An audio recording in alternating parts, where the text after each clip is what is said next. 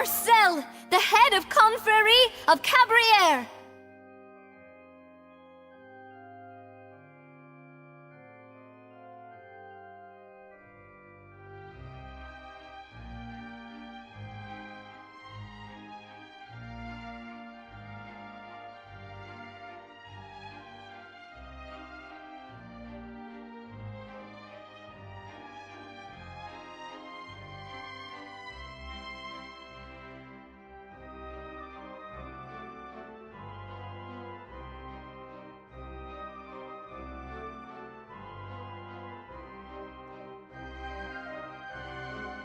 Huh? I've heard of that. Oh, is this going to be a friends to enemies type situation? Please let me... And if the... Yes. In that case, members of the guard.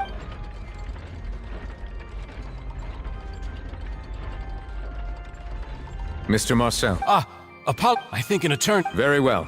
I would like to take only through... Navia, come on. If that's enough to... exactly correct, Your Honor. I see. In which case, I will recount the findings about that case as originally recorded by Maison Gardiennage.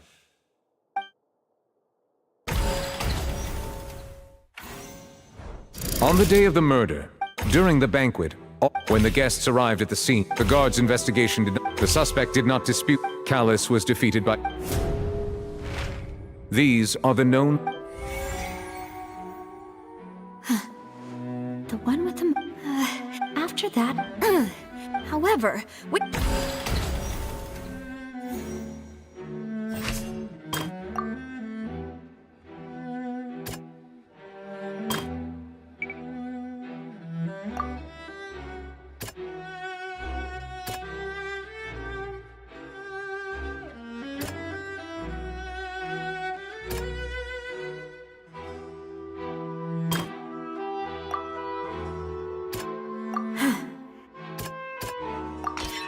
This assassin... A pile of...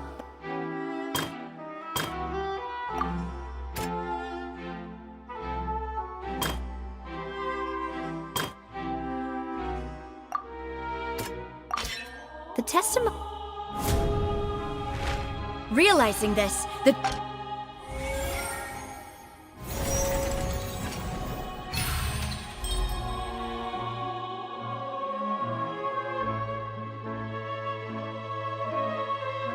So that's what happened. Wait, you're... What a great theory. Mr. Marcel.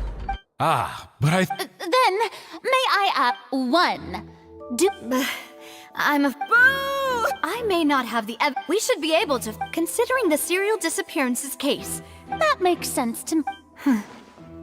Maybe she's scared. Alternatively... My second question has to do with the Then why didn't Mr. Callus explain himself in court? If he... I've thought about this too. The dissolving power.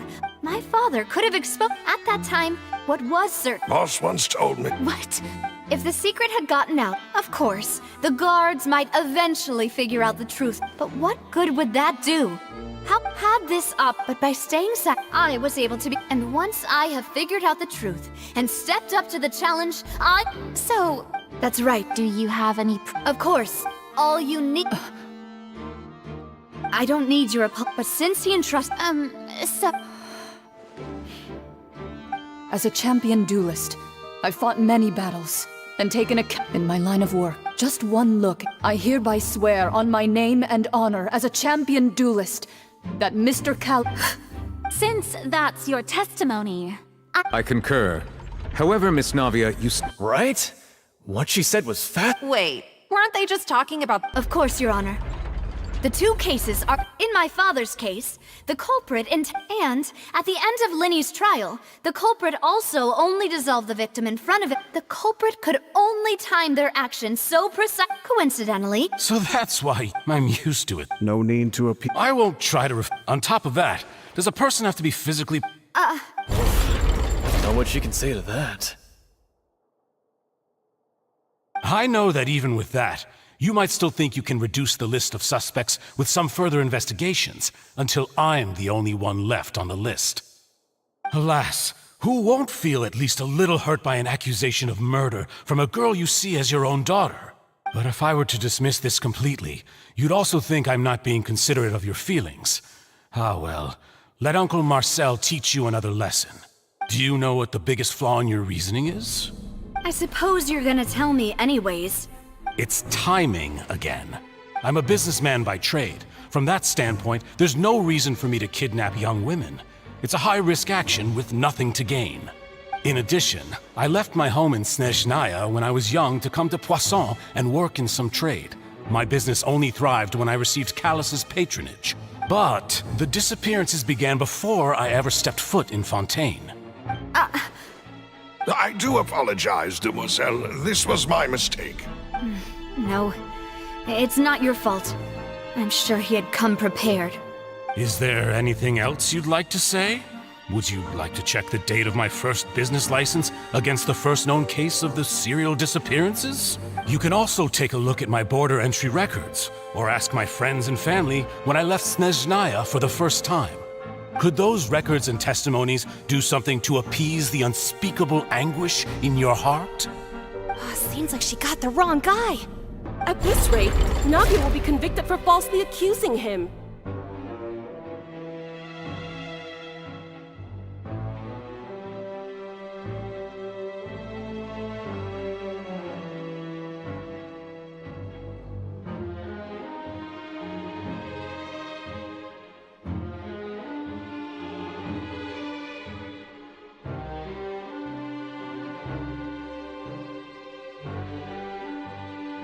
I think you've done a superb job of dissecting your father's feelings as he neared the end of his life. But aren't you going against all of his wishes and expectations right now? He wished for you to become more rational, collected, and conscientious, instead of dwelling only on your own feelings. Once you've learned to be more considerate of others' feelings, and to stop rushing headlong into things, you'd have met most of his expectations. This isn't just about me, and it never has been. The biggest difference between me and the rest of the victims is that I still have the ability to search for the truth, while that same agency has long been taken from them. The people whose families were destroyed by synth abuse, the people who lost their loved ones to the serial disappearances, and the people who suffered tragic ends due to their sense of justice. Many people's images are flashing before my eyes. I'm sure some are coming to those of you in the audience as well. And whose image do you see, Marcel? Is it a man named Vacher? Oh, so you do know that name. I'm merely surprised you'd suddenly say the name of someone I've never even heard of. I was waiting for you to say that.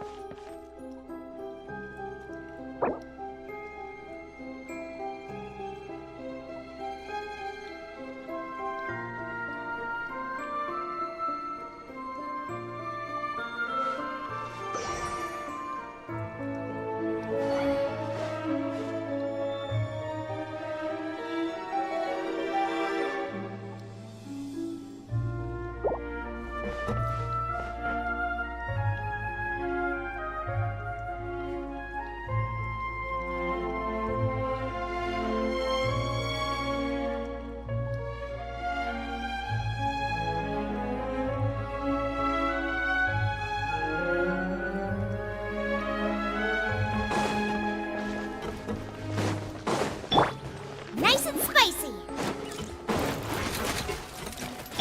No one escapes my sight.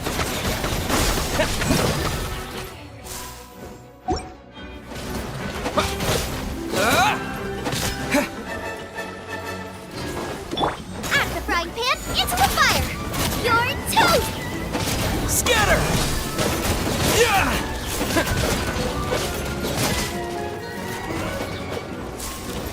Yeah! Propagate! Yeah!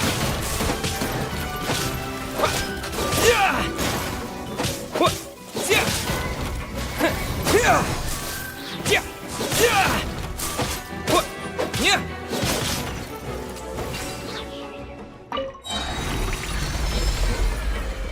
Whoa!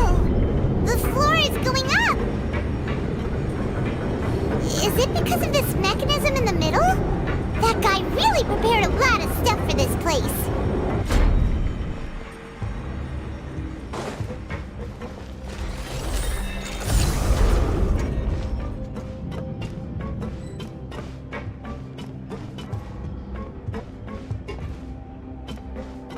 Paimon thinks we need to go up, but Paimon doesn't see a way. Let's take a look around. Maybe we'll find a hidden mechanism that'll show us the way up.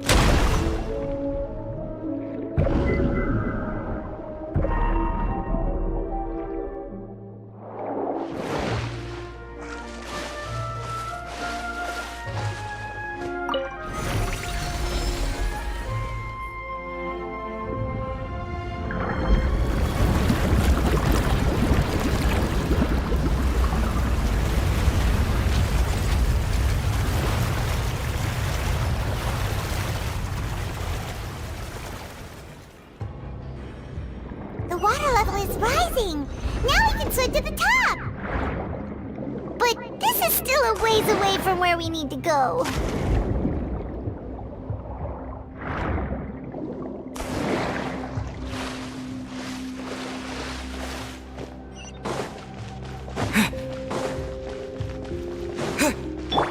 Strike a pose! Get him!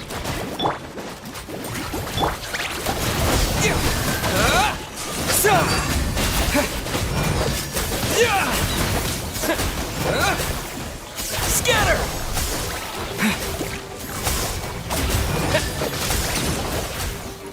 What?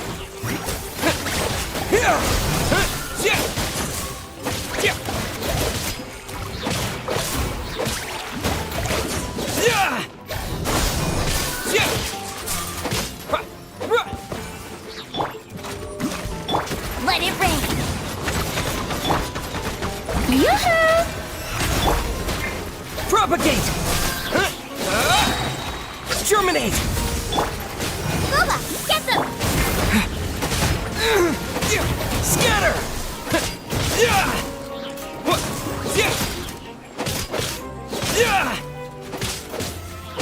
Propagate!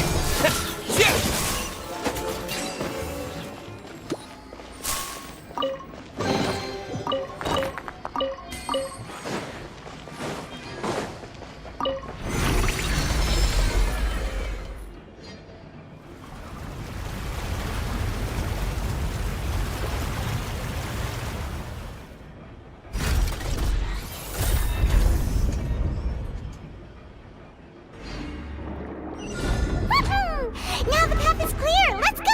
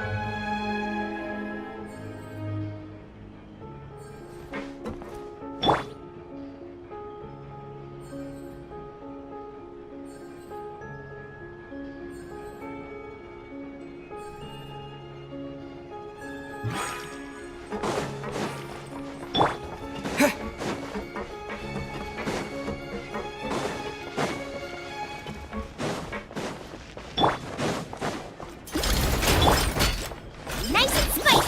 Scatter!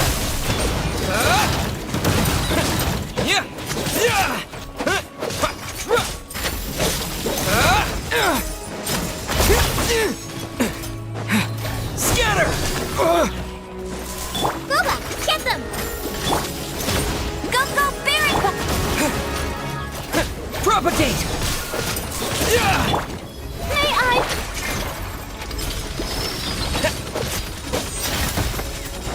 Scatter!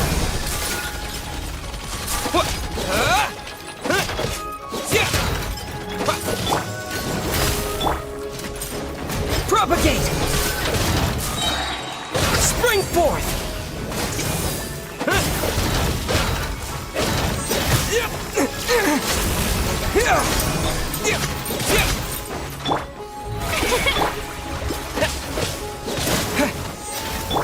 No one escapes by sight! Scatter!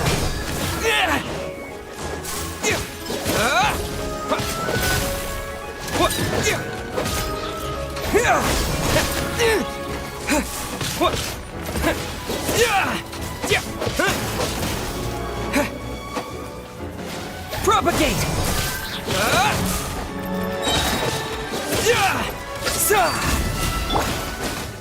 Nice and spicy! Yeah!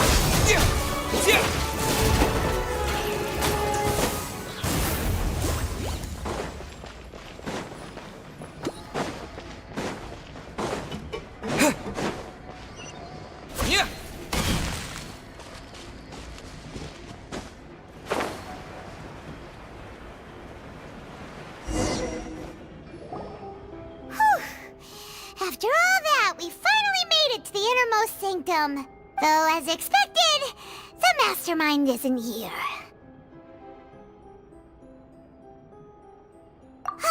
That's right. Then let's hurry up and find some evidence so we can get back to the Opera House and help Navia!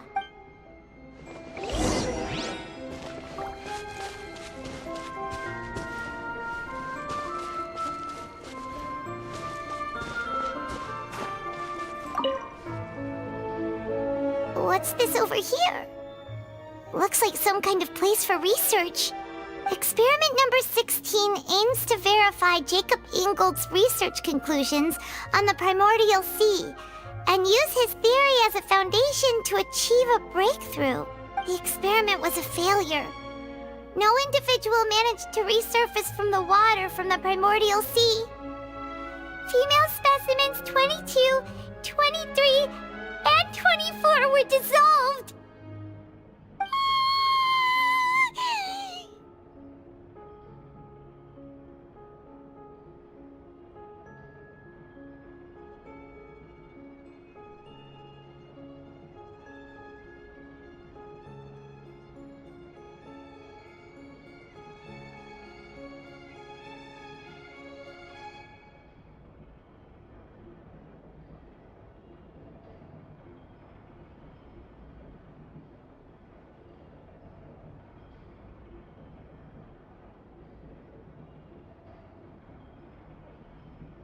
Sorry, Traveler. Paimon will try her best. It's just that Paimon's never read something so scary before. How can someone write something that terrible in such a matter-of-fact tone? You read the rest. Paimon's too scared to keep going.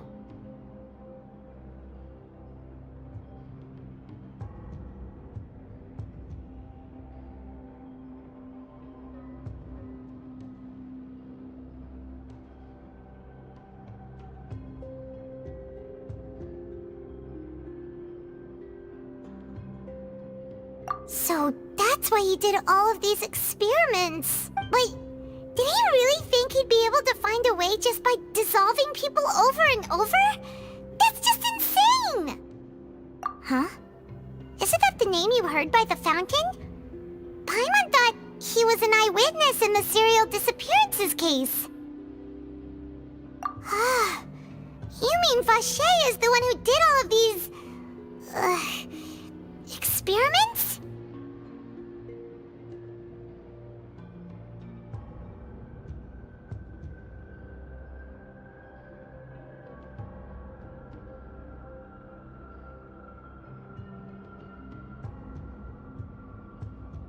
So that's it!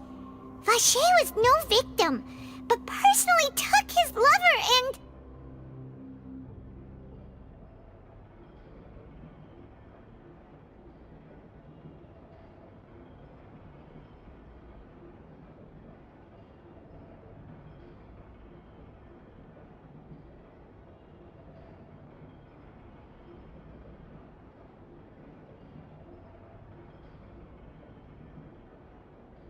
No, that's not it either! If that's the case, why would he want people to resurface from the water? In any case, Paimon will write it all down.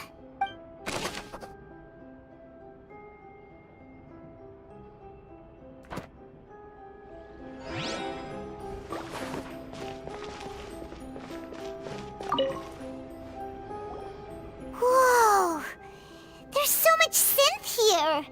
And so many bottles of ingredients that probably just contain the waters of the primordial sea.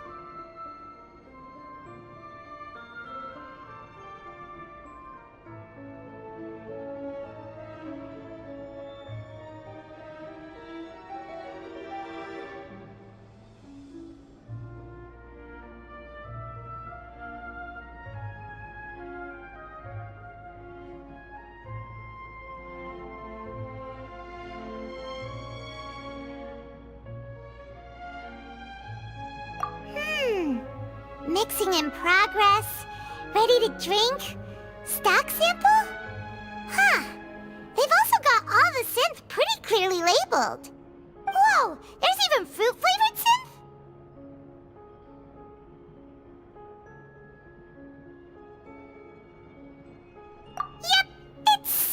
obvious.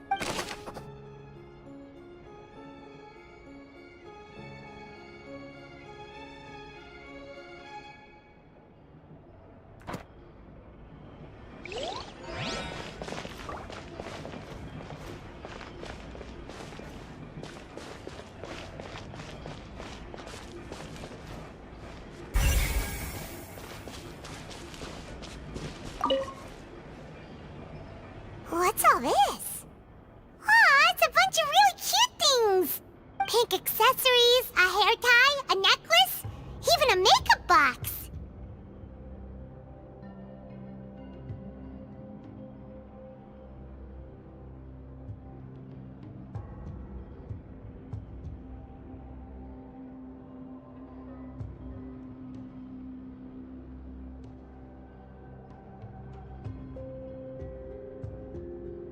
Oh, Paimon sees it too, but why are all these cute things labeled with different girls' names?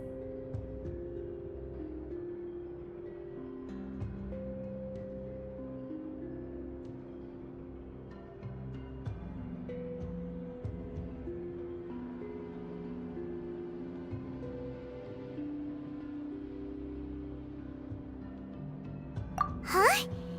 You mean the girls from the serial disappearances? They were brought here? And then they were turned into water. And all the boxes of things. These names. That means... Oh, this is terrible!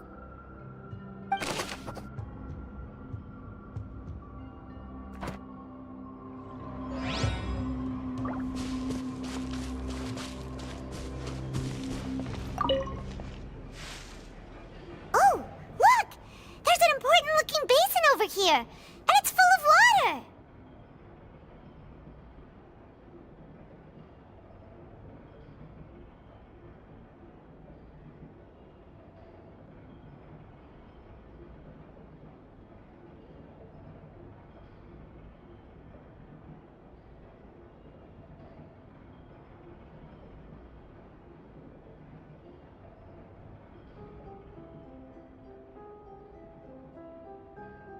That means this is where they make all the synth!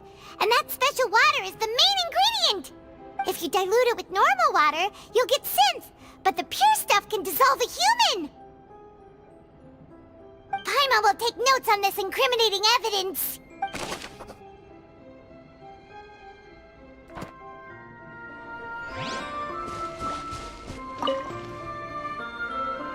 Let's see what's written here. Nothing escapes Detective Paimon's eyes.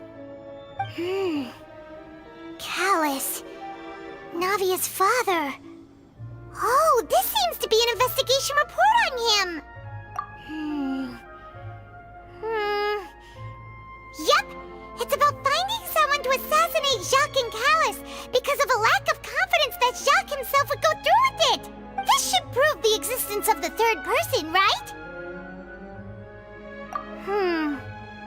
We still have not determined the exact content of the key information Callus has passed on to certain members of his organization. The old dog's a real menace to deal with. Even if he abides by the promise he's made to us, he will still have the upper hand. He can act whenever he wants to make our lives miserable. The only option left is to remove him from the picture entirely. I concur. Let's send someone to kill him. He won't declare war as long as we don't touch Navia. Oh, seems like we've got a bunch of correspondence between the higher-ups. They're all just so evil.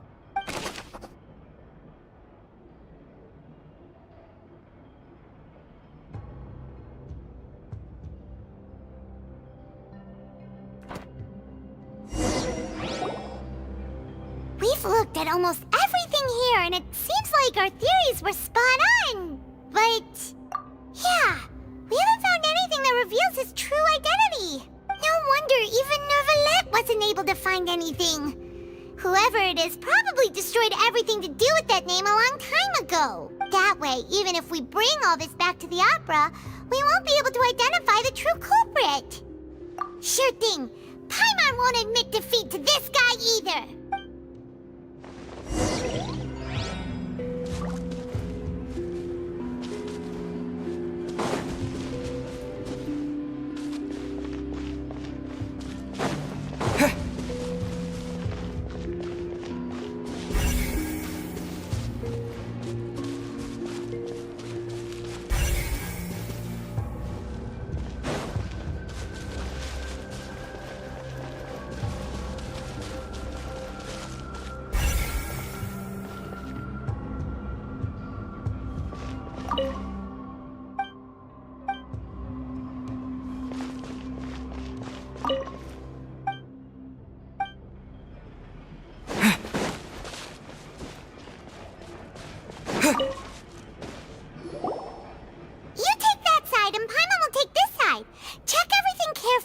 We'll find something for sure!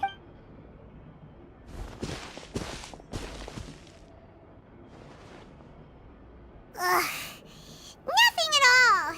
And Paimon can't even find snacks either!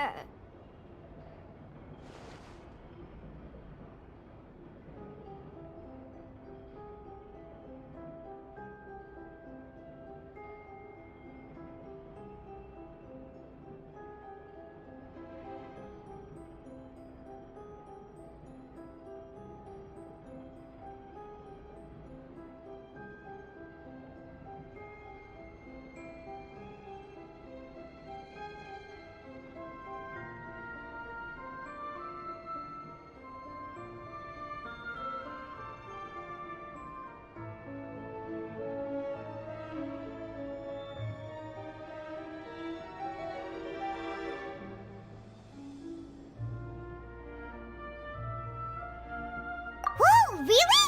Let Paimon see! Vinier. Isn't that Vache's lover's name?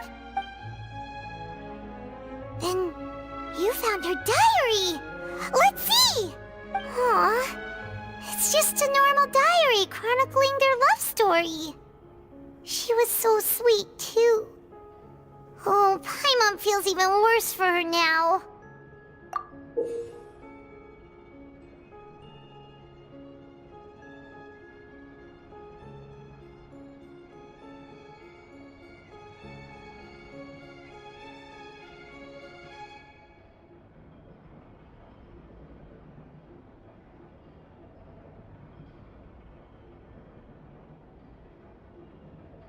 So many! A whole page's worth! But they're all crossed out. Was she unhappy with all of them?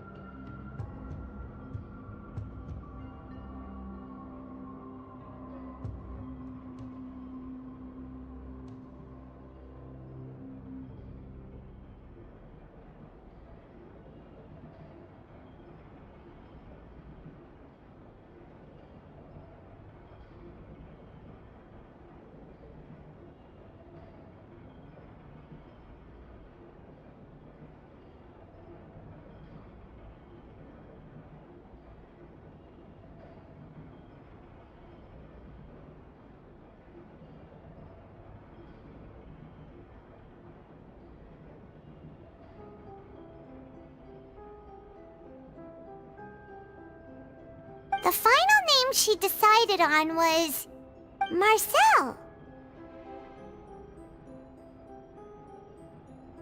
Wait, but Marcel's pretty old.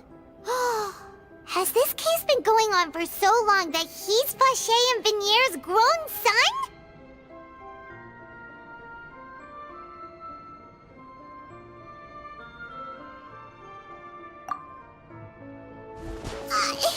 Hey!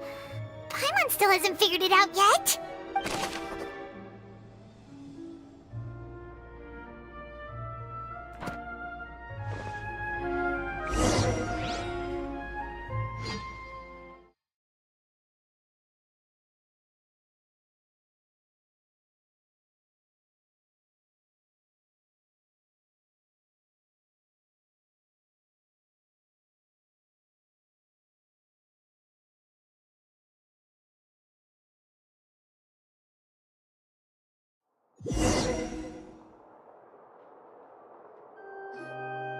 And whose image do you see, Marcel?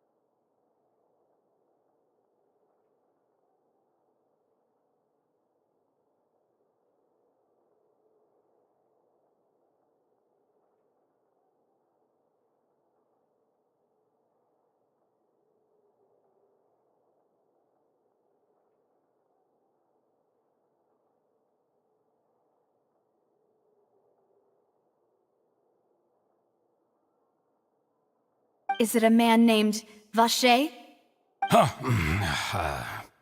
Oh, so you do know that name. I'm merely surprised you'd suddenly say the name of someone I've never even heard of. I was waiting for you to say that. Navia! We're back! As expected of my partner. I just knew you'd return in the nick of time. Just how often do you intend to flout the rules of this court?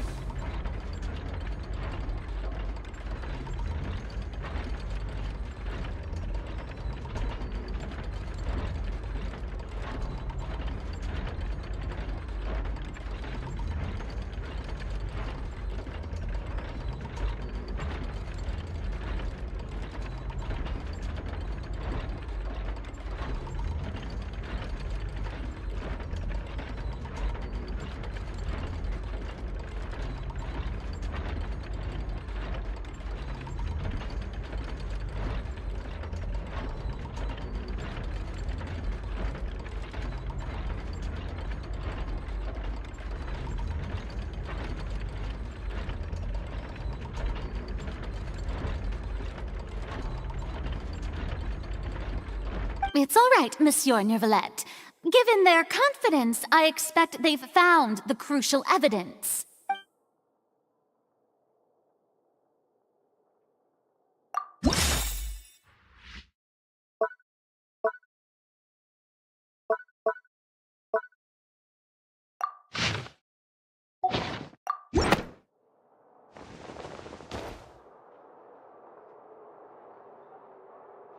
But the truth of it, Marcel, is that you've always been Vache.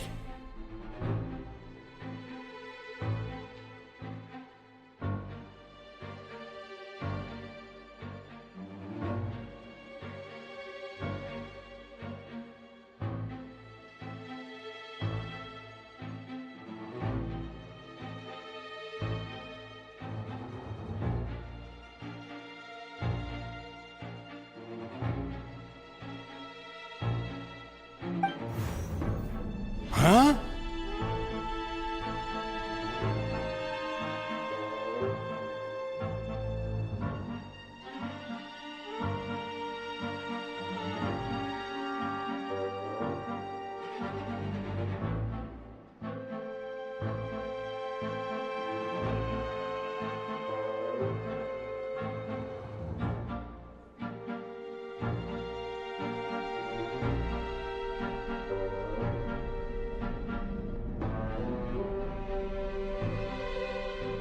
We've investigated your lair, and we already know everything!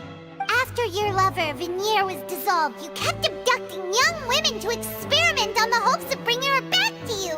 You even created Marcel as a new identity, and destroyed all records of your past as Vache!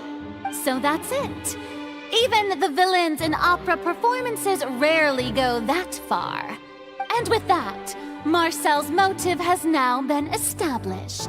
This information regarding your past also dismantles your prior timing defense. Well, Marcel, do you know where you went wrong? You fixated your gaze on the lover that passed away, instead of paying attention to the living people around you. So, you never noticed how we changed, or how we grew as individuals. You also never understood Boss's real expectations for his daughter. Or our determination to see things through. Your determination. Mr. Marcel, please speak up now if you would like to defend yourself. Otherwise, the trial will move on to the next stage. Do you really think I wanted to do any of this? Pay attention to you? What for? Have you ever paid attention to me? Ever empathized with my pain? Ever known how it feels to watch the love of your life dissolve right in front of your eyes?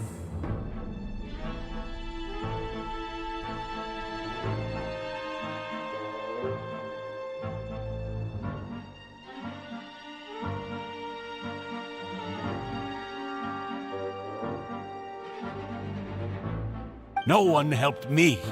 No one even believed me. All those decades ago, even the officers from the Maison Gardiennage were laughing at me.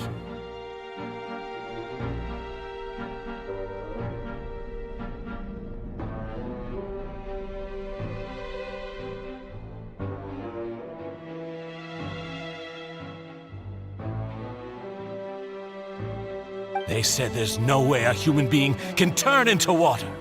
So I must have gone mad from grief. Vignier's death was brushed away by all of you as if it didn't matter at all. Well, now you know, don't you? Ha! Well, it's too late now. All those who were dissolved are gone forever. You only have yourselves to blame. You set up this ornate opera house in pursuit of your so-called justice, your beloved drama, while turning a blind eye to the suffering of the people. Vignier is dead. We promised each other that we would always be together. Wherever she goes, I will follow. But I'm not from this blasted place, so I can't be dissolved, no matter what I do.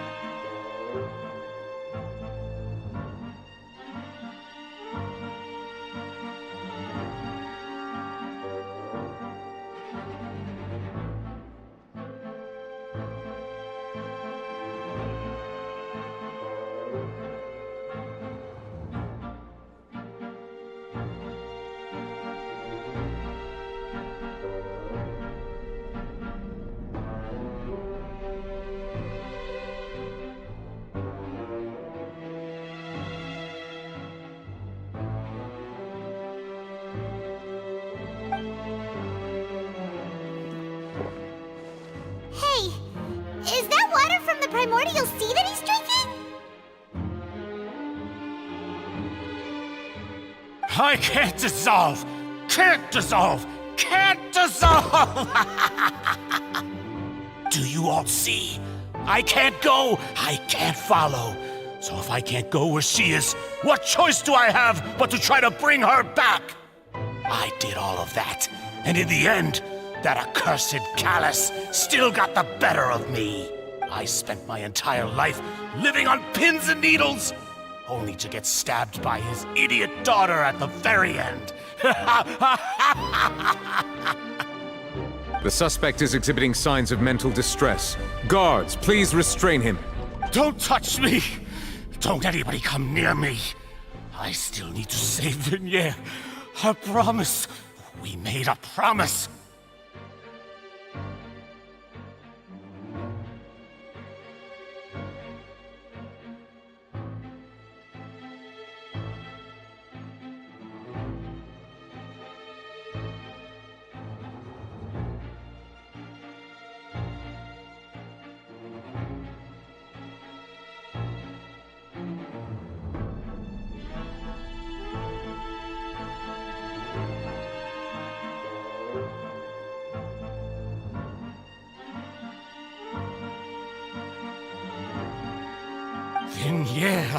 Vignier! Please, Vignier! Don't think badly of me. All I want to do is fulfill our promise. At this point, the verdict of this trial is clear. With Mr. Marcel's conviction, the charges against Mr. Tartaglia no longer have any basis. Fine by me. I was in a bad mood, but after a show like that, I'm actually feeling pretty good. Traveler, please submit all the evidence you have collected to the guards, so that I might review and summarize the truth behind the serial disappearances case. The man now known as Marcel was originally named Vacher, and worked as an adventurer with his partner and lover Vignier.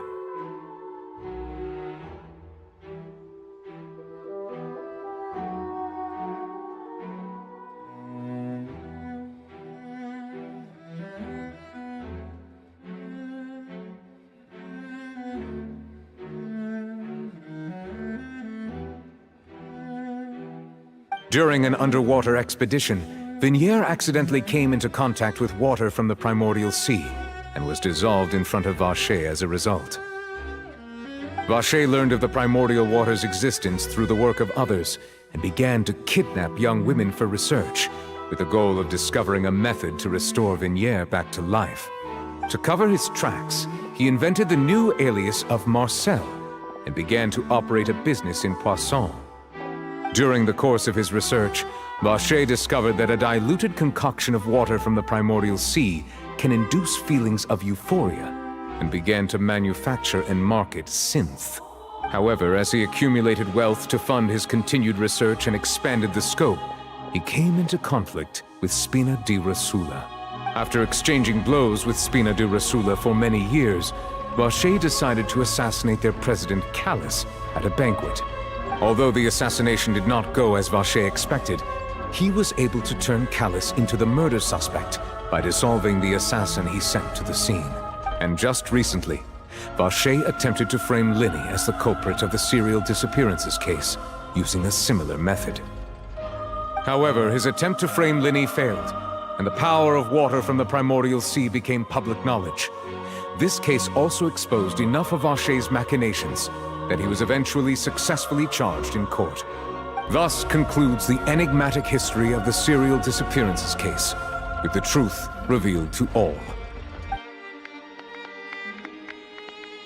The Oratrice will now deliver the final verdict regarding the charges against Mr. Vache.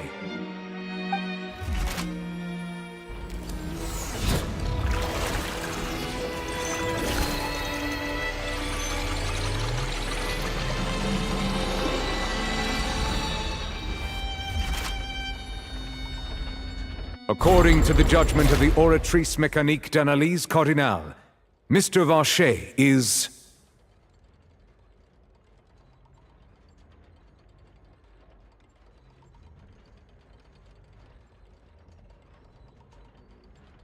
guilty.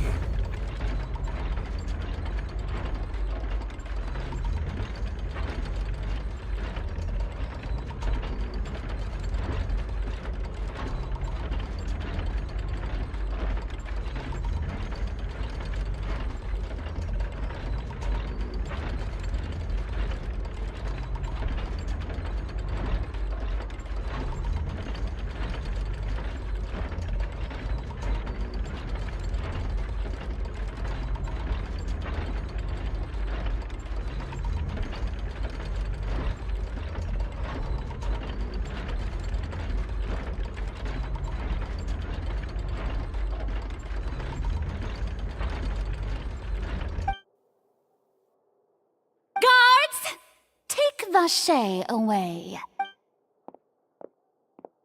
Good. It's what he deserves. With that, the serial disappearances case is over now. We really just witnessed history. Who would have thought the true culprit would be such a polite and well-spoken guy? Yippee! We helped Navia bring the bad guy to justice!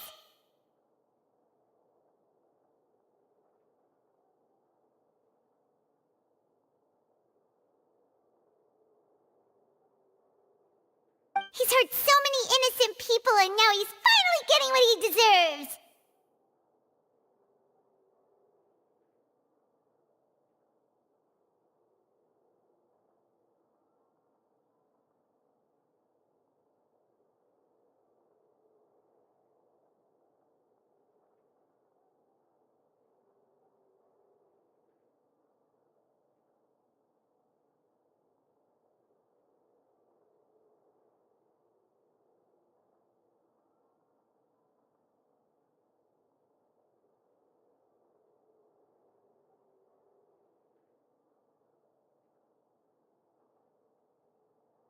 Huh? Are you okay? Demoiselle, you were absolutely brilliant.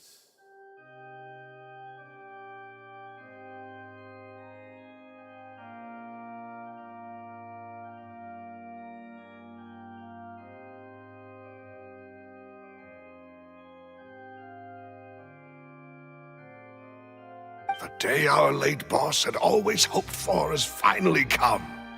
You can rest easy now, knowing justice has been served. Yeah. Yeah. It's finally over. It's all thanks to you guys. And my partner.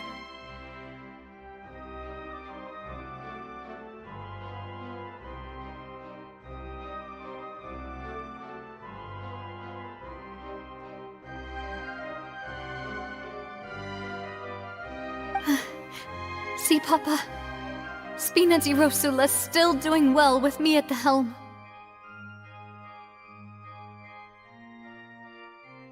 Well now, hasn't this been a most delicious piece of drama? The villain has been caught, justice has been served, past wrongs have been righted, and it's a big ol' happy ending. Since it's been such a great show, I'll just let the false accusations against me slide. Either way, I've still got some business to attend to. So, if you'll excuse me... Please wait just one moment, Mr. Tartaglia. What now? None of this has anything to do with me. According to court protocol, since this trial was initiated due to a charge against you, a verdict must also be made regarding the initial charge before the trial can conclude. Oh, come on. Is this really necessary? Haven't you already caught the real criminal? Isn't it time for side characters like me to exit stage left? Please respect the laws of Fontaine. This has always been the rule. All right, but this sure is a lot of hassle. All I need to do is stand over there, right? Let's just get this over with. Through evidence presented in the public trial that was just held, it has been established that Mr. Tartaglia has no direct connection to the serial disappearances case. The guilty party has been identified, and thus it is logical to suppose Mr. Tartaglia is innocent of the charges. We now turn to the Oratrice Mécanique d'Analyse Cardinale to render the final verdict on the charges.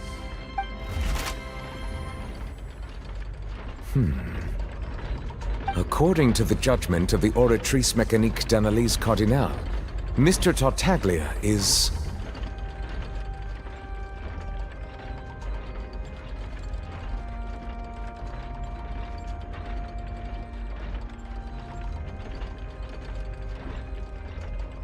guilty.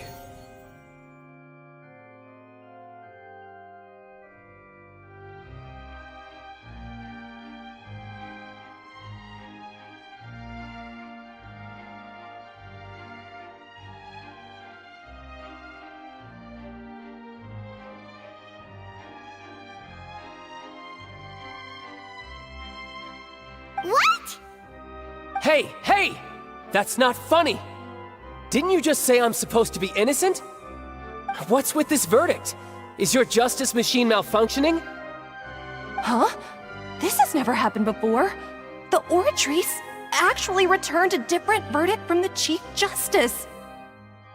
I mean, have you ever heard of an innocent Fatui Harbinger? Do you think the Oratrice might have just convicted him on general principle? But weren't the charges about the serial disappearances case? No matter what else he's guilty of, it shouldn't affect the verdict in this case, right? The judgment of the Oratrice Mécanique d'Analyse Cardinale is, by law, the final verdict of the court. We must accept the guilty verdict.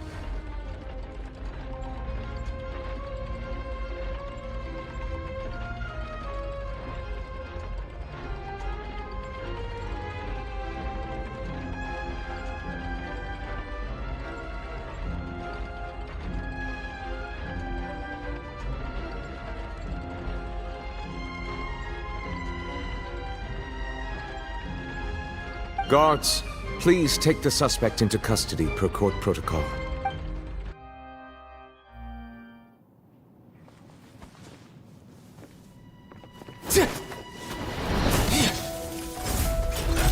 So this is how justice is done in Fontaine. What a joke. You've got your rules. Well, I've got mine too!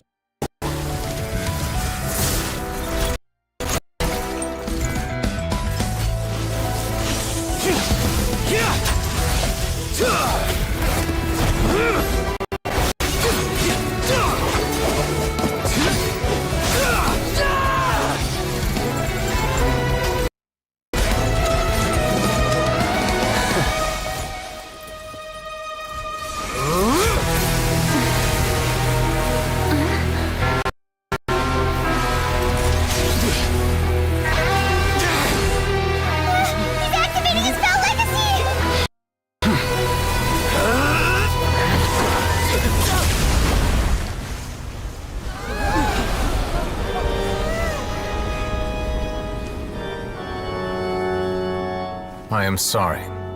If you have been wronged, we will find the truth. But the rules of the court must be upheld.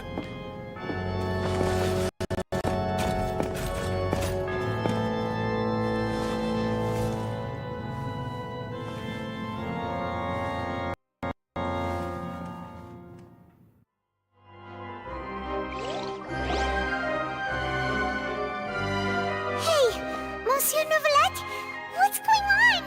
Shouldn't they have been cleared already?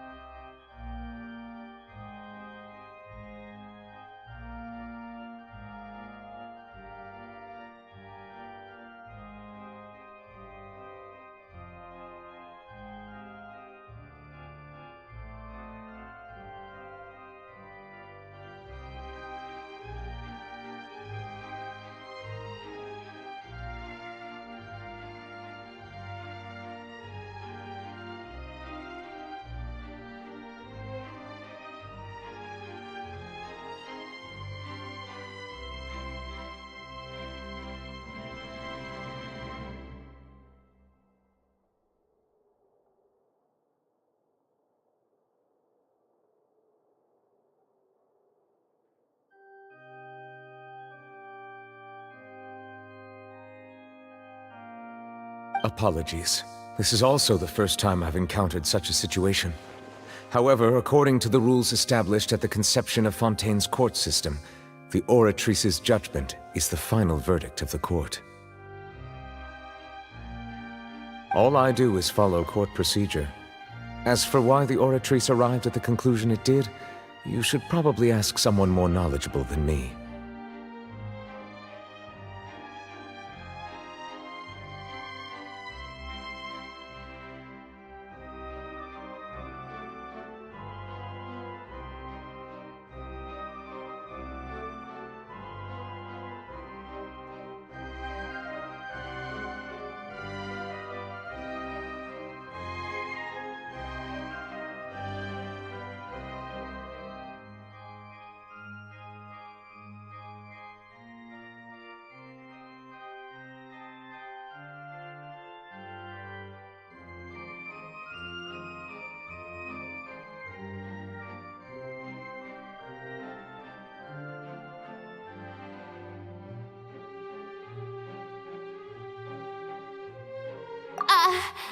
Why are you looking at me?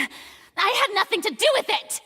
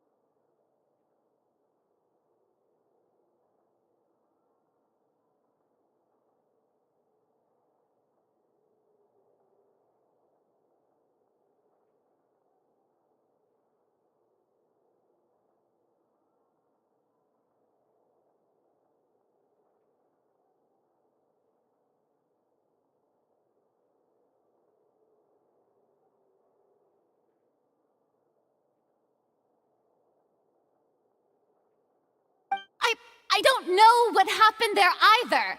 Hey, stop staring at me!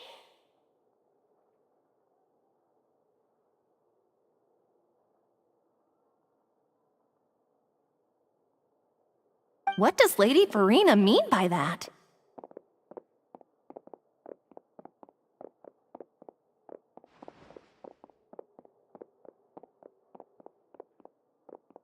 She says she has no idea either? But that's impossible. Didn't she create the Oratrice herself? Yeah, so are the verdicts reliable or not? Can results like this really be called justice? My dearest citizens, did you really think we'd allow an incorrect verdict to be handed out in this court? Did you really believe that the judgment could be mistaken or be the result of some sort of random mishap? Don't tell me you thought even I had been blindsided by the Oratrice's result. But the way she looked just now, it was pretty obvious she had no idea what was going on. However, given the state of things, I shall give you an explanation. Everything that just took place, including my supposed shock and bafflement, was a part of an elaborate performance, with every action meant to stir up drama and excitement.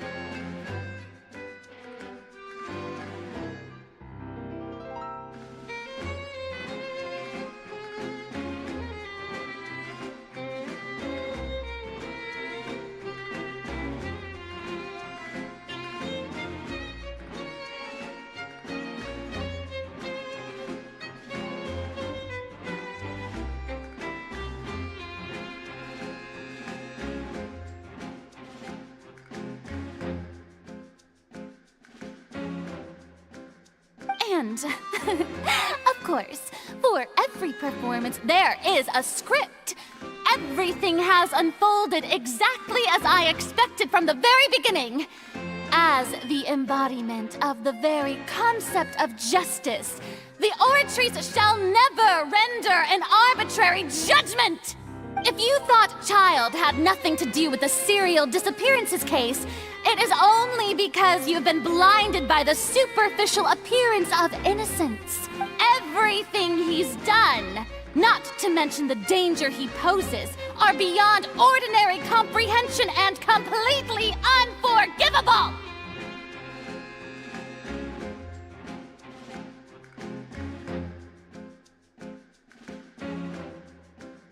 All shall be revealed in time. You will come to understand my noble intentions, as well as the absolute correctness of the Oratrice's verdict.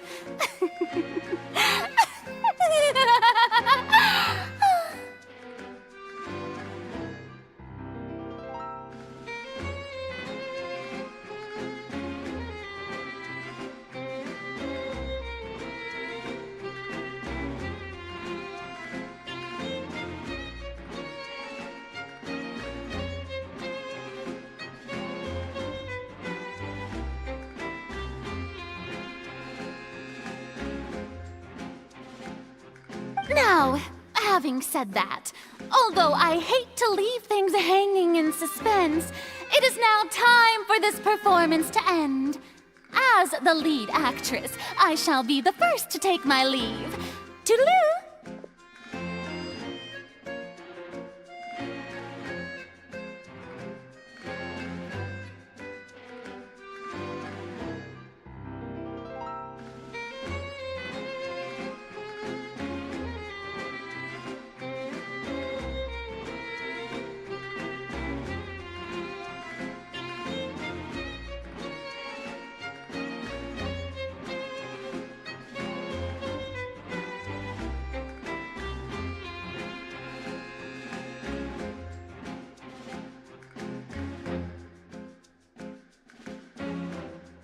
So she chose to make her escape after all, did she? So you're saying we shouldn't put much stock into what she just said? She probably just put on that performance to save face. As for the truth, it's unlikely that she actually has any idea. However, please be assured that I will continue to investigate this case in a personal capacity. Just as I promised, if the judgment has been incorrect, we will do our utmost to clear his name.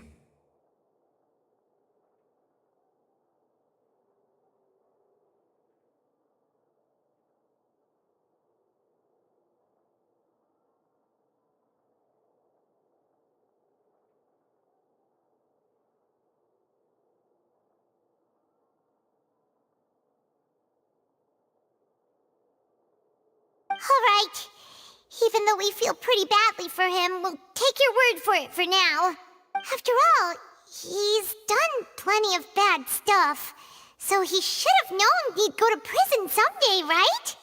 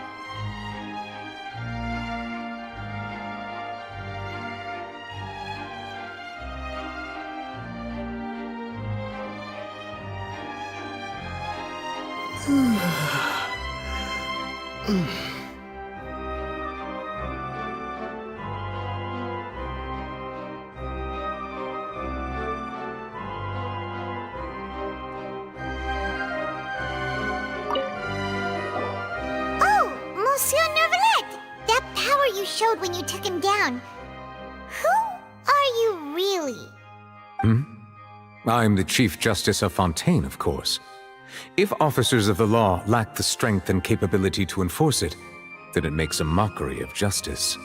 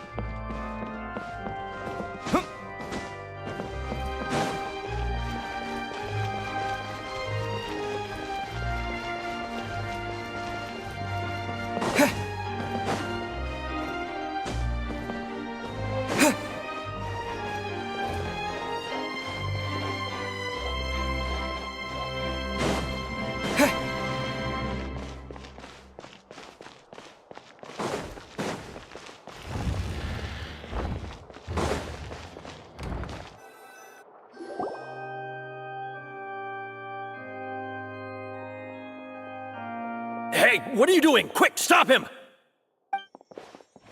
Traveler! Hey! Traveler! Marcel! What are you doing over here?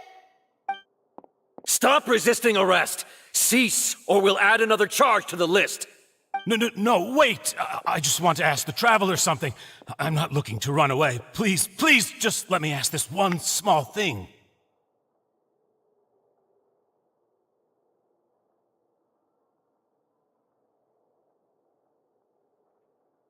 Go on. Thank you. Thank you. I was being led away when I finally realized something.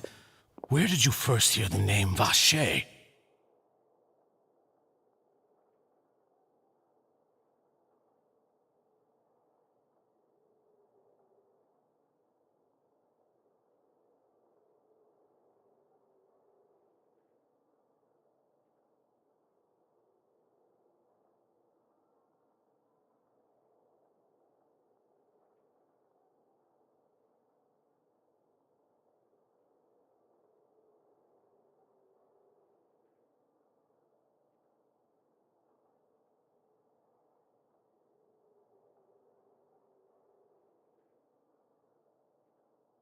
I erased all records of that name.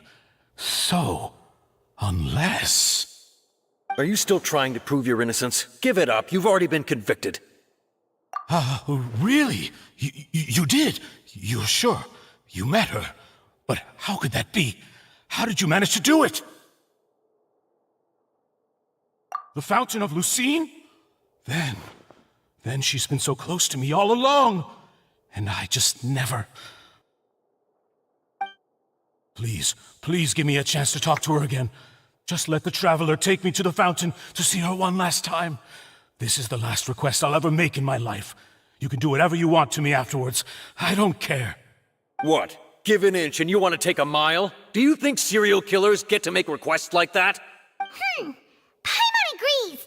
Why should we give him what he wants when he's only done a ton of super terrible things? This request, is it worth as much to you as your life? Of course! Wait, no. It's worth even more than my life. Humans. Will they betray the instinct to live just to satisfy spiritual needs?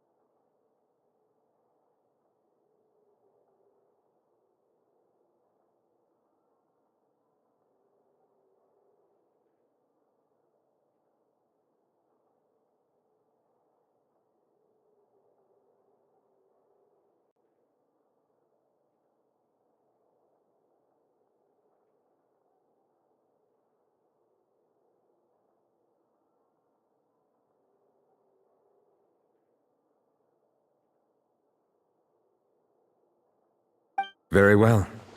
I will grant your request. Your Honor, I fear that... I will go with him. You do not need to worry about any escape. In that case, I shall leave him in your most capable hands, Chief Justice. Thank you, Your Honor.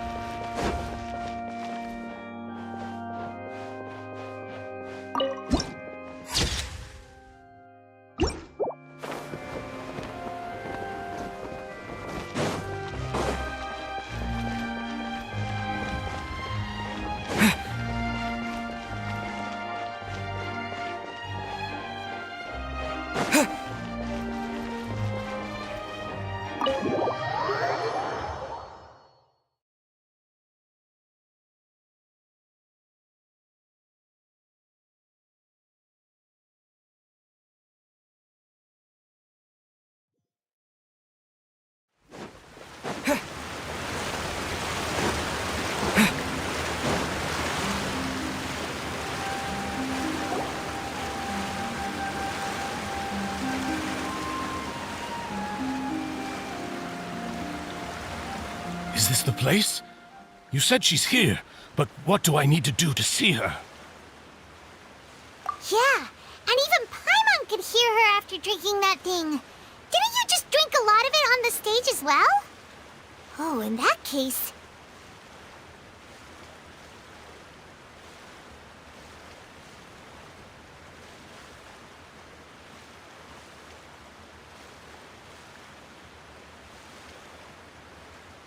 Vache!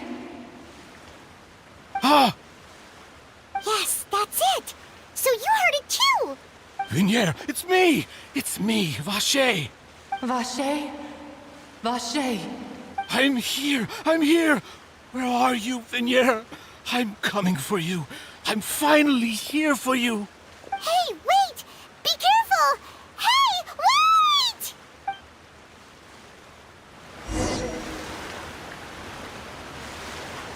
Vinier, is that you? It's me, Vache! Vinier! Vache? Why did you come? Didn't I say? You don't need to look for me. You look a lot older than I remember. How long has it been? It's been more than 20 years. I've suffered for over 20 years since the day you left. All this time, only the thought of bringing you back has kept me alive. Nothing else mattered to me. I must be dreaming. Who would have thought I'd get the chance to tell you all of my feelings like this? Vinier, you are my everything. I really don't know how I could live without you. But Vache, if you ask me, this world would be better off without you. What are you saying?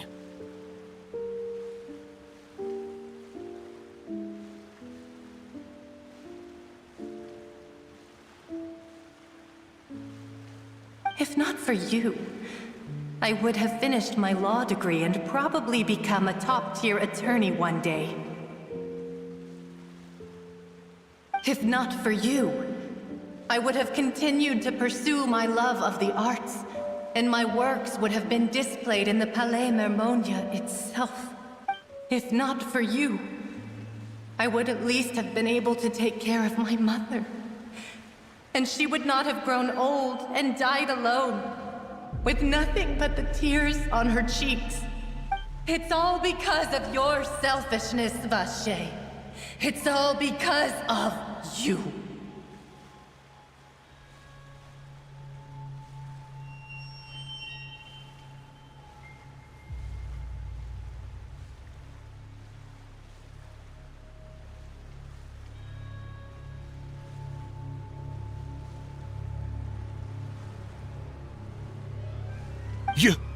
Wait, you are not Vinier.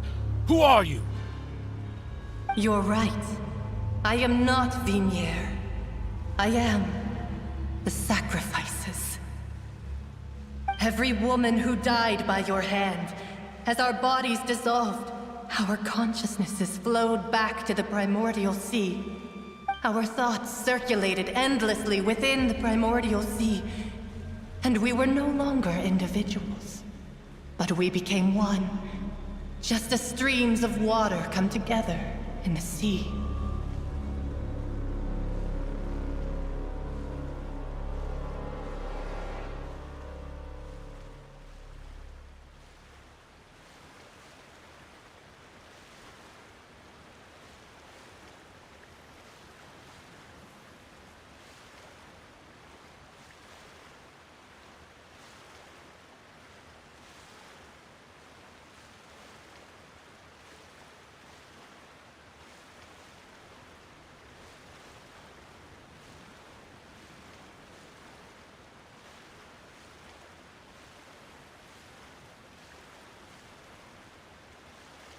I'm Cressy.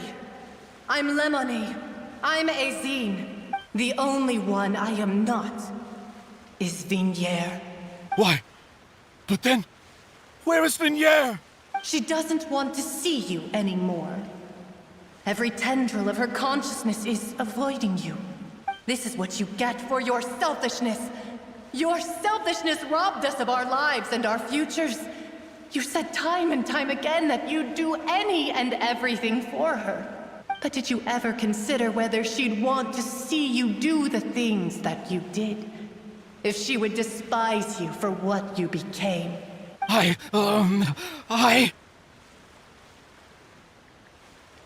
You are a liar, a heartless murderer, and a cowardly narcissist.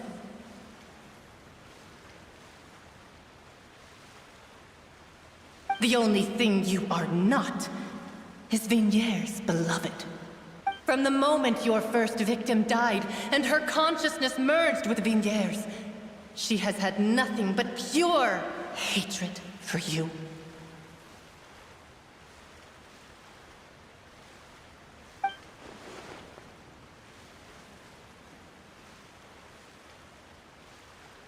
No! Vigniere! She can't hate me. Let me see her, please. Have mercy. You still don't understand. When I said don't look for me, that came from the real Vigniere. She really doesn't want to see you anymore. But on top of that, she also said that because it's her final drop of pity for you. She said that because she knew that if you did come here, we will show no mercy to you. Vache. Vache? Vache? Vache. Vache. Vache. Vache.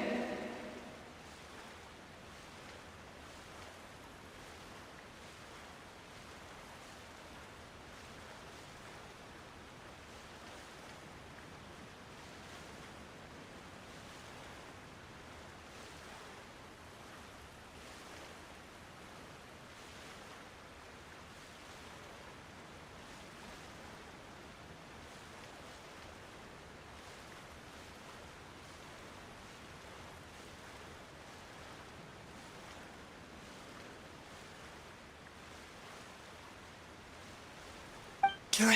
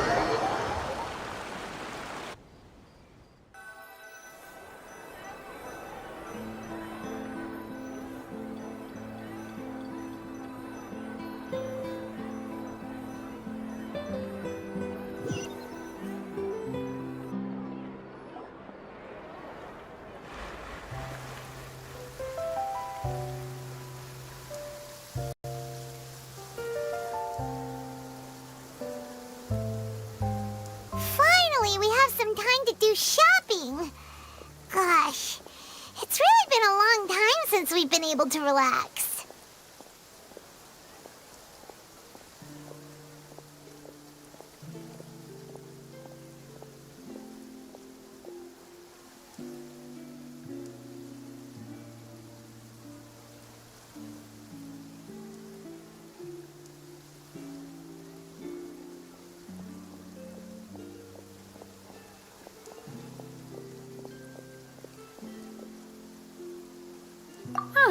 Well met, partner.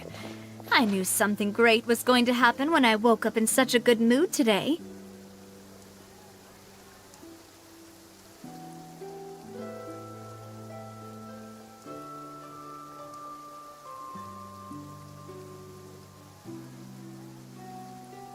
Even this weather can't put a damper on the demoiselle's mood. It's a pleasure to see you both again.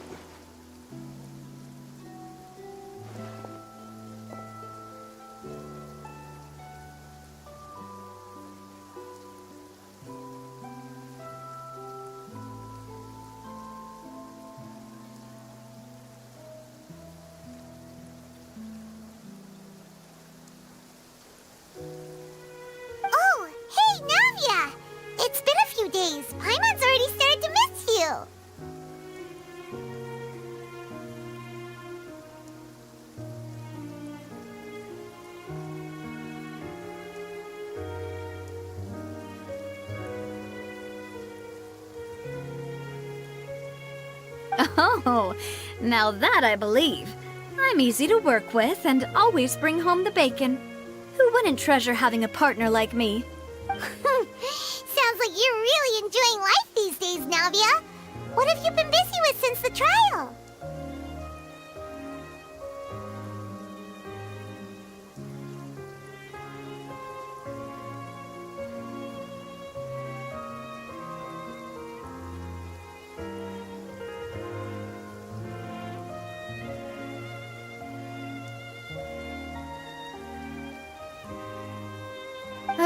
It's just been one thing after the other. I've been making non-stop trips between Poisson and the courts in Sen. Everyone from Spina di Rosula organized a memorial for my father. We never held a memorial when he first died, since everyone knew that even if we held one back then, no one was going to come. This time, though, everyone in Poisson, and even many people from the court, all attended. So his name's definitely been cleared now. That's what we like to hear. It's been the dearest wish of Demoiselle all along. That blasted stubborn fool. I was right to put my faith in him. I'm so glad I didn't give up on the case all those years ago. Oh, by the way, I ran into Charlotte just after I left the memorial service. Well, maybe it'd be more accurate to say I knew she would be there, and there was no way she'd just let me go. Huh? So you know Charlotte too? The Charlotte? Journalist from the Steambird?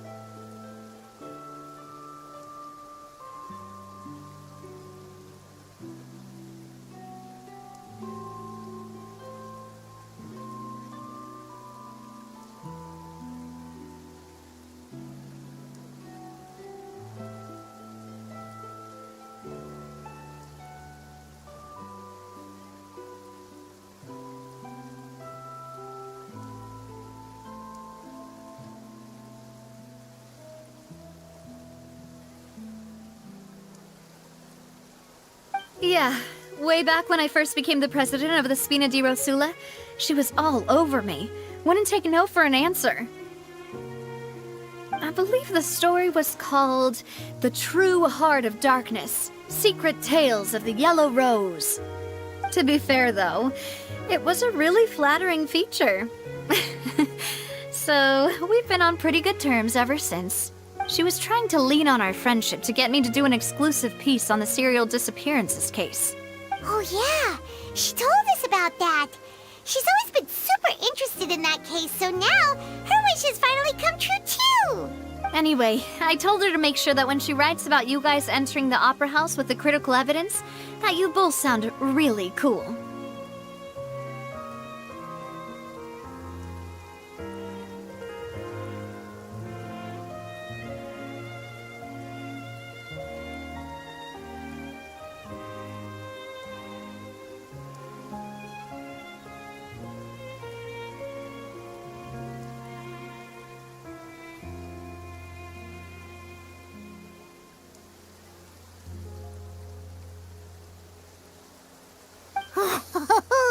Now that's another thing to look forward to.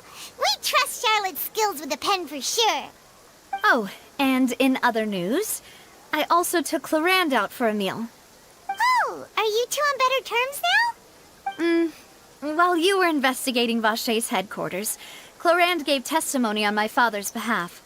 It was thanks to her that we were able to turn the tide. I wanted to thank her. I mean, there's also no point in being awkward all the time, so we took the chance to reconcile with each other. Oh, that's great. Paimon also thought Clarand wasn't actually a bad person. It's always good to have more friends. Anyway, now that the case has finally been solved, perhaps it will slowly begin to fade from the public consciousness. Oh, actually, there's still one last thing I need to do. What is it? I should pay a visit to my father's grave, and tell him the truth of what happened, as well as how it all ended. And on top of that, just how much people still look up to him, to this day. That includes me, too. Miss Navia. Indeed. We want to go too! We also think Callus is a really admirable person. Sure thing. I'd like you two to share the moment with me. After all, without you, there might not have been such a positive ending. And in that case, everyone, let's be off. Considering the recent weather, we'll be lucky if we can reach Poisson before dark. Yeah, you're right. It's been raining non-stop for a few days now.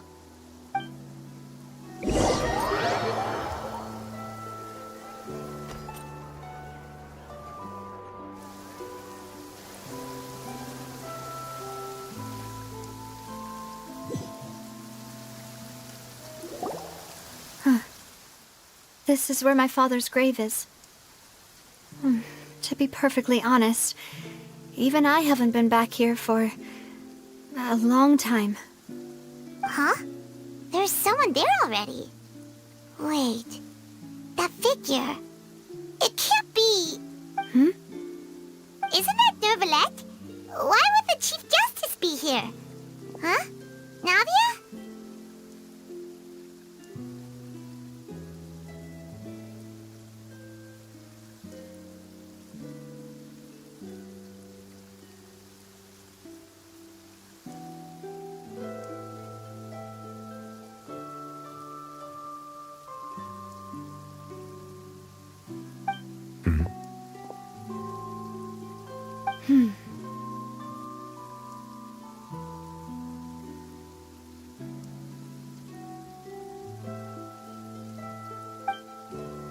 My apologies.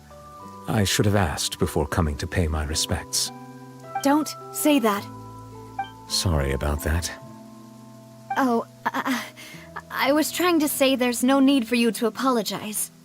I wanted to show my father how much I've grown. But still, I doubt I've grown to the point that even the Chief Justice would feel compelled to apologize to me over and over. In that case, I will stop apologizing for now. You really could use some pointers on understanding human emotions, Monsieur Neuvillette.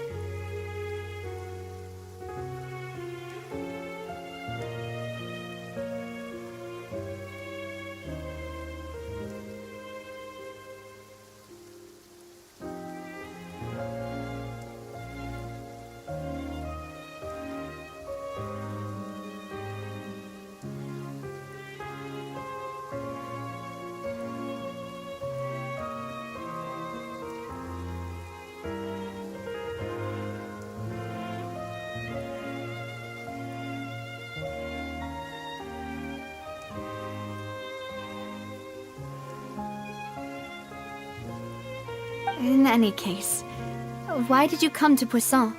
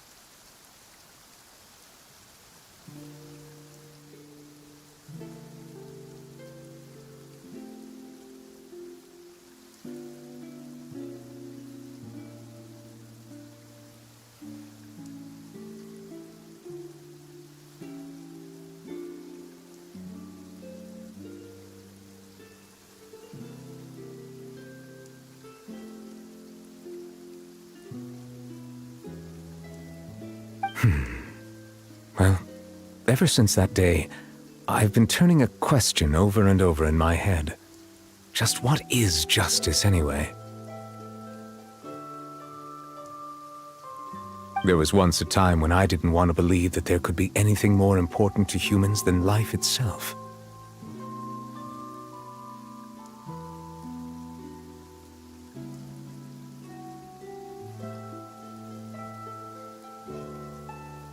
Oh, rather than that, it's probably more truthful to say I didn't believe humans were capable of resisting the most basic instinct of living things. That they could rebel against their own nature, or consider certain things to be more important than their own lives. Which is also why I didn't stop your father from beginning that fateful duel. I believed that a truly innocent man would never throw away his life like that. That there was nothing, should have been nothing more important than one's own continued survival. But Mr. Callus proved me utterly and decisively wrong. If not for his sacrifice, the serial disappearances case would have remained unsolved to this day. Mr. Callus made the choice he did for his daughter, for his associates, and for many people completely unrelated to him. And in the end, from a certain perspective, one could say that he did it all for the sake of justice. A justice that's higher than life itself.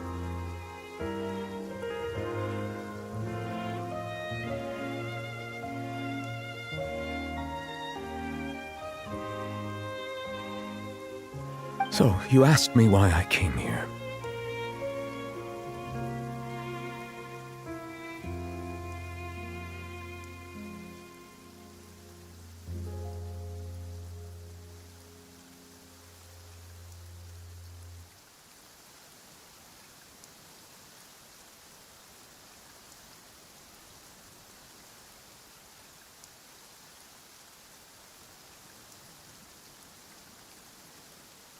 I just wanted to say my apologies to Mr. Callus in person.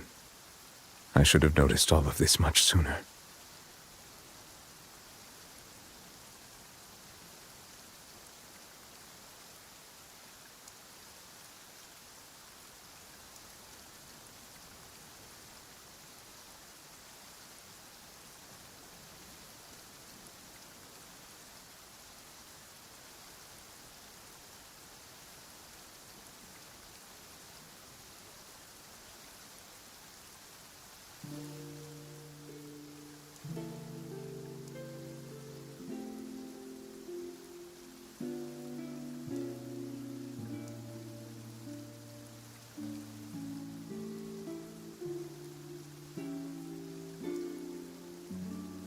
This regret has filled me with a sadness that has haunted me for days.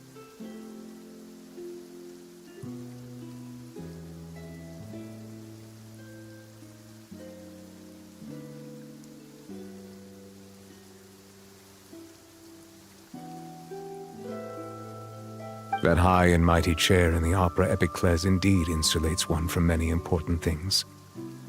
Spina di Rosula, thank you so much for your hard work and perseverance. I'm sorry for being mad at you before.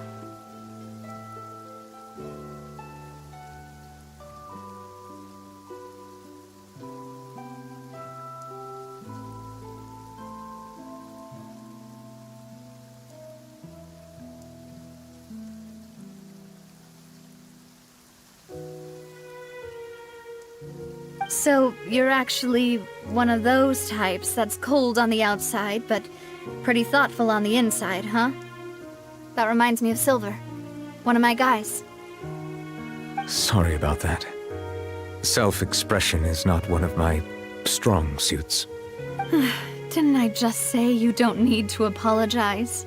Ah, so Navia and Neuvillette seem to have made their peace as well. Let's not disturb them for now. We can wait till after they're done.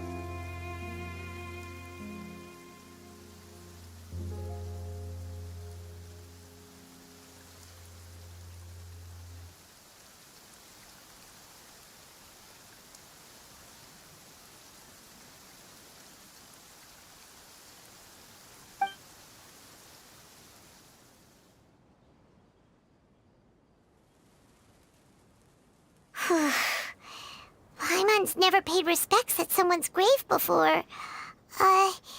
Did Paimon do anything rude there?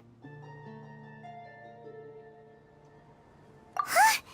Oh, Paimon didn't know that was a thing! But Paimon doesn't know what she would do if she can't fly!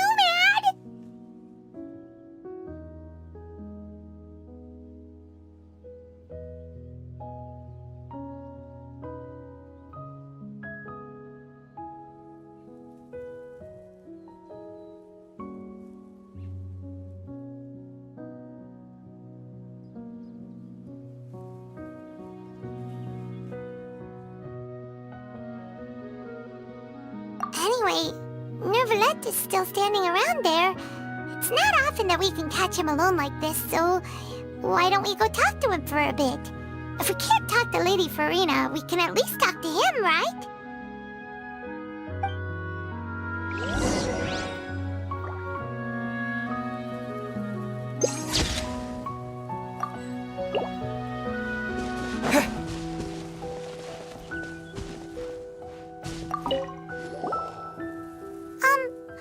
Paimon's really sorry, Navia, but Paimon did something pretty disrespectful just now. What are you saying, Paimon? I don't think I get it. Well, aren't you not supposed to fly around someone's grave?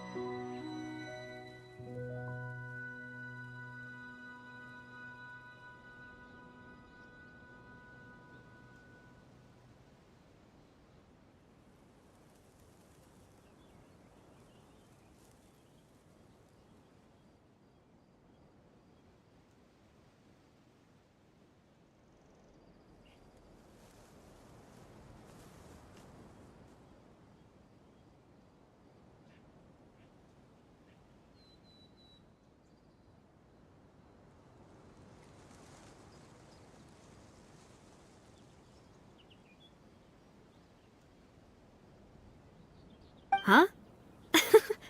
Who told you that? Hey, Traveler! Why did you mess with Paimon again?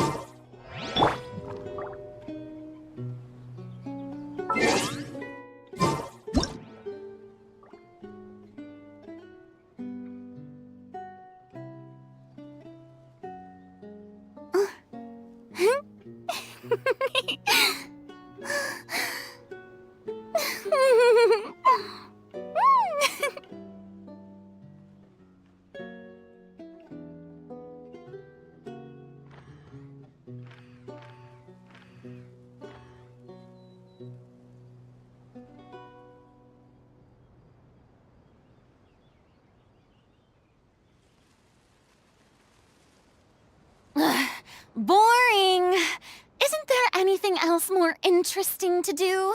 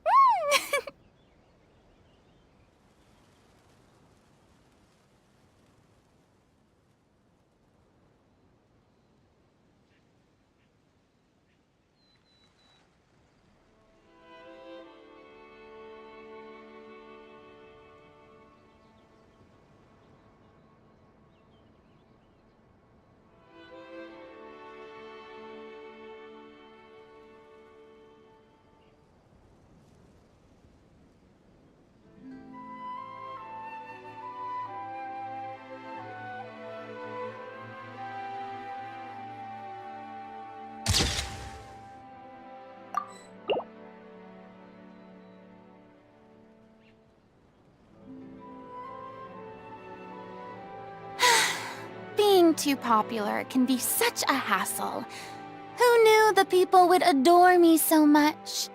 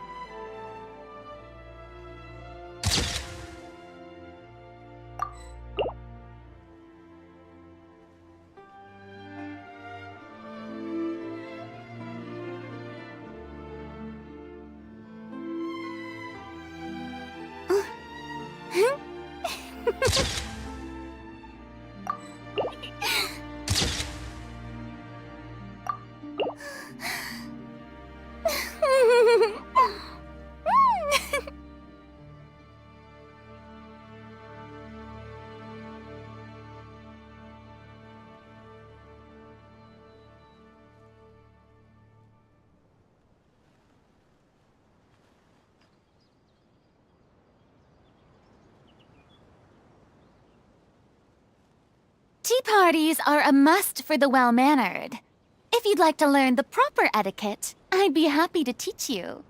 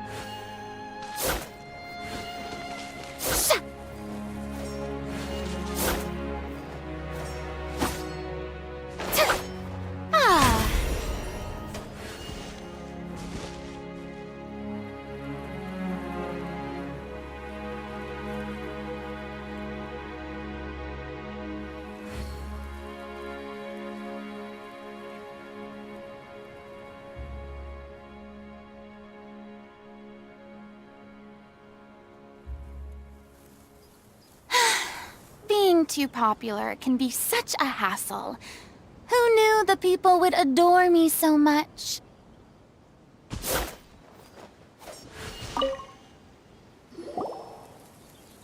Oh, it's you two.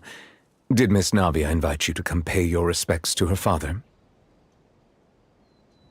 Mm-hmm. We ran into Navia on the streets today, so we just followed her here. I see. Then is there something that I can help you with? Well, it's pretty hard to run into you like this, since you're usually super busy. So we figured we could try to ask you a few questions, if that's okay. Please feel free. Though outsiders, you helped us solve one of the greatest mysteries in Fontaine, and it would be my pleasure to return the favor.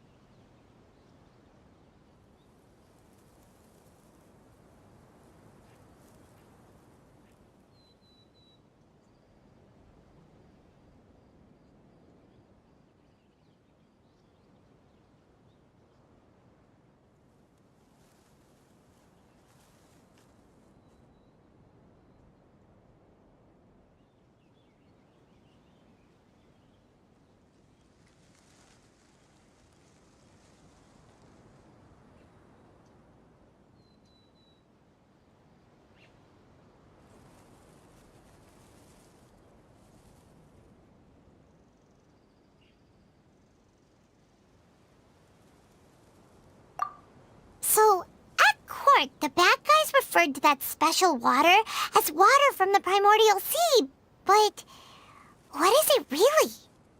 Truthfully, that name is already quite accurate. I can only surmise that Vacher and his ilk only learned of its nature and existence after extensive research. There used to be a special sea on the surface of this planet. The nature of its seawater was rather different from that of the sea we know today. Most of Tevat's life forms were first born in that special sea. You could say it nurtured much of the life on this planet. Huh. So it really was where everything began. It makes sense to call it primordial then. But today, the primordial sea no longer exists on the planet's surface. What Vacher discovered must have been some kind of special case, or a remnant from a truly ancient age. Huh. So that's how it is. Oh, you really know everything, Monsieur Neuvillette. But if that's the case, then why would people, at least people from Fontaine, dissolve in that kind of water? Indeed. Why would the primordial sea, which was known to engender and nurture life, suddenly reverse itself and devour life instead? To be frank, that also doesn't match my understanding of this world and its laws. There must still be some unknown secrets around the people of this land. Is there anything else you'd like to ask me about?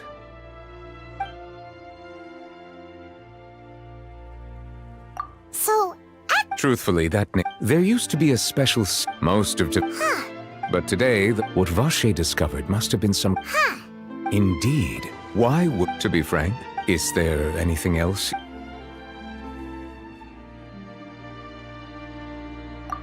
That the sea levels will rise and everyone will be dissolved in water, leaving Farina crying alone on her throne, but the sins of the people will be finally washed away for good. Does that appropriately summarize the version you've heard? that's right! It was Linny that told us back then. And that about covers all the main points. Yes, up to the present, I think we reached a point where we have no choice but to confront this prophecy directly.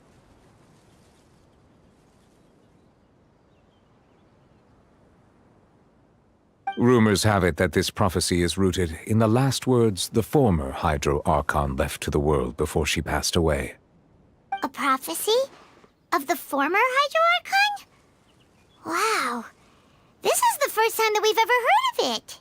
2 parts of the prophecy have already proven correct.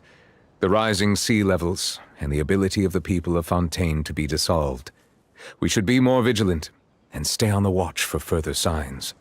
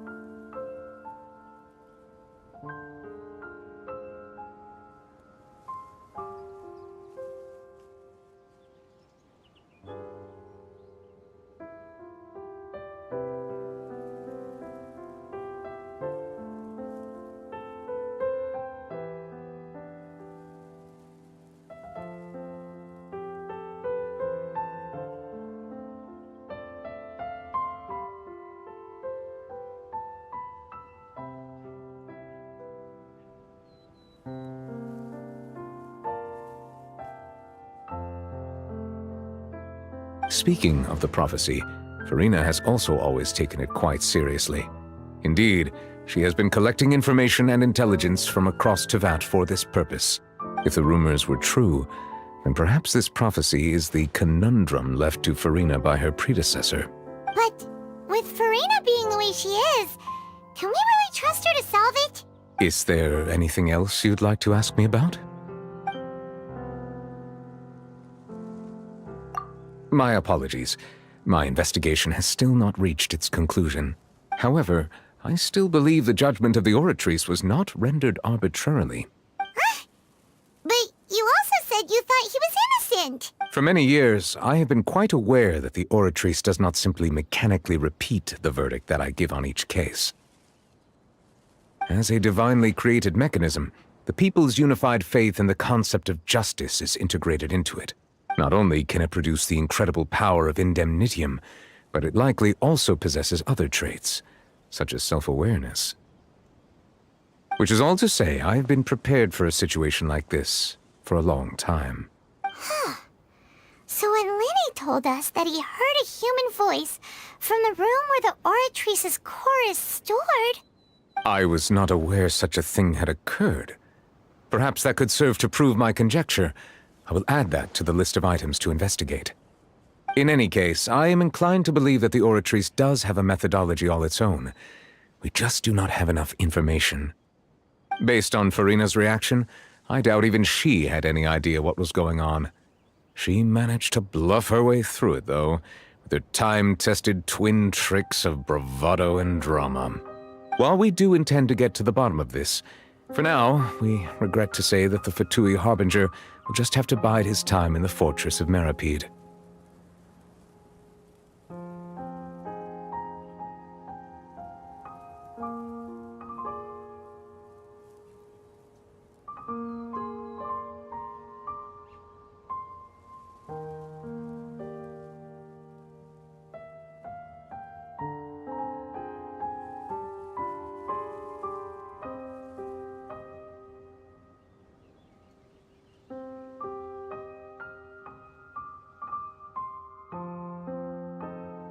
If we did incorrectly convict him of crimes he did not commit, we will most certainly compensate him to the fullest extent allowed by the law.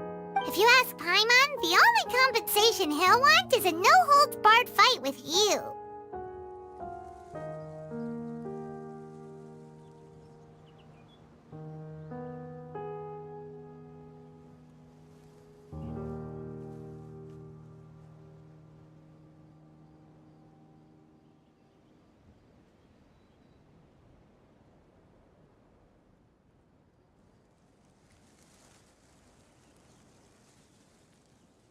Is there anything else you'd like to ask me about?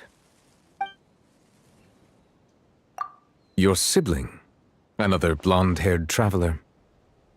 I'm sorry, but I've never seen anyone who matches that description. If she ever stepped foot in Fontaine, I'm sure she followed our laws to the letter, and had no reason to appear on the stage of the opera Epicles. Is there anything else you'd like to ask me about?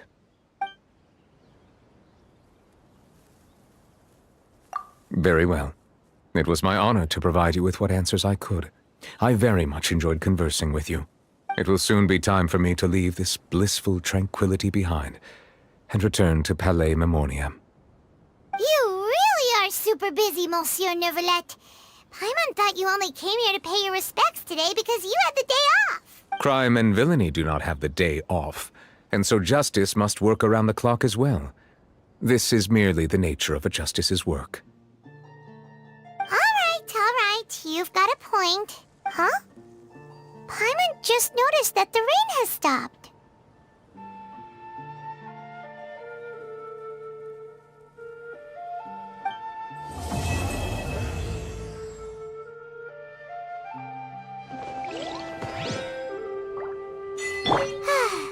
You know, we've been walking around for a while now.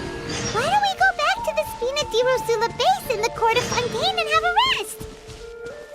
Navia said something about having a place ready for us there, didn't she? Come on, let's go!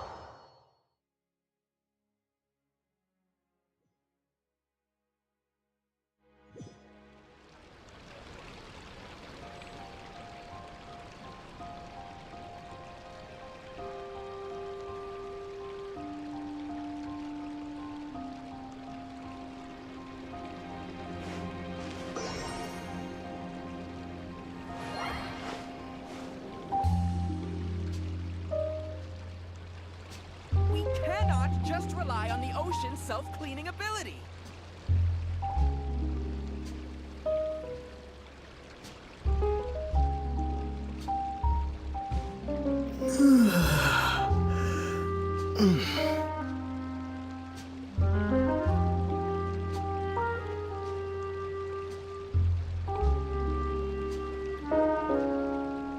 We cannot just rely on the ocean's self-cleaning ability.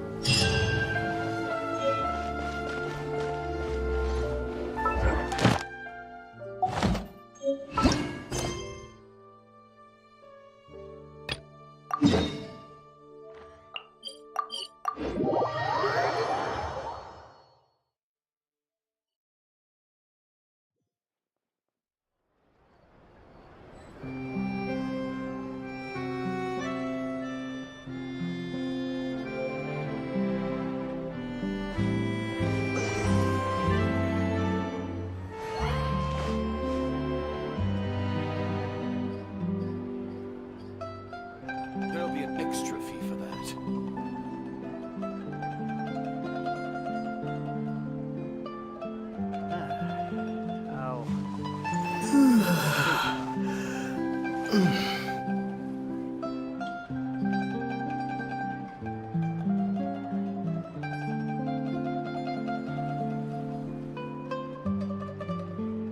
There'll be an extra fee for that.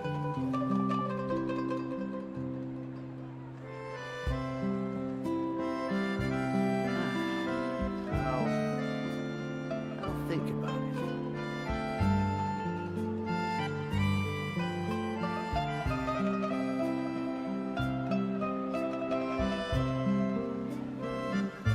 There'll be an extra fee for that.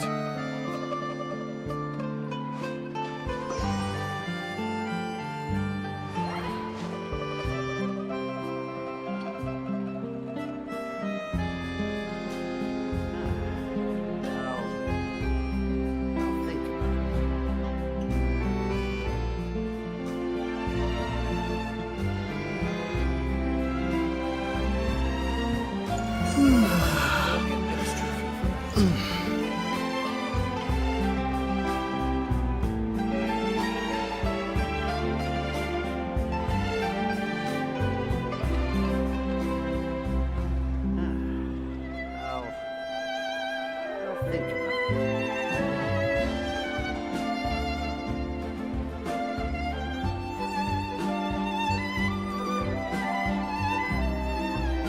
There'll be an extra fee for that.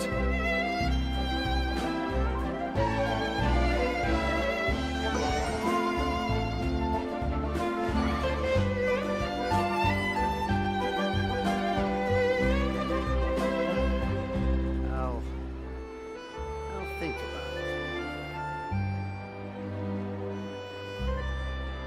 There'll be an extra fee for that.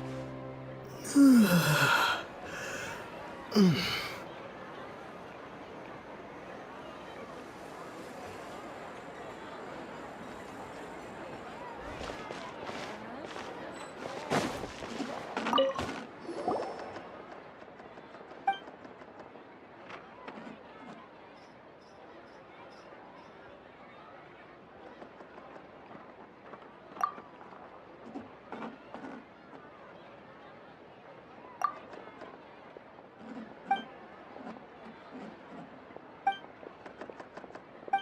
There'll be an extra fee for that.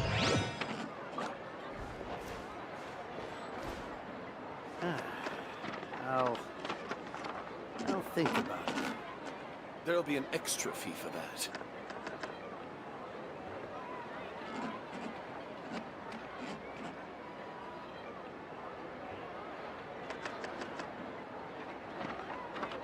Exactly. But none of them believe me.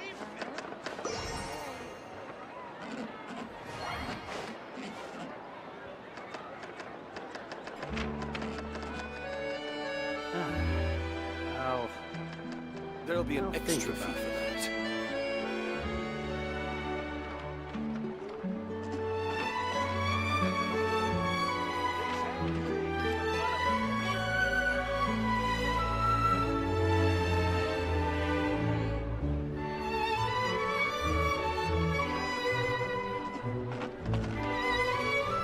There'll be an extra fee for that.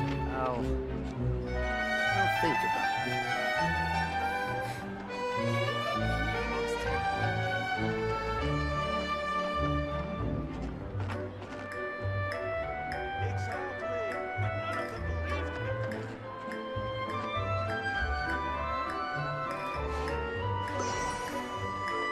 There'll be an extra fee for that. I'll think about it.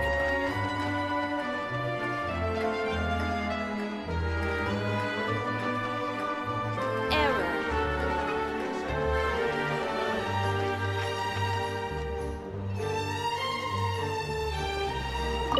Ad Astra.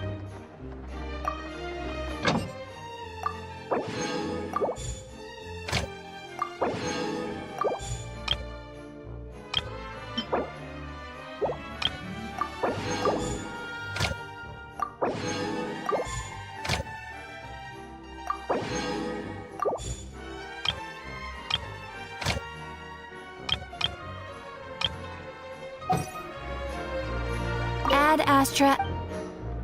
Thank you for. There'll be an extra.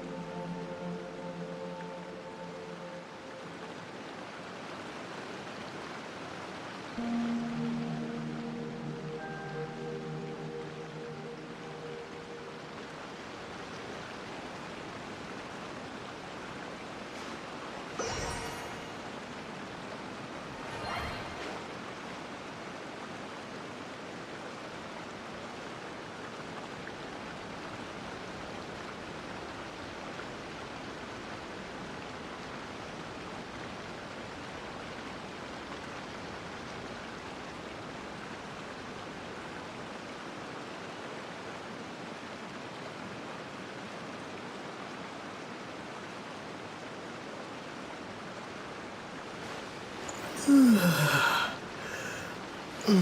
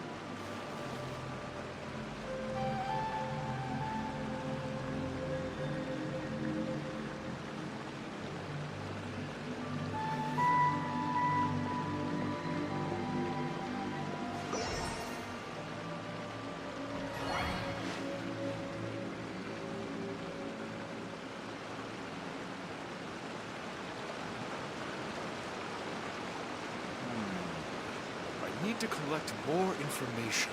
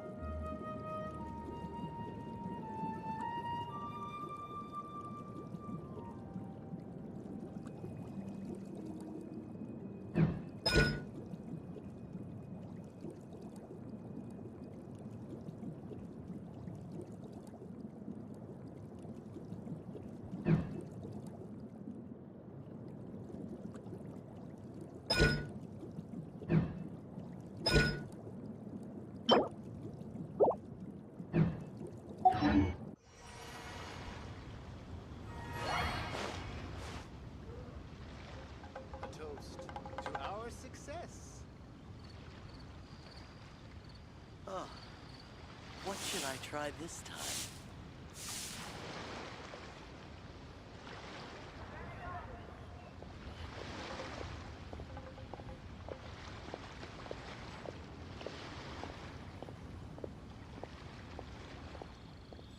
A toast to our success.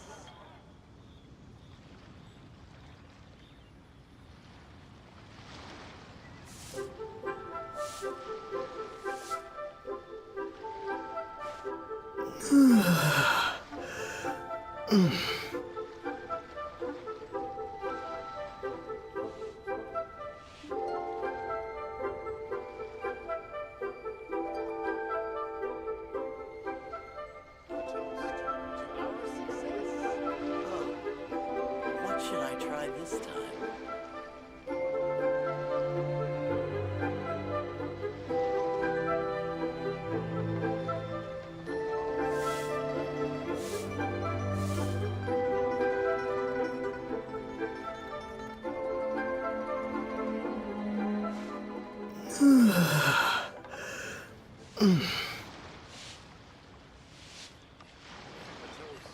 To our success.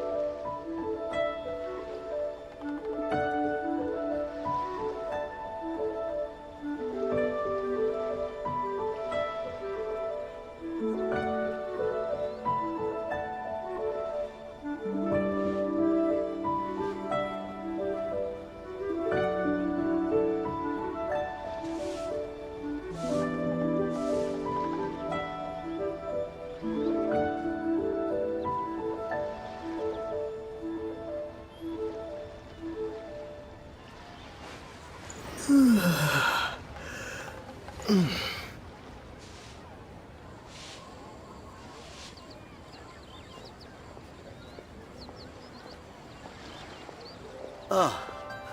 what should I try this time?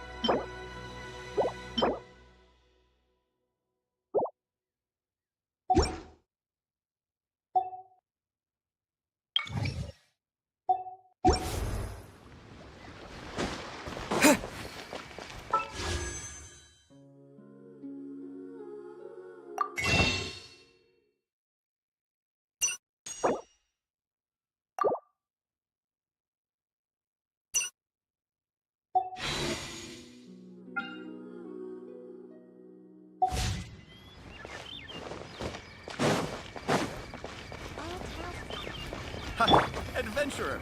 Think you can last a round against me? Hey there. Don't be shy. Come inside.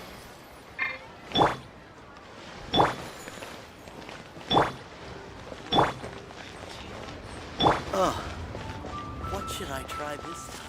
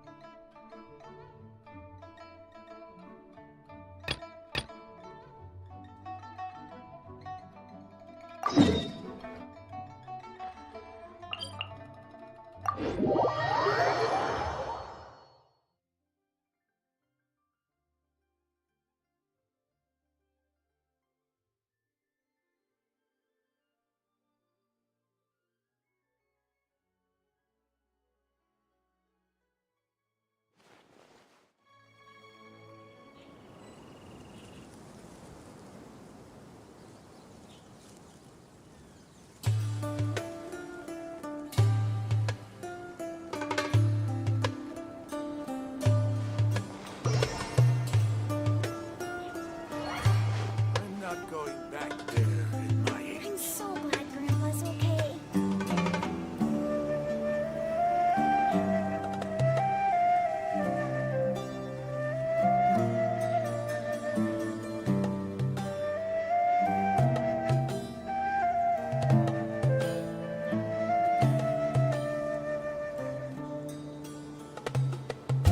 I'm so glad Grandpa's okay. I'm not going back there in my age.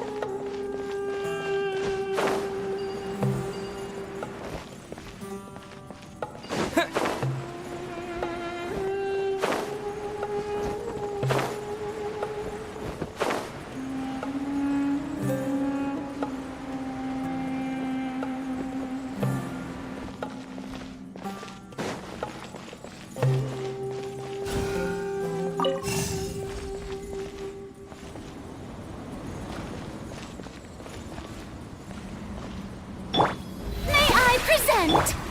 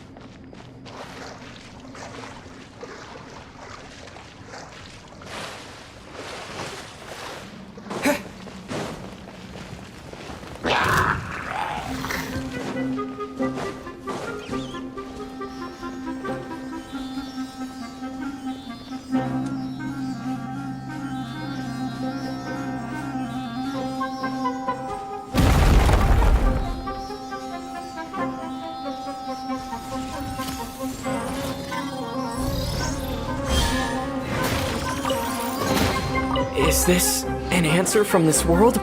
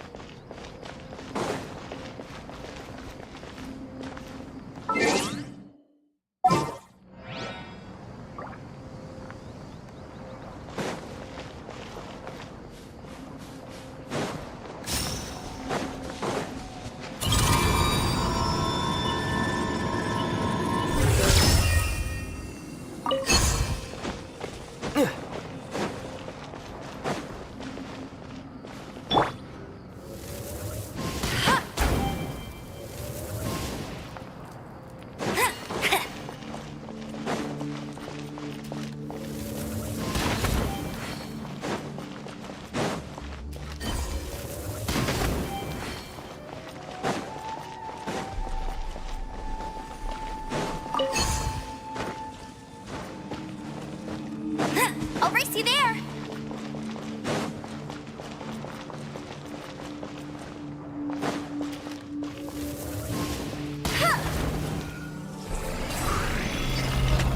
Let it rain!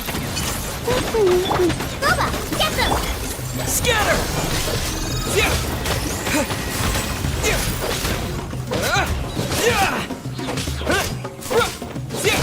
Propagate!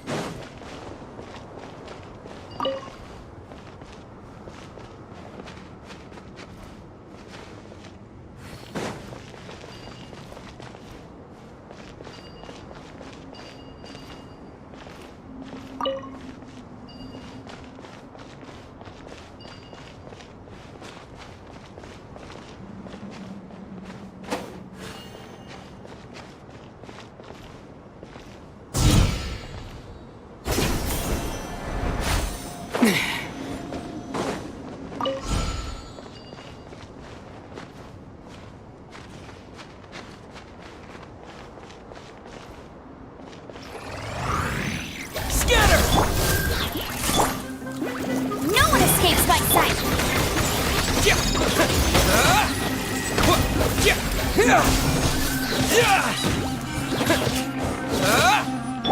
the frying pan.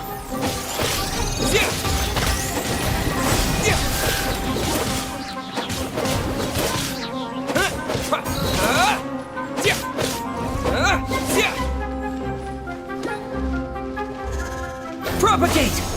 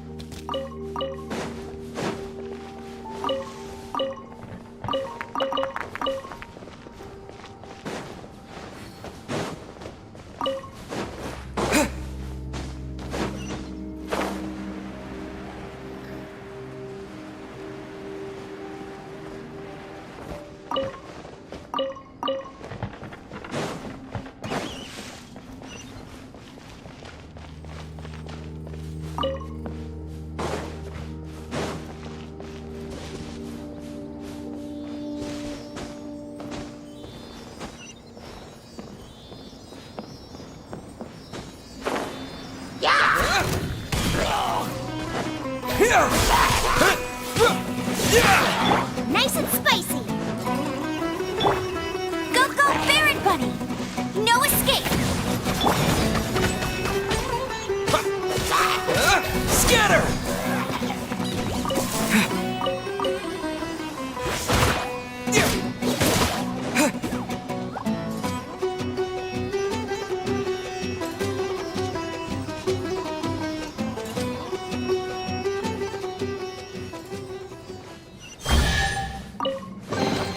A reward on the road. Right.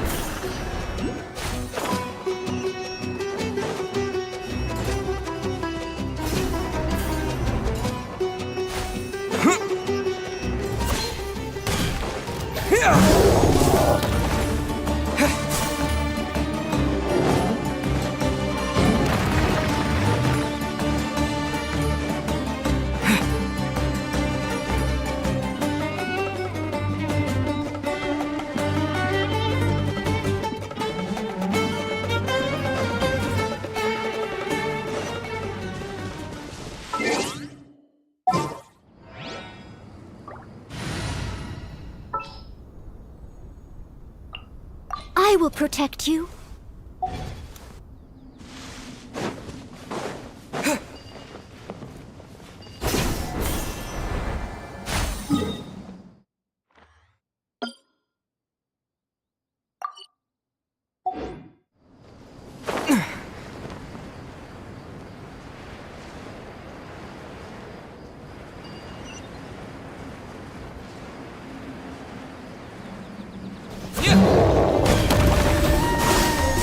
I must leave no stone unturned.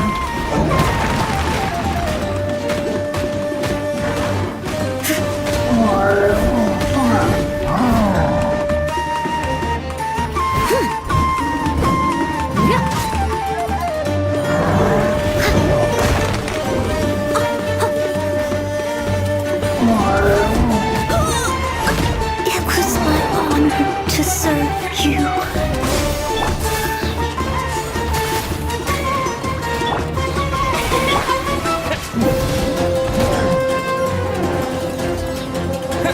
Propagate!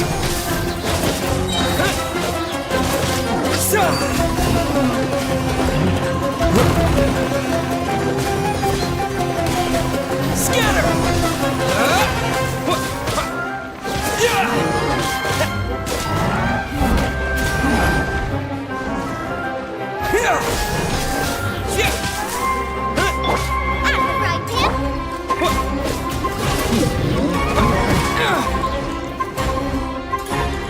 Propagate!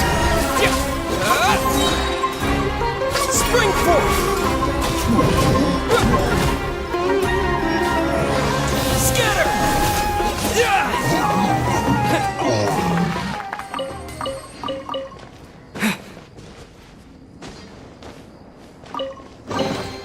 A reward on the road.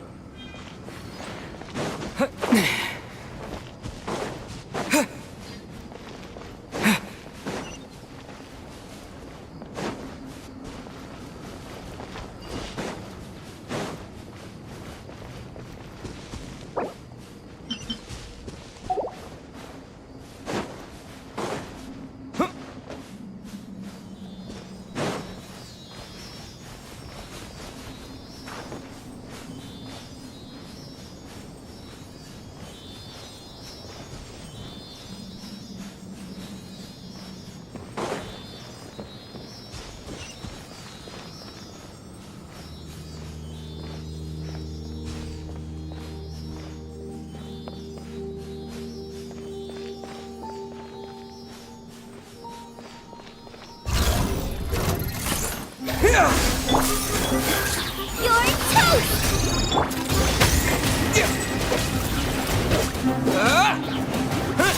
Scatter!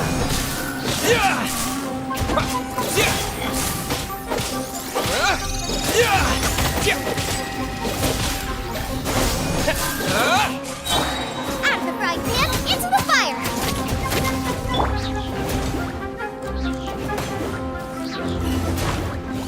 Propagate!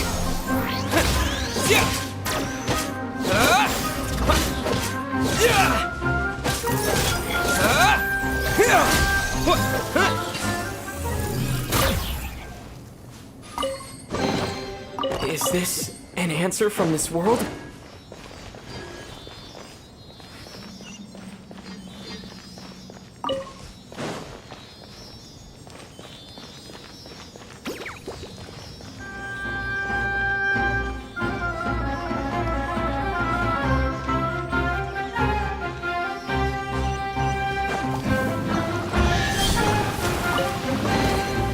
Is this an answer from this world?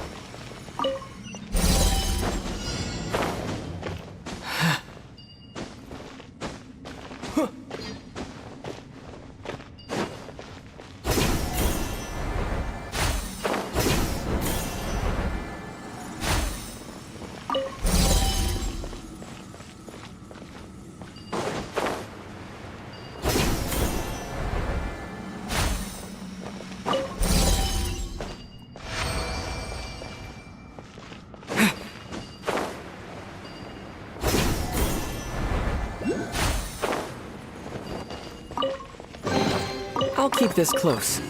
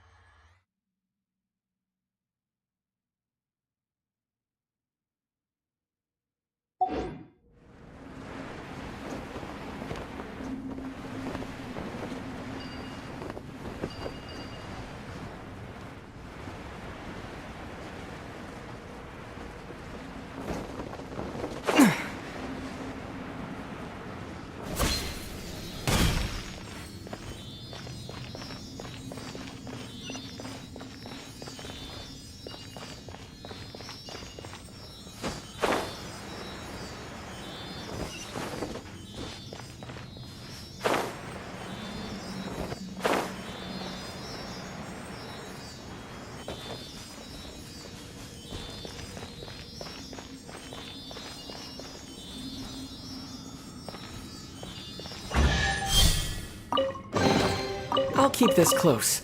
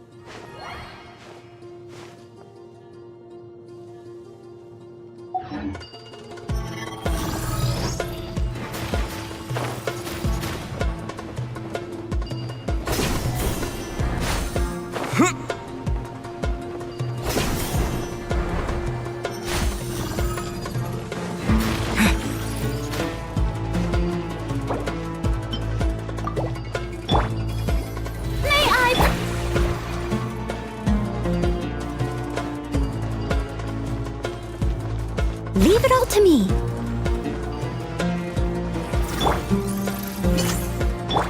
Scatter!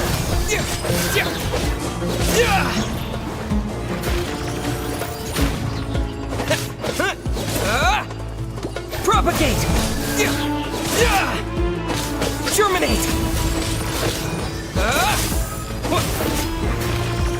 Scatter!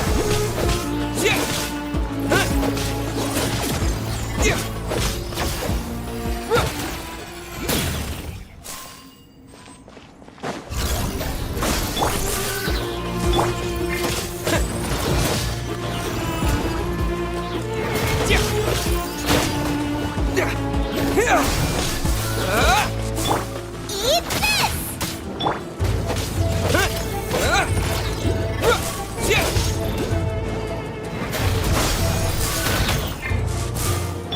Nice and spicy!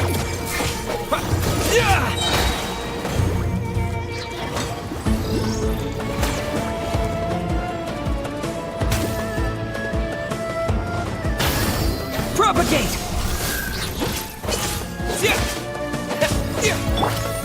The show begins!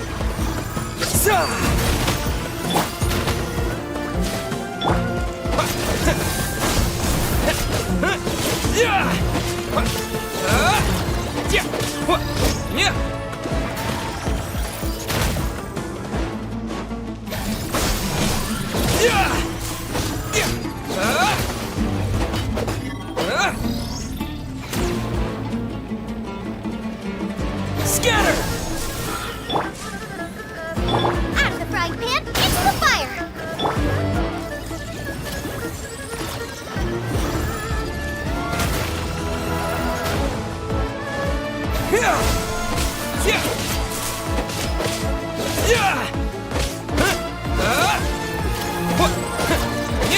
Scatter!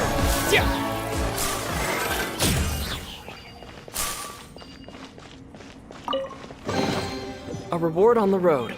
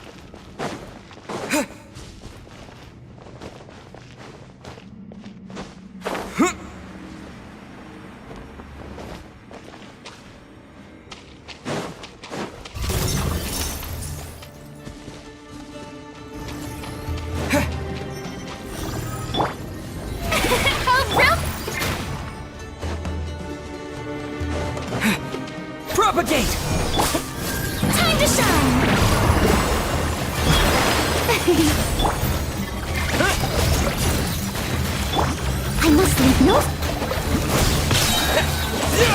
Germinate!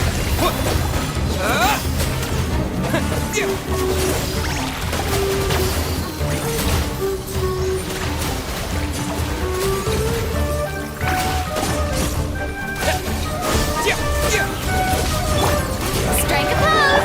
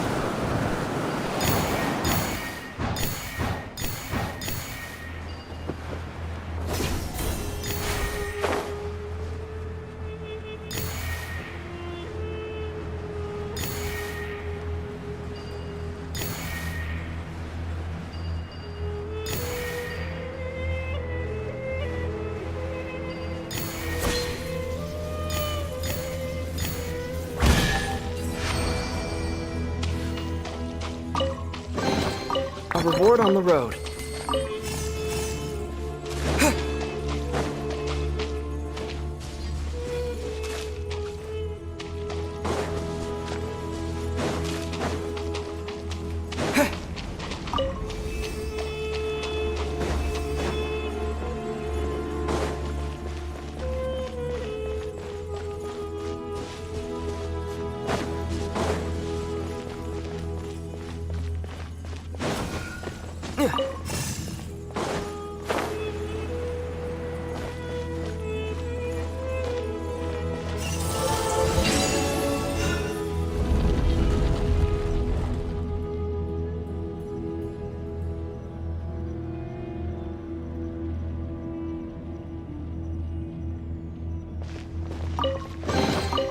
Is this an answer from this world?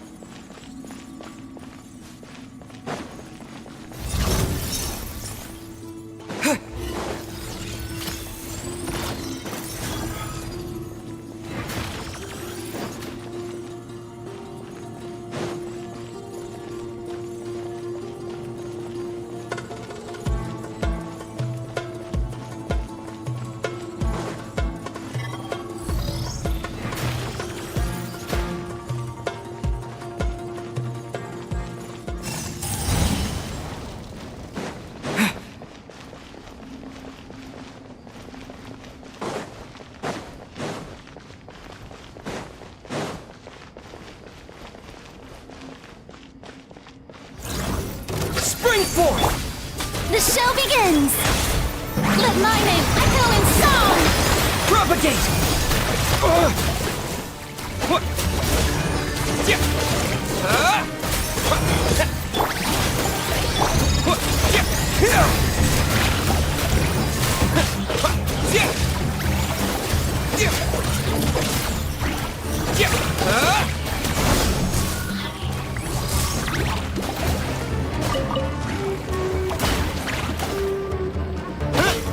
Propagate!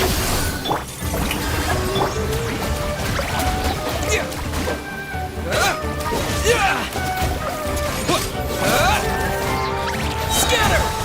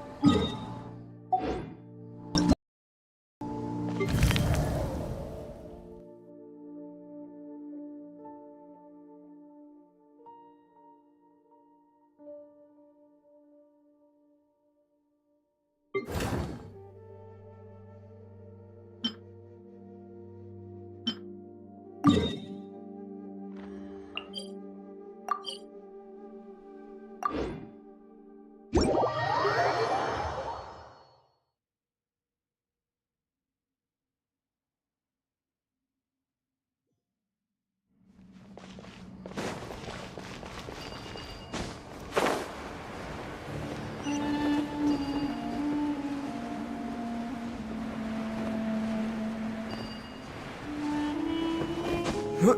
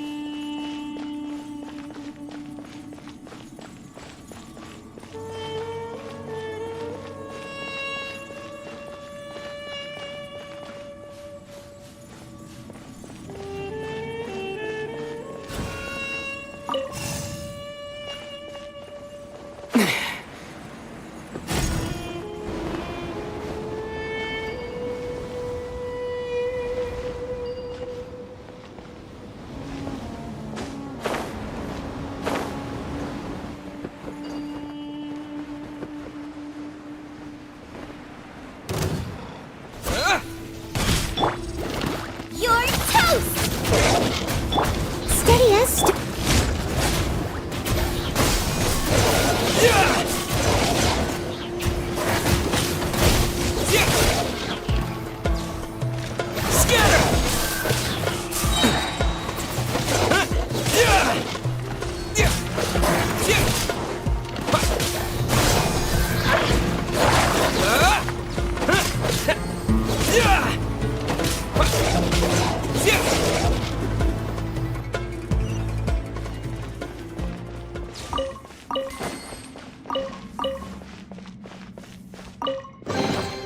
A reward on the road.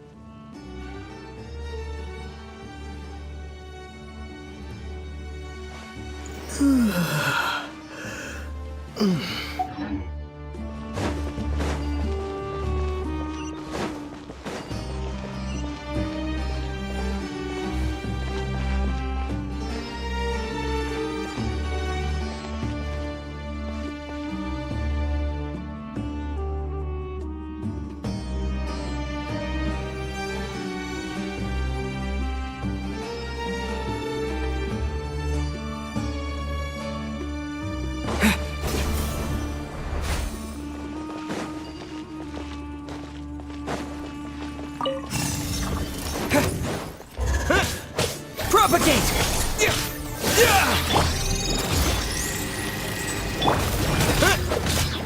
Spring forth!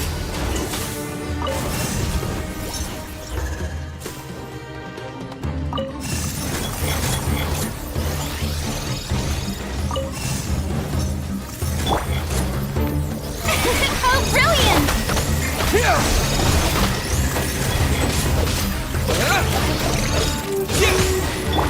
I must leave you.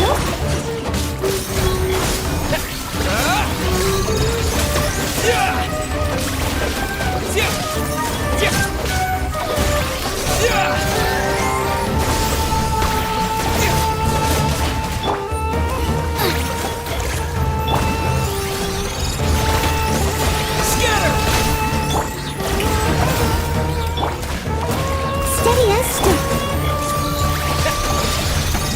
Propagate! Germinate!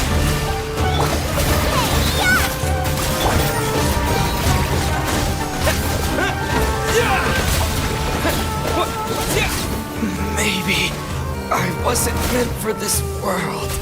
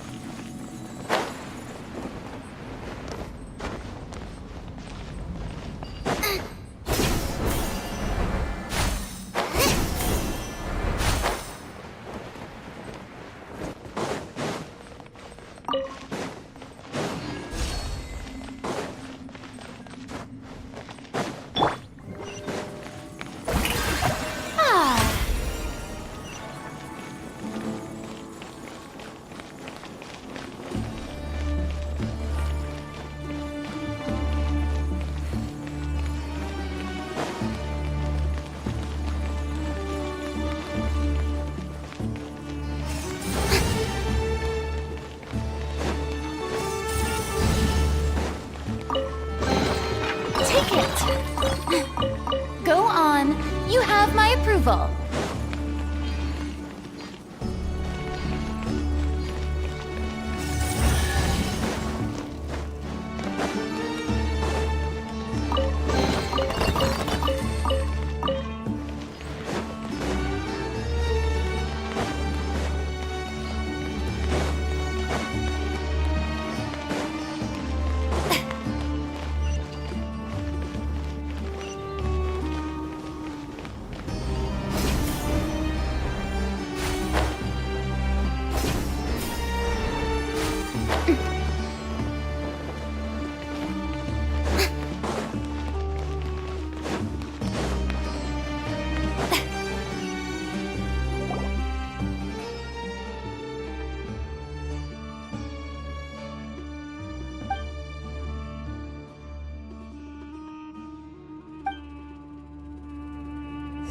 The show begins!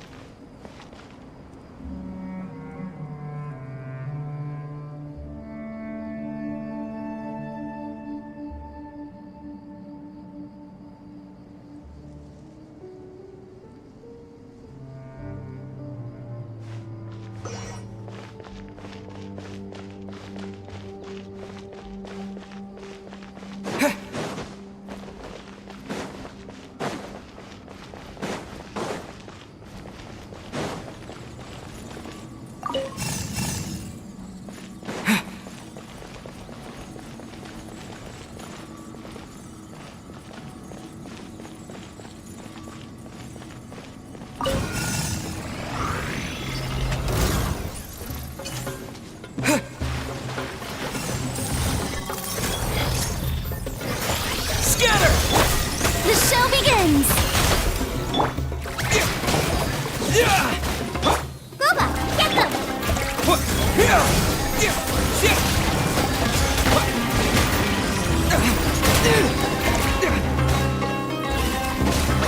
Scatter!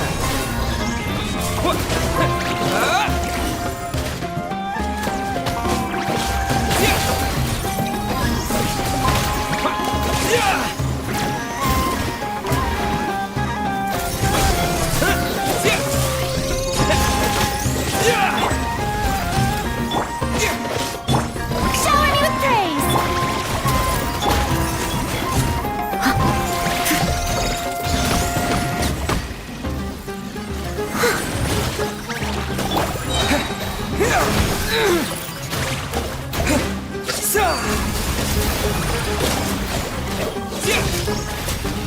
Scatter! Yoo-hoo!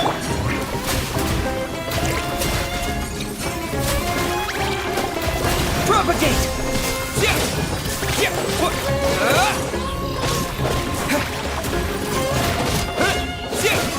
Scatter!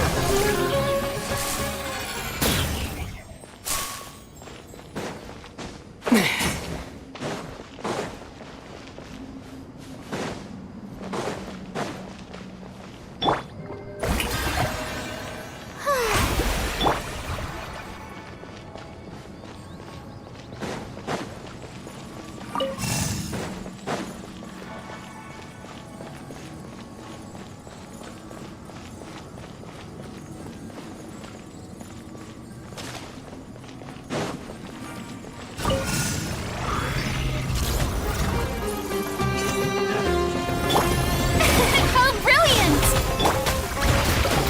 At the front tip, it's the fire! Eat this! Propagate!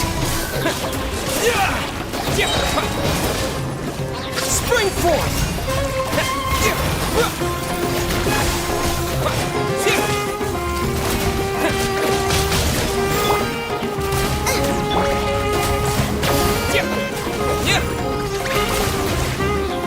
Scatter!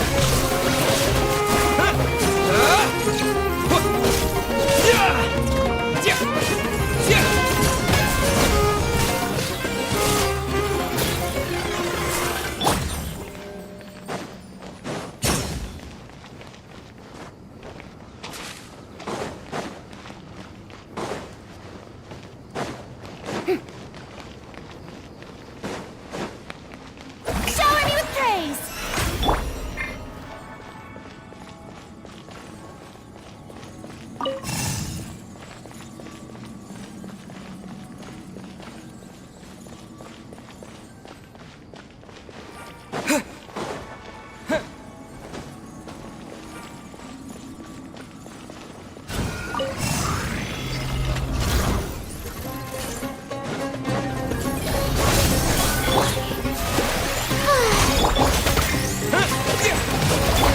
Leave it all to me. Germinate! Nice and Propagate!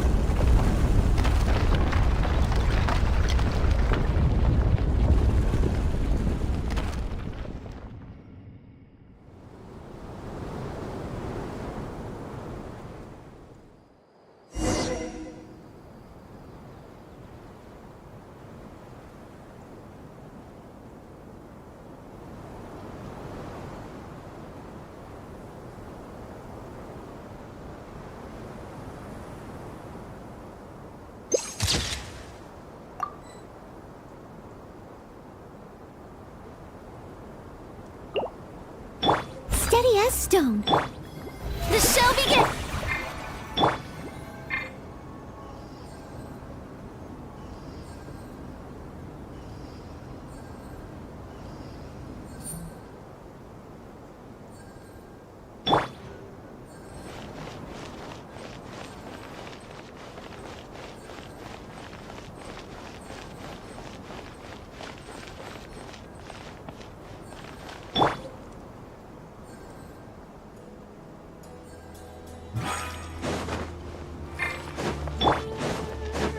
Scatter!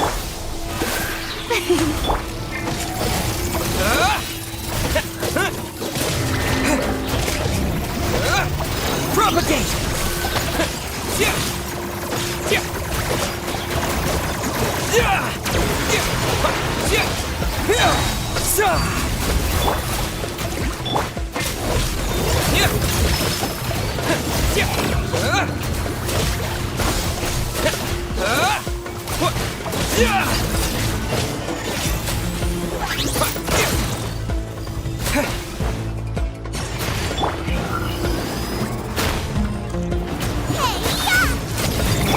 Propagate!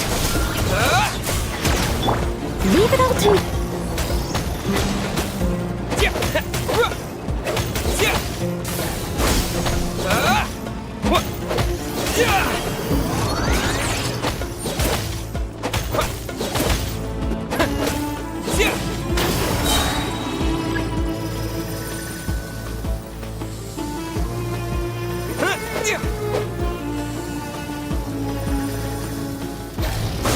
Spring forth! Strike a pose! At the right hand!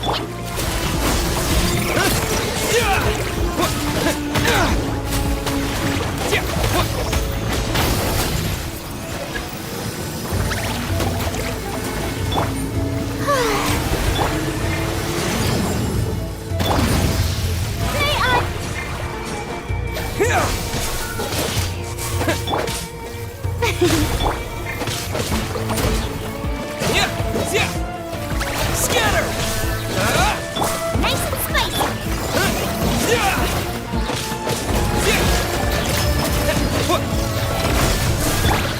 You're toast!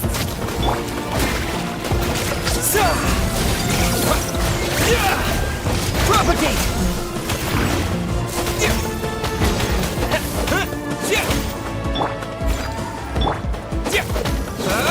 Scatter!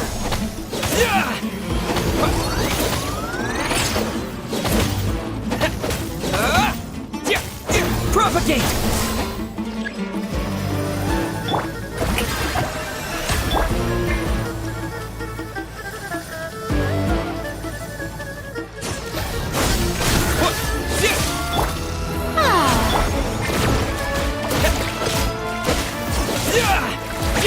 Scatter! Terminate!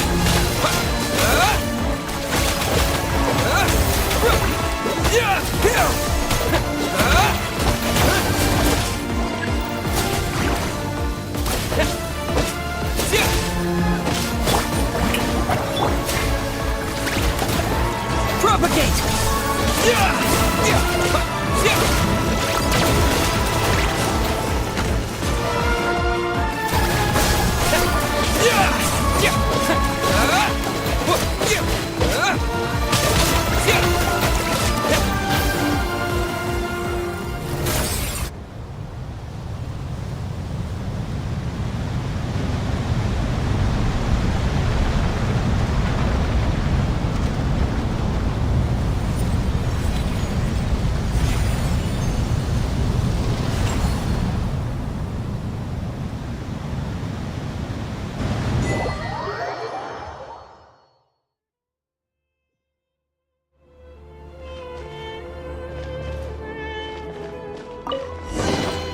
A reward on the road.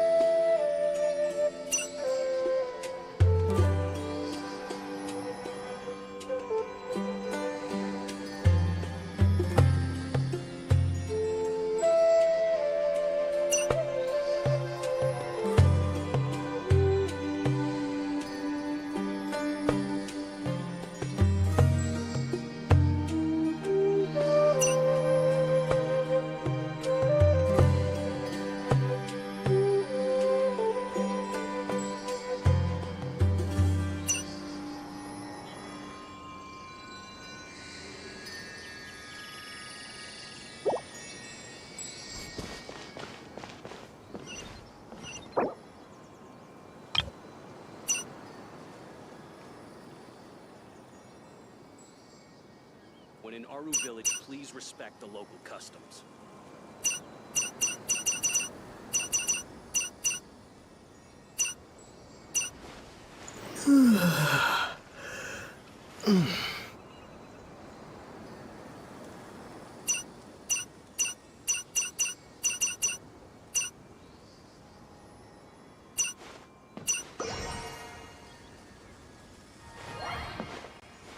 When in Aru Village, please respect the local customs.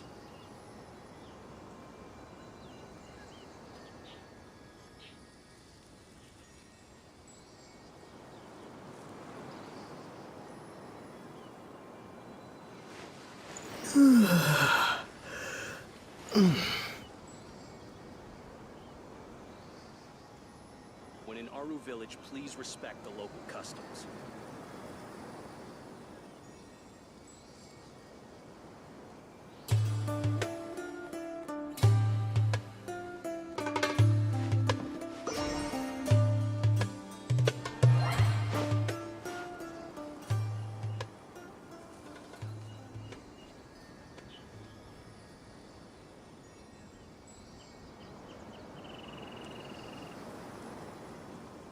When in Aru Village, please respect the local customs.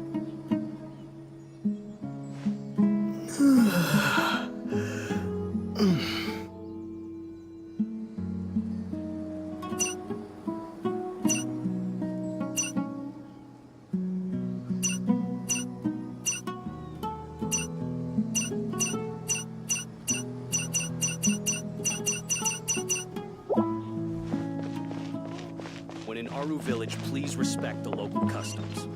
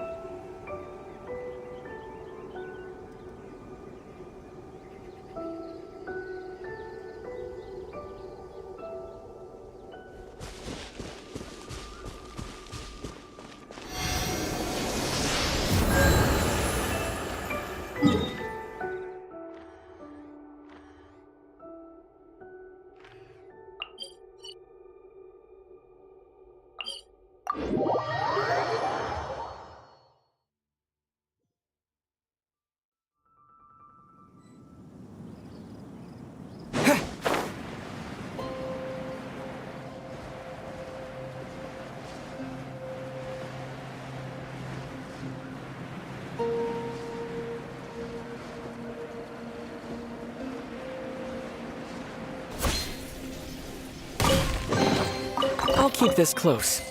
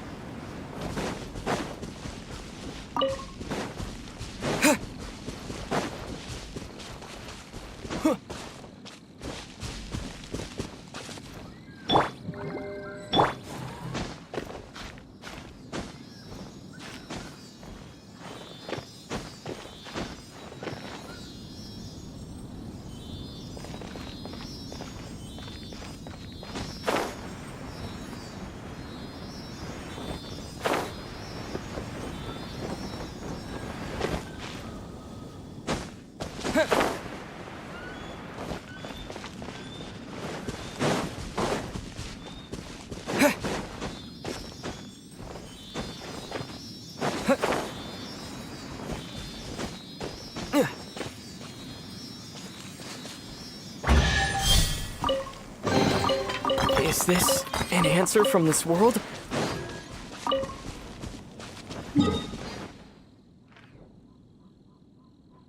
This one's got your name on it! Ha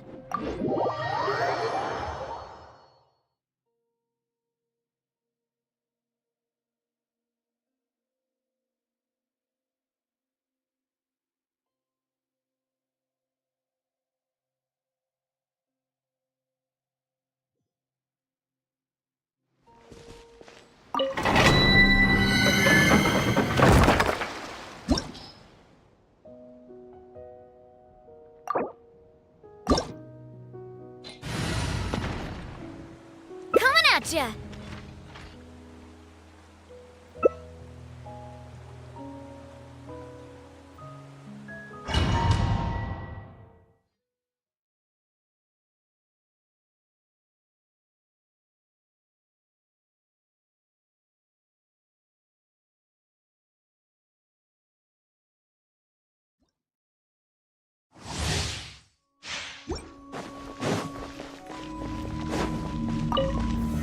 Stabilize!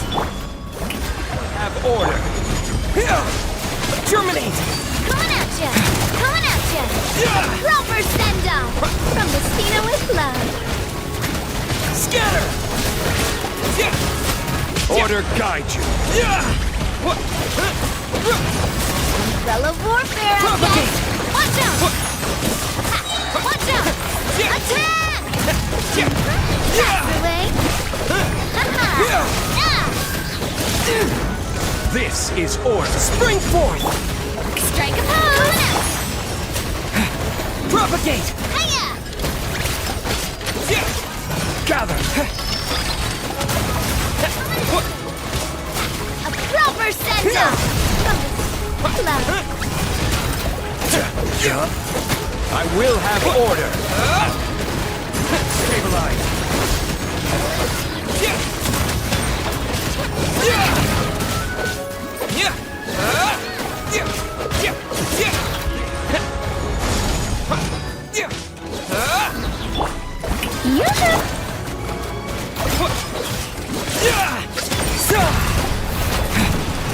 Propagate!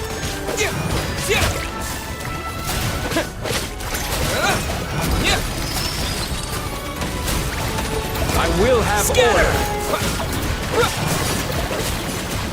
Coming at ya! Crumble! Coming at ya!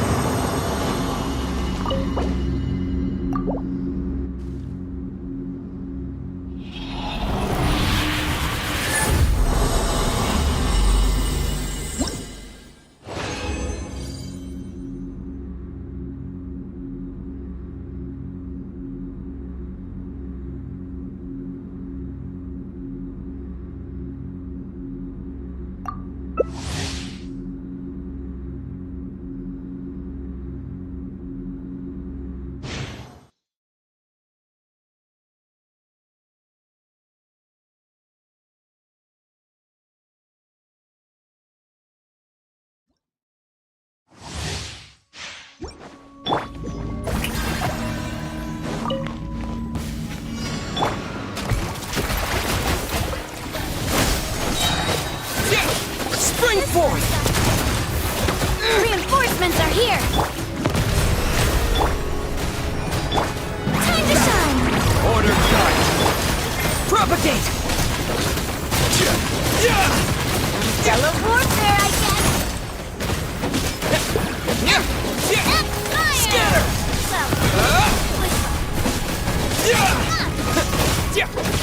I will have order! Solidify! Fellow warfare, I guess! Watch out! The show begins! Attack! Scatter! Order guide you! Gather! Propagate!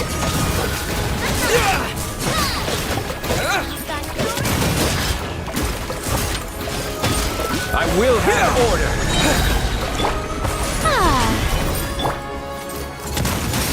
forth! Scatter!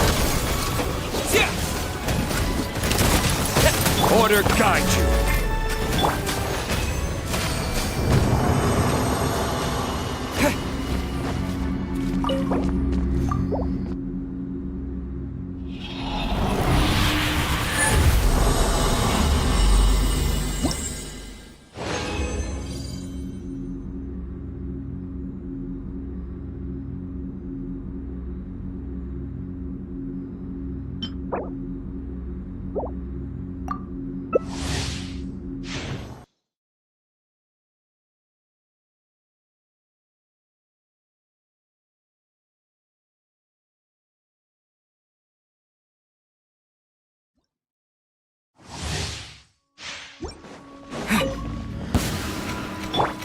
Strike a pose!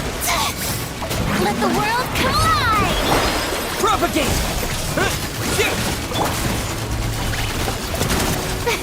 Hey there! A proper send-up! I will have order. Solidify. This one's got your name on it! Germinate! Order guide you. Propagate! Hey there! Hey there! A proper send-up! From the state I present!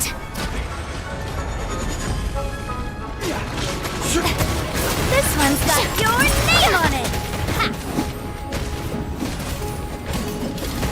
Ah!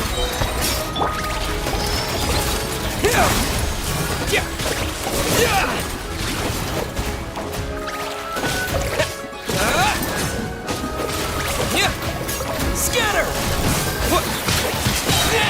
Take a rest. Leave it to me. The show begins!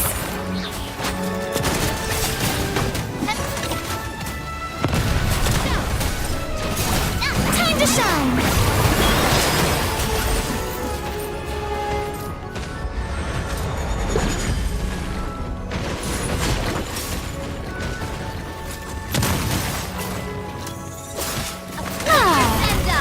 From the speed of Hey there!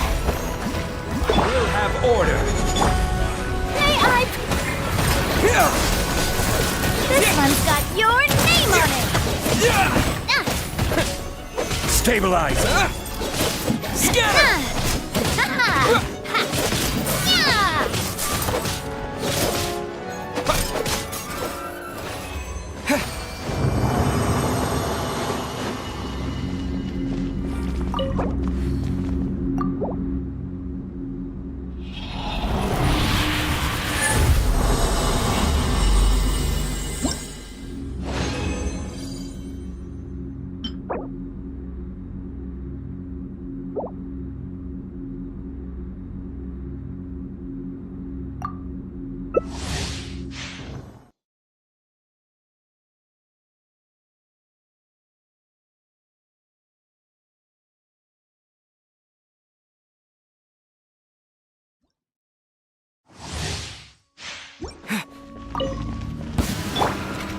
Shower me with praise! Propagate! Germinate! Solidify. This is order. Watch out! Proper send-up!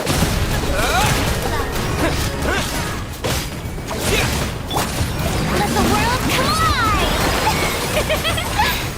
Yoo-hoo! Hey there! Scatter! Attack! That's the way. This one's got your name on it. This is Spring order. forth! Coming out! Strike a pose! Scatter!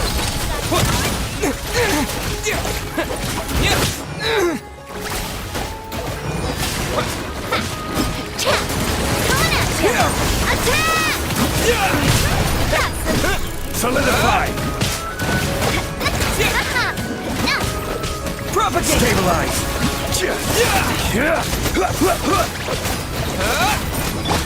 Let my name echo in song!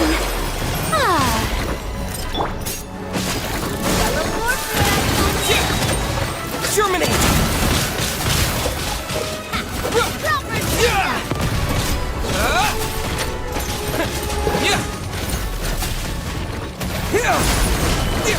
Umbrella warfare, I guess.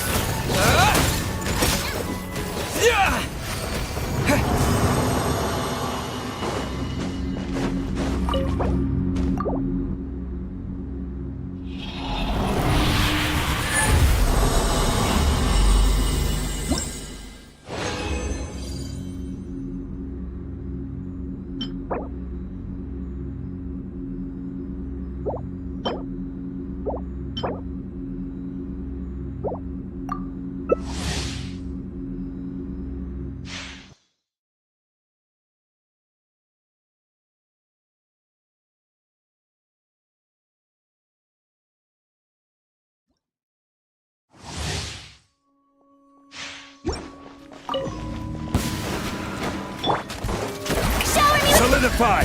This is order! Umbrella warfare, I guess.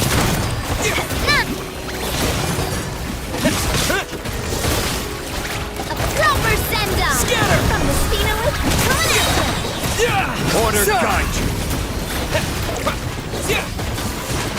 Stabilize! Propagate! This one's got your name on it! A proper send-off! From the Spinoway Club! Coming at you!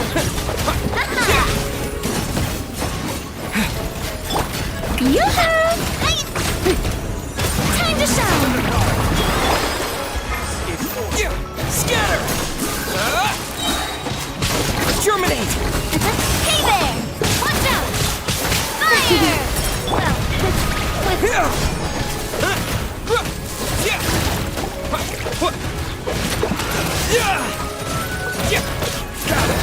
I will have...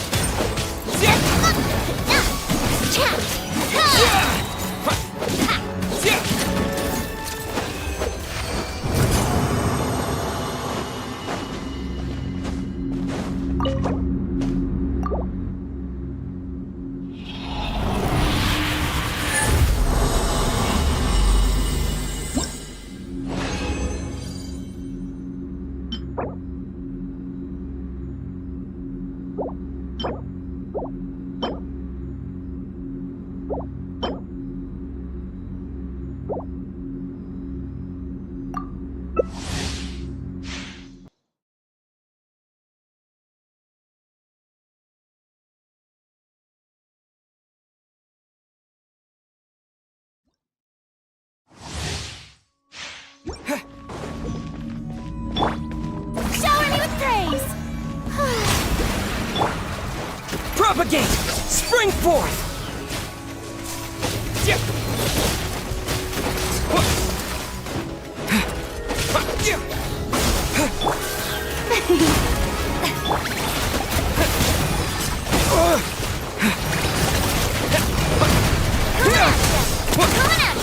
Order guide you!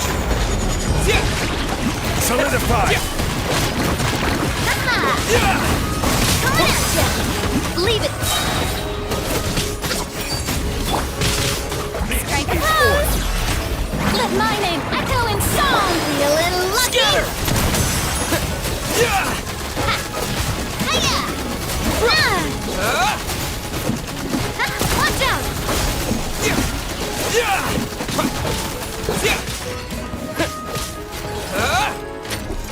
Fire! Propagate! Be a little lucky!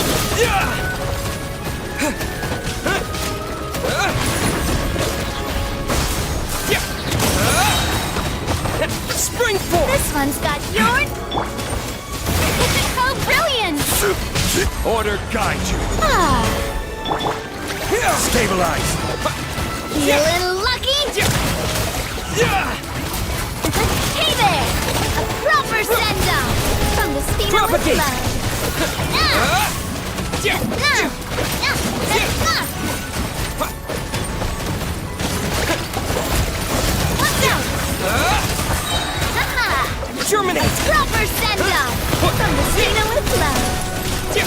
is order. Solidify! Umbrella War?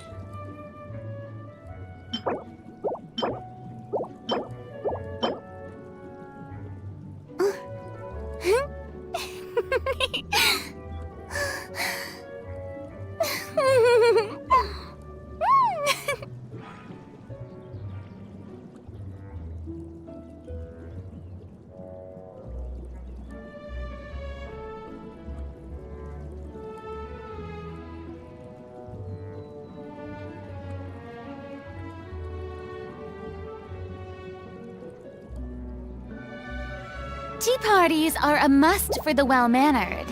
If you'd like to learn the proper etiquette, I'd be happy to teach you.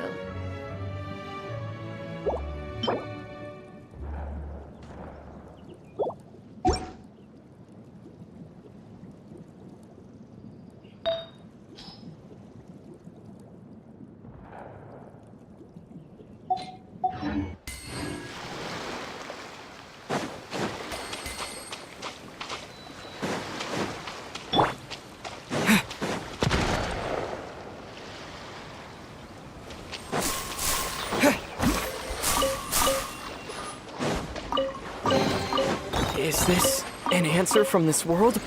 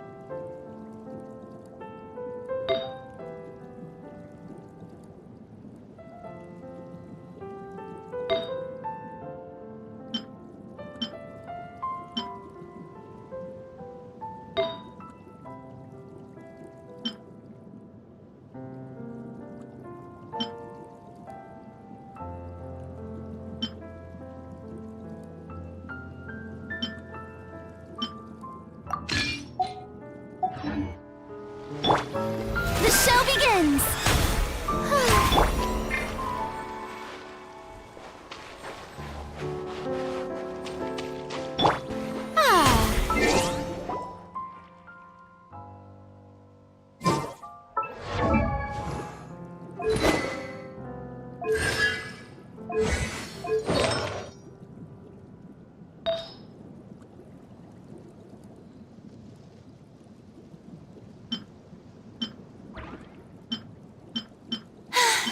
Being too popular can be such a hassle. Who knew the people would adore me so much?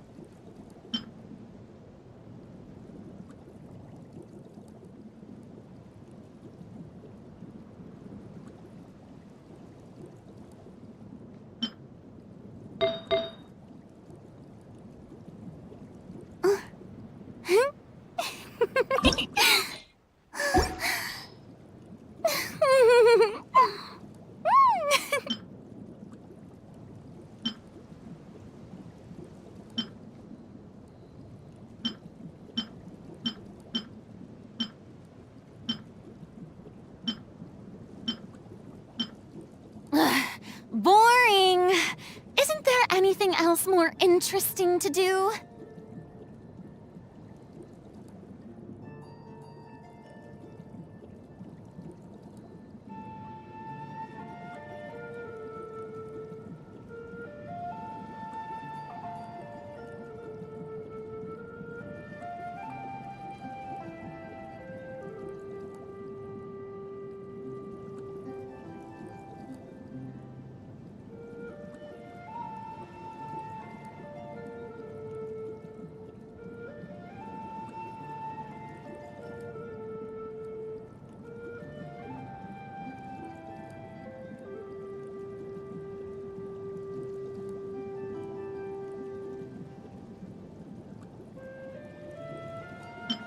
Tea parties are a must for the well-mannered. If you'd like to learn the proper etiquette, I'd be happy to teach you.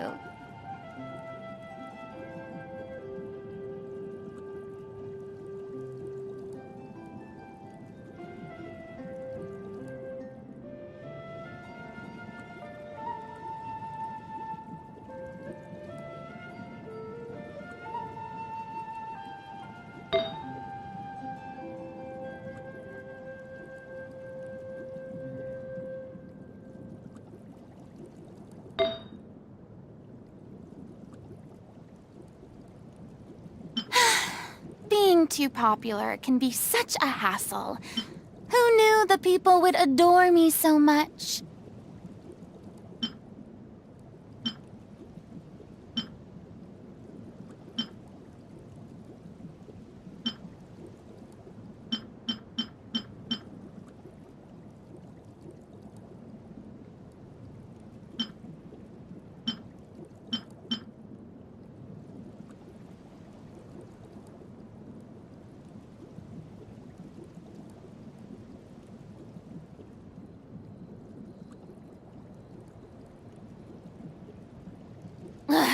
Boring! Isn't there anything else more interesting to do?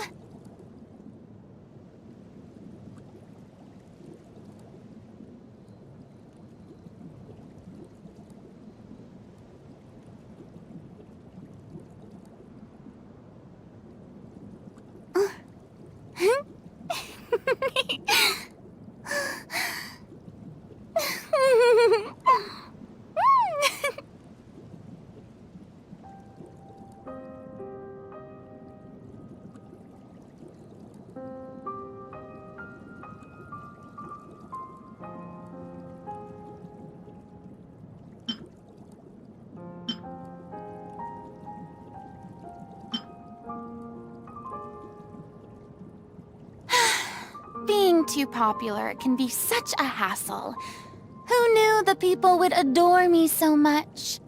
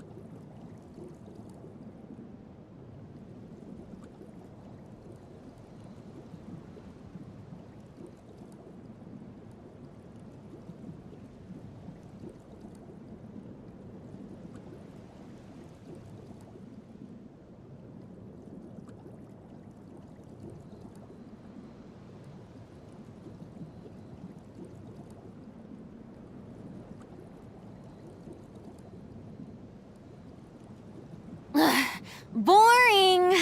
Isn't there anything else more interesting to do?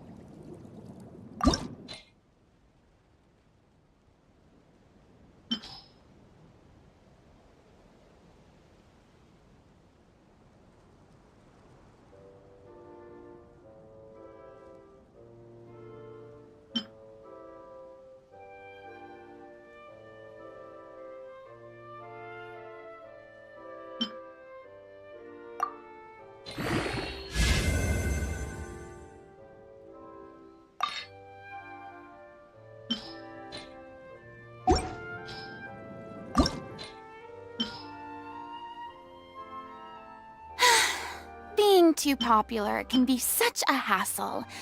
Who knew the people would adore me so much?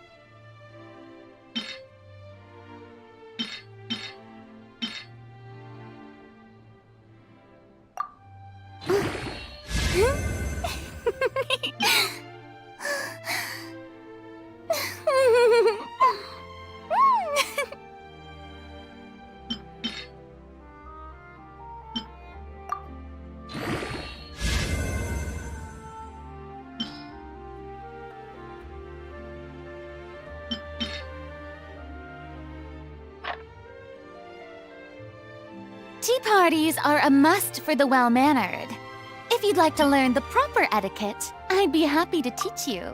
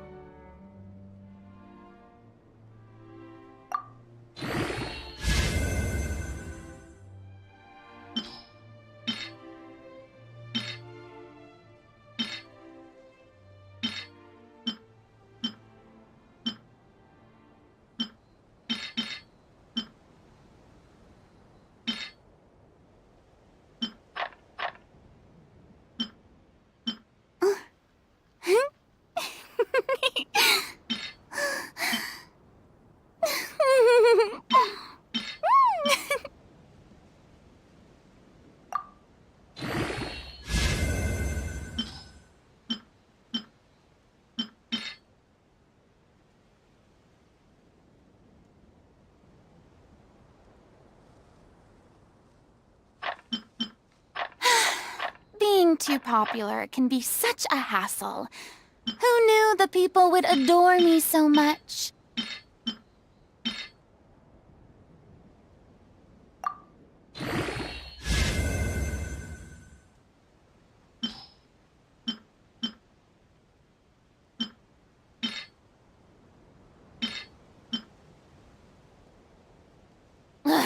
Boring!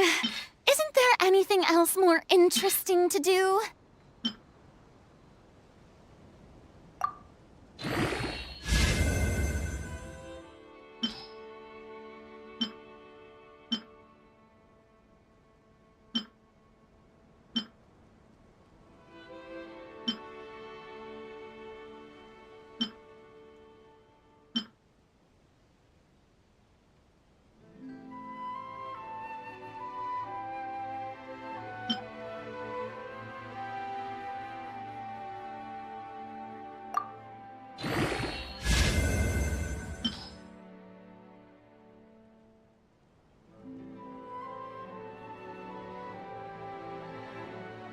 Tea parties are a must for the well-mannered.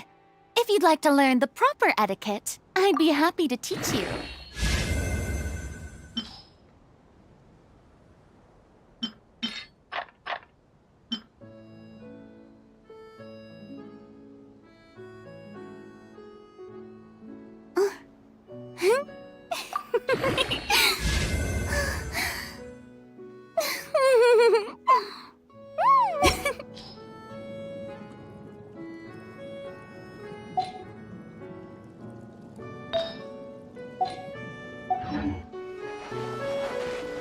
Strike a pose!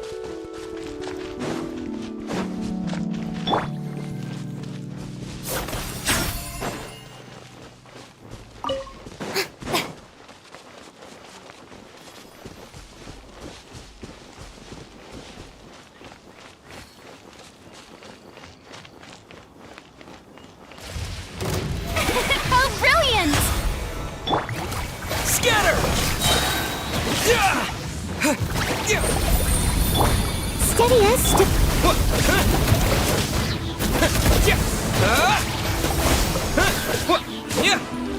Spring forth!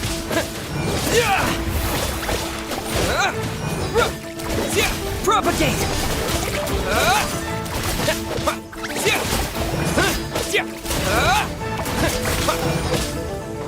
Scatter!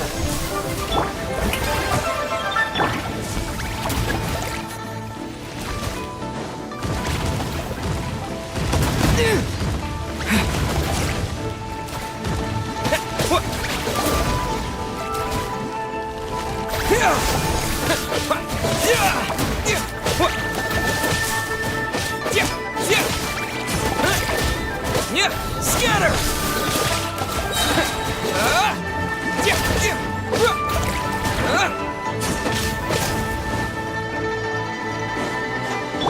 Leave it all to me.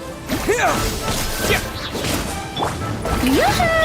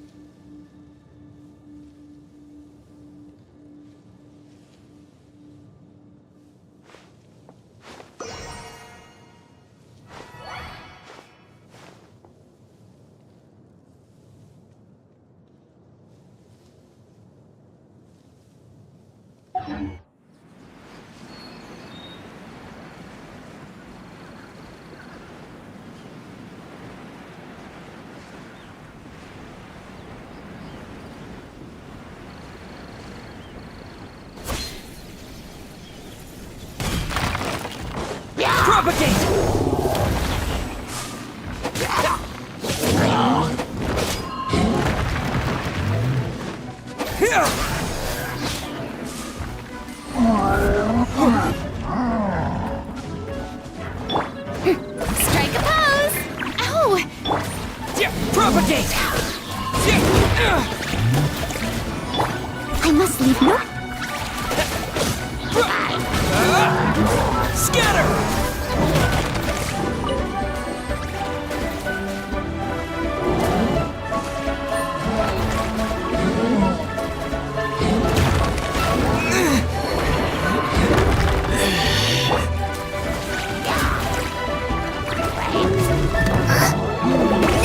That really hurt!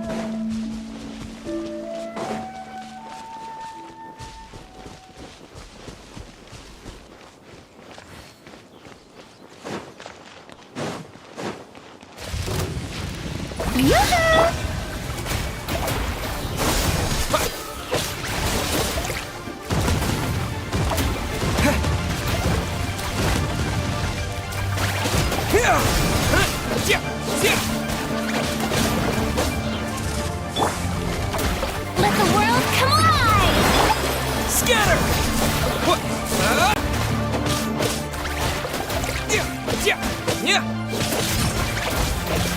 Propagate! Shower me with praise!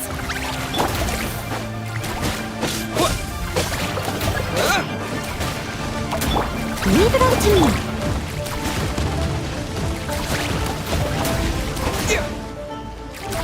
Scatter!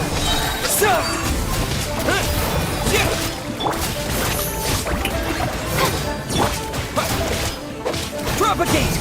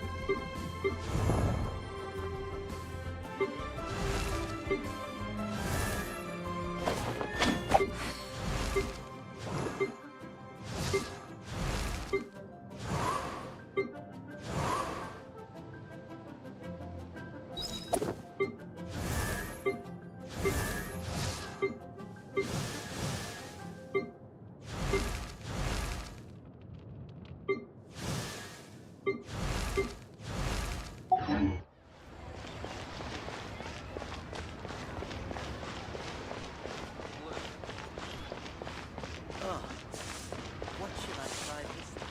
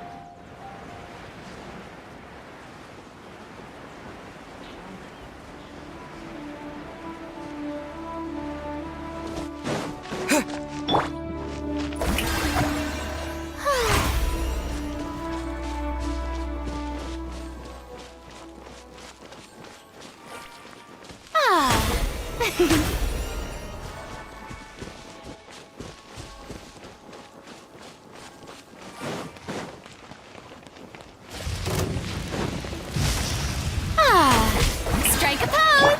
Scatter!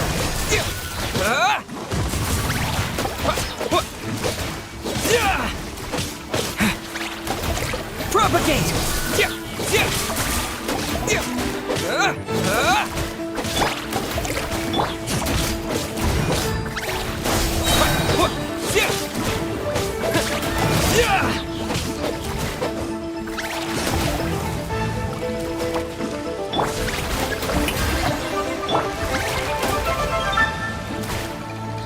Scatter! Spring forth!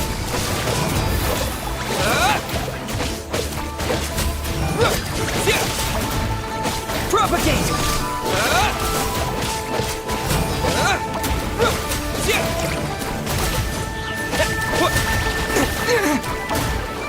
Scatter!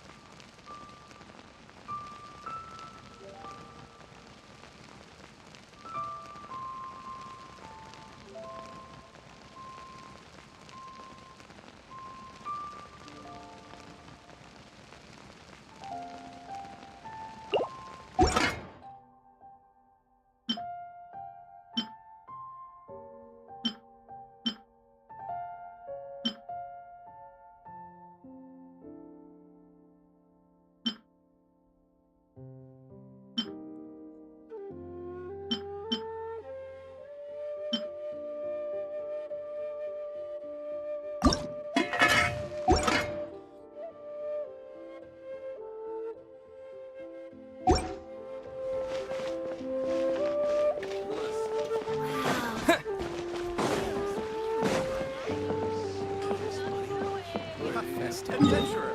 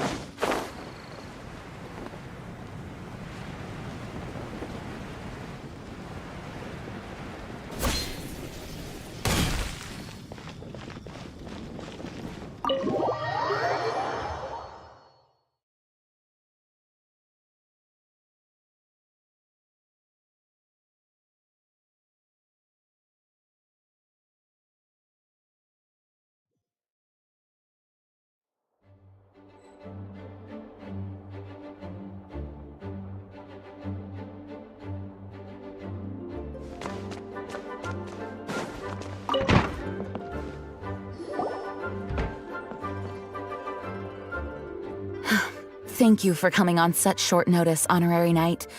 I know you must be busy. Well, to make a long story short, there's a particular matter at hand that the Knights requires your assistance with.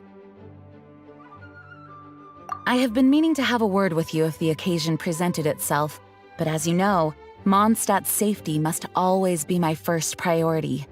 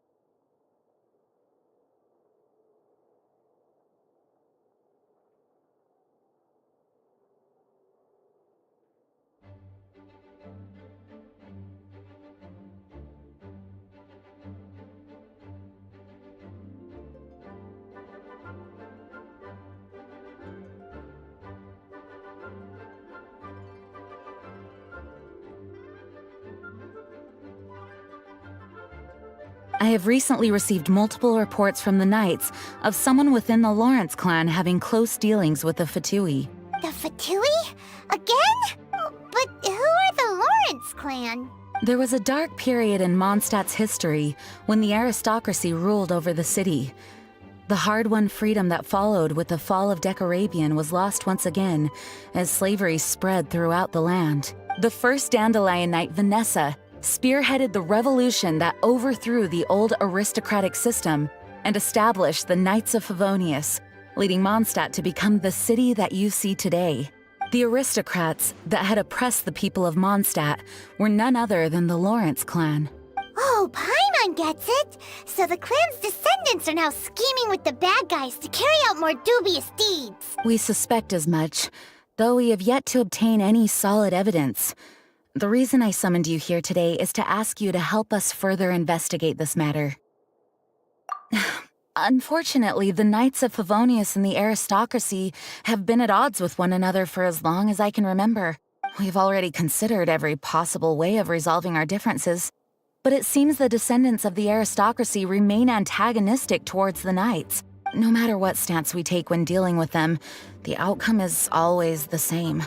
Our efforts only result in adding more fuel to the flames.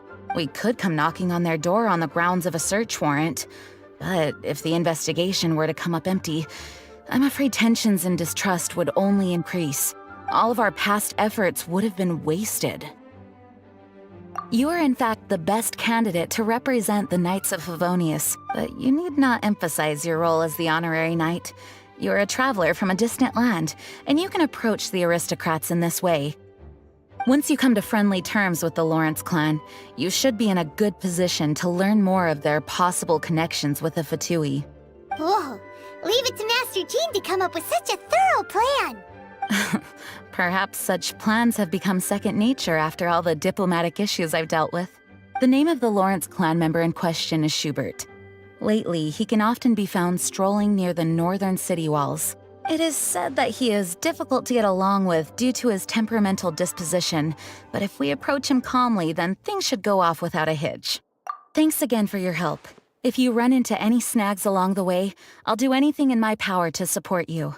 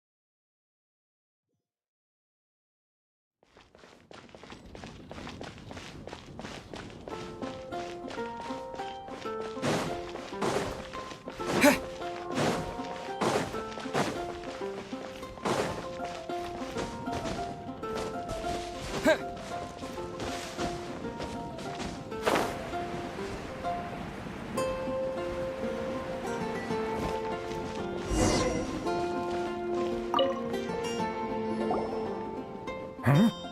Who are you? Hello! We're here too! Hello? Did I hear you correctly? Hello? Huh. And I suppose you think that you can simply strut up here and greet me in such an ignoble and vulgar manner? Given that I don't recognize you, I can only assume that you are a traveler of some variety. I'll have you know that you are speaking with the Schubert Lawrence, a blood descendant of the magnanimous nobility. If you wish to address me, you'd best consider your words more carefully. Such nonchalant manners are inadmissible and will never do. Now, if you're somehow capable of understanding anything I've said, then you will get down on your knees, apologize for your negligent actions, and give me a proper introduction. That is the appropriate etiquette. That's etiquette? Paimon's never heard of something so complicated before. Huh. In former times, when people knew their place and respected traditions, such conduct was only basic courtesy when greeting a nobleman. And neglecting your manners would result in a swift whipping.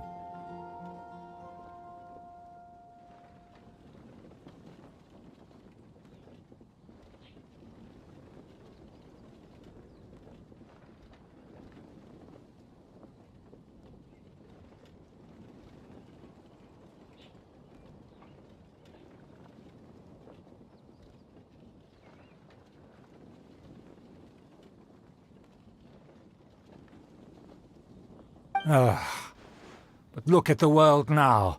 Rules have been thrown to the wayside and manners forgotten. I cannot bear to see such degradation.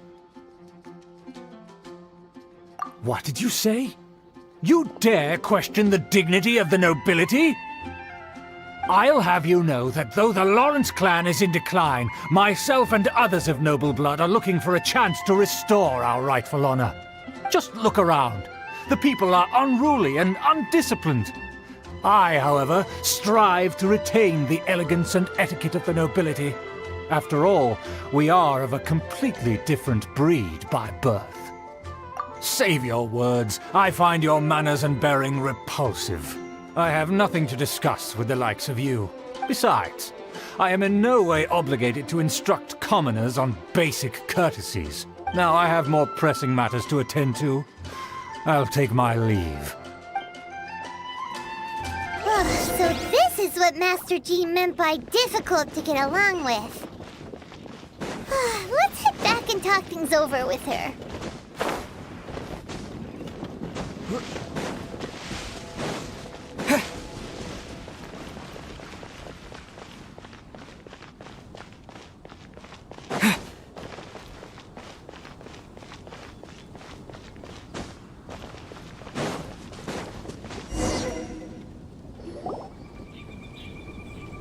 Well, if it isn't the honorary knight!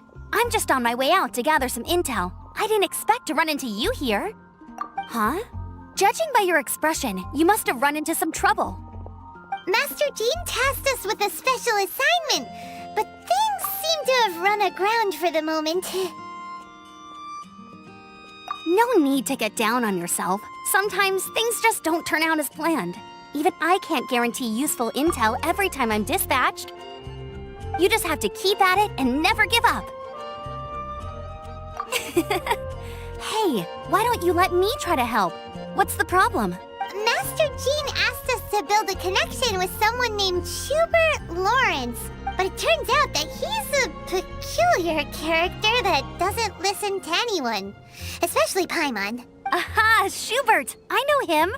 Let me guess, he said you didn't have any manners. I've been on the receiving end of his lectures many a time. The Lawrence clan can be very particular about such things. You mean everyone in the Lawrence clan is just a big headache? As aristocrats, they believe there should be a certain distance between themselves and common folk. I understand their thinking, but that's just not how things are anymore. However, there is one exception among the Lawrence clan, my good buddy, Eula.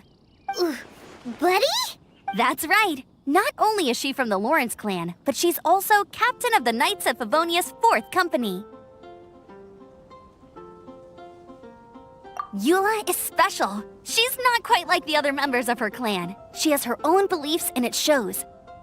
In other words, she doesn't really adhere to the strict rules and conventions of her family. However, she's still quite knowledgeable about dealing with the Lawrences. I'm sure you'll see what I mean if you meet her. That's strange. If Eula is a member of the Lawrence clan, then why would Master Jean choose us for the task? Couldn't she just ask Eula? Well, it's a little complicated. Basically, the Lawrence clan has frowned upon the fact that Eula joined the Knights. Her family members don't particularly care for her. In their eyes, Eula is nothing but a traitor to the family.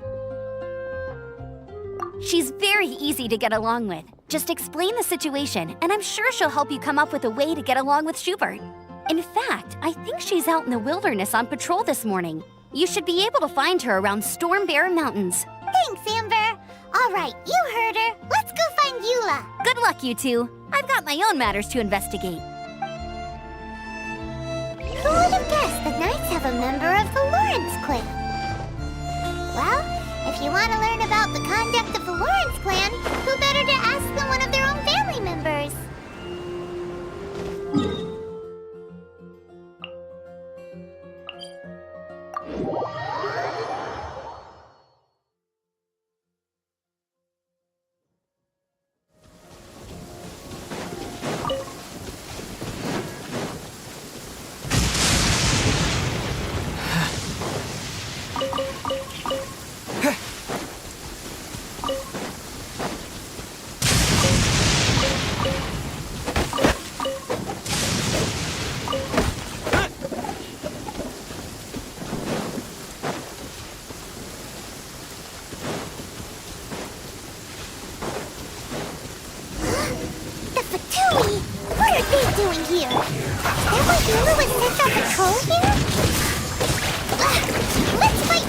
Talk later!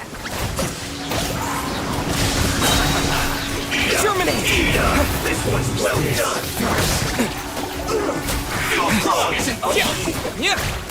Scatter! Looks like I went too far. I must leave.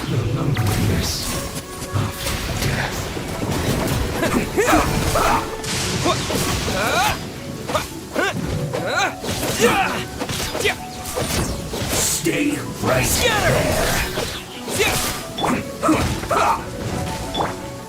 Nice and spicy. Shower me with. This isn't good.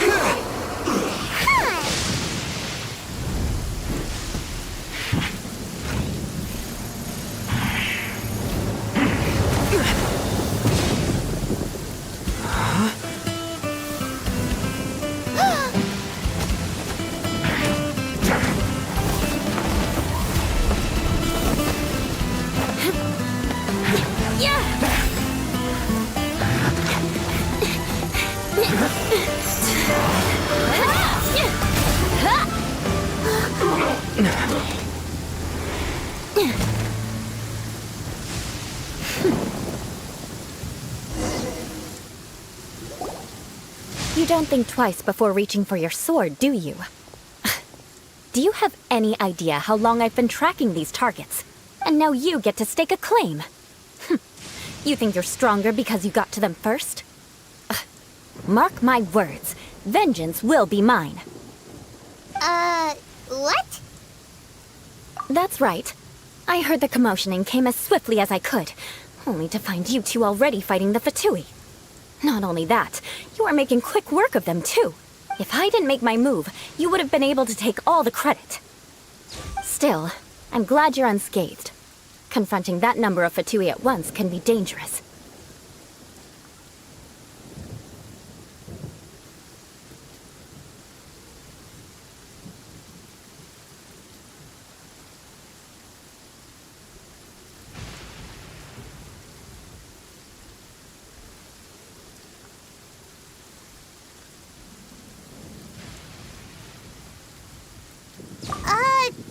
Sorry, Paimon doesn't understand what you mean, but thanks for your concern. Concern? Why would I be concerned for the safety of my arch-enemies? Arch-enemies? Wait a minute! You were saying how glad you were that we were unscathed a second ago! By which I meant, if you were injured, I'd have to escort two strangers guilty of stealing my targets all the way back to Mondstadt, which would mean you'd cause me even more trouble. My vengeance would be swifter still. Huh? So that's how you see all this? Yes, that's me. Paimon thinks she's pretty strange, although at least we can communicate with her.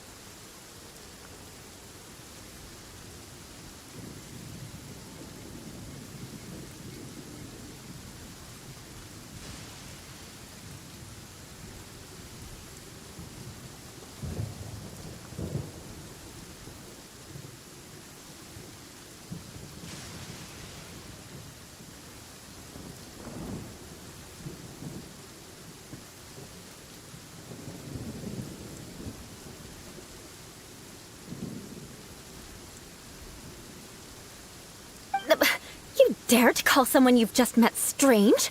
Forget the aristocracy. That's rude even by normal standards. Speak Speaking of which, how do you know my name? This is the honorary knight of the Knights of Favonius.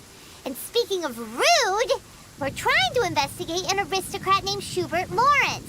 He's so obsessed with etiquette that he's not even willing to speak with us. I understand now. That's my uncle, all right.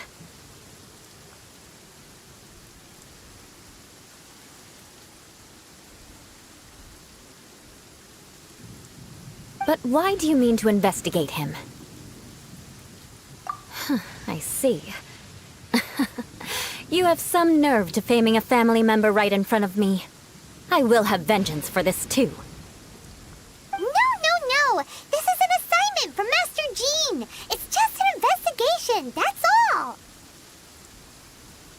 To the everyday citizens of Mondstadt, everyone in the Lawrence clan is scum.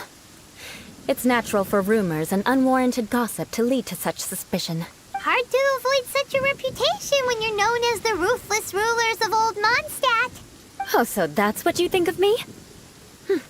Yet another transgression to avenge. But didn't you see him first? Oh. Curious. We've only just met, and you've already given me 3 causes for vengeance. It's been a while since I've encountered anyone as interesting as you.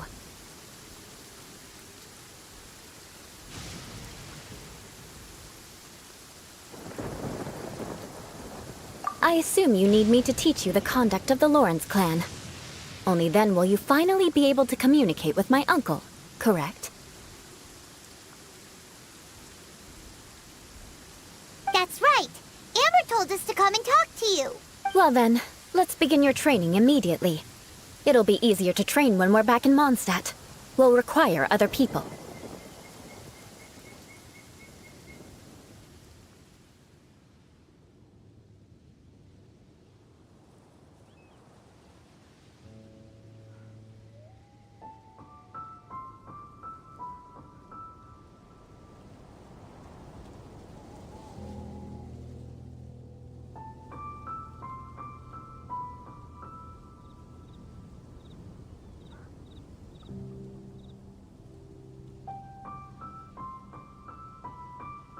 We can put that aside for now.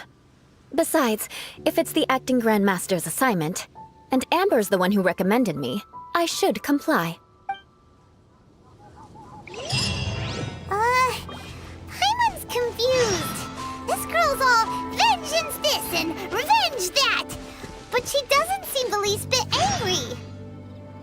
Still, Paimon has met bigger weirdos before.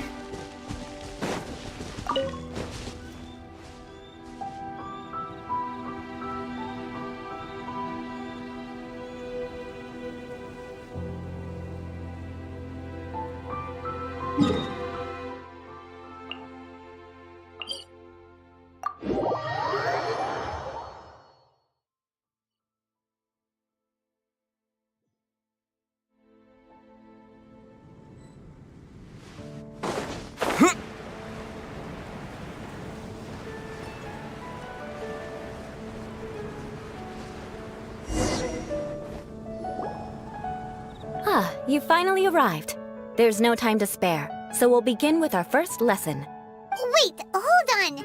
There's something we need to clear up first. Otherwise it'll keep bugging us.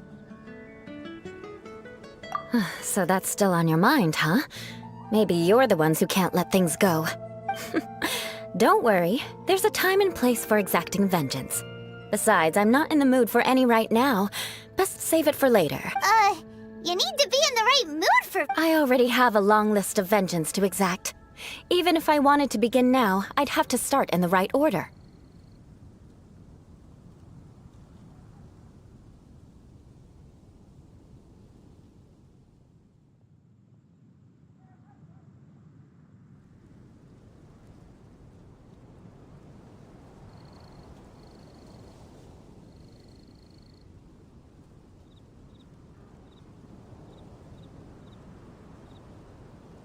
Who knows how long it will be before I get to you?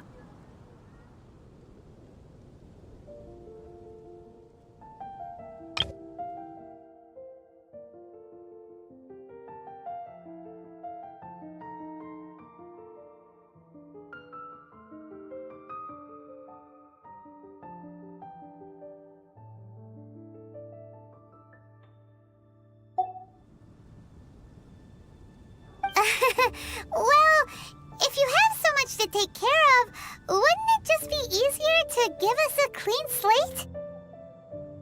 Absolutely not. Stealing my targets, calling me a ruthless ruler, and suspecting my uncle. All worthy of vengeance in my eyes. But you needn't worry, at least not whilst we're investigating this matter.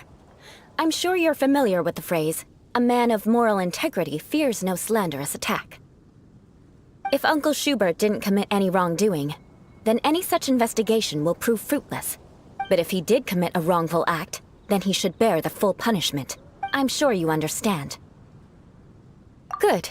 Now, there are two key points that aristocrats attach great importance to.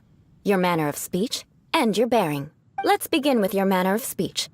Aristocrats have a very unique way of carrying conversation, even with mundane daily topics. Oh, Paimon's already learned some unique conversation. Mark my words, vengeance will be mine!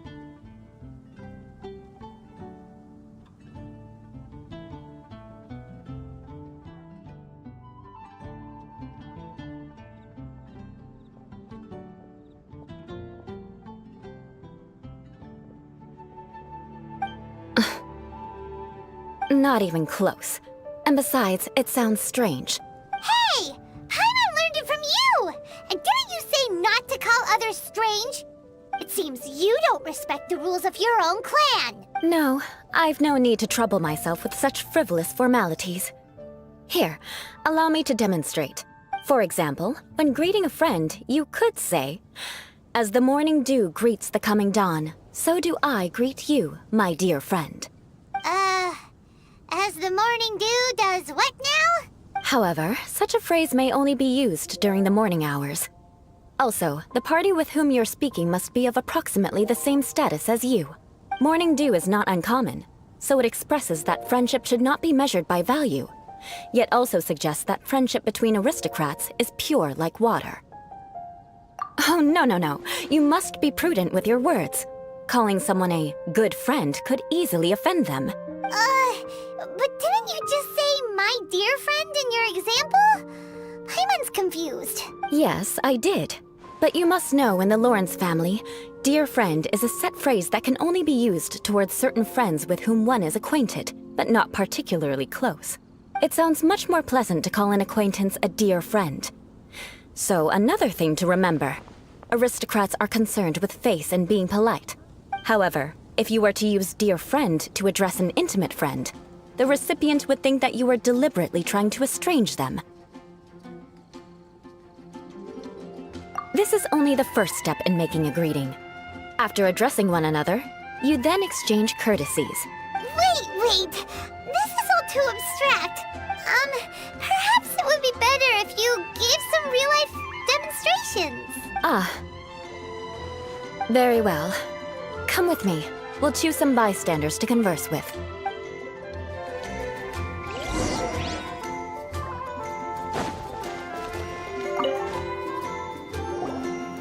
Oh, you're Eula of the Lawrence clan, right? This can't be good. You there, lowly laborer. You stand in the presence of a member of the illustrious Lawrence clan. I have words for you. Please acknowledge the glory bestowed upon thee by the nobility... what comes next? Oh, right. By solemnly kneeling to the ground with utmost sincerity. Huh? I can't make heads or tails of anything you're saying. Hold on. What did they always teach me? Whenever a dispute arises, protection of your family's prestige and dignity always takes precedence. Got it. As a lowly commoner, you shall maintain absolute reverence when speaking with those under which you so graciously toil. How dare you speak in such a manner? Is everyone from the Lawrence clan so strange? The days of the Lawrence clan's tyranny have long passed. I don't care what you're trying to do, just beat it.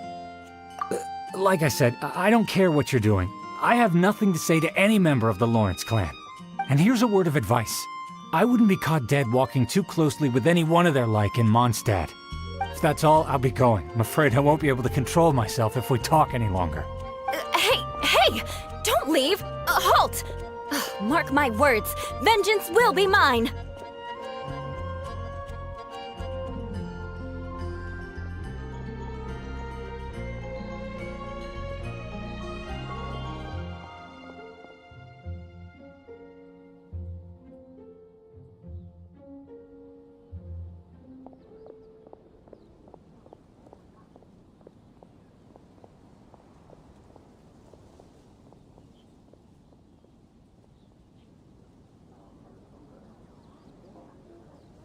Wow, the Lawrence name really does carry a terrible reputation.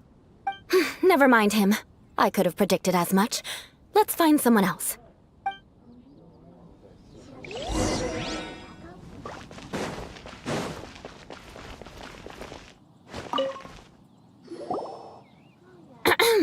You there, lowly toiler. You stand in the presence of a member of the illustrious Lawrence clan. I have words for you. Please acknowledge the glory bestowed upon thee by the nobility, and solemnly kneel to the ground with utmost sincerity. Huh? Why don't you respond?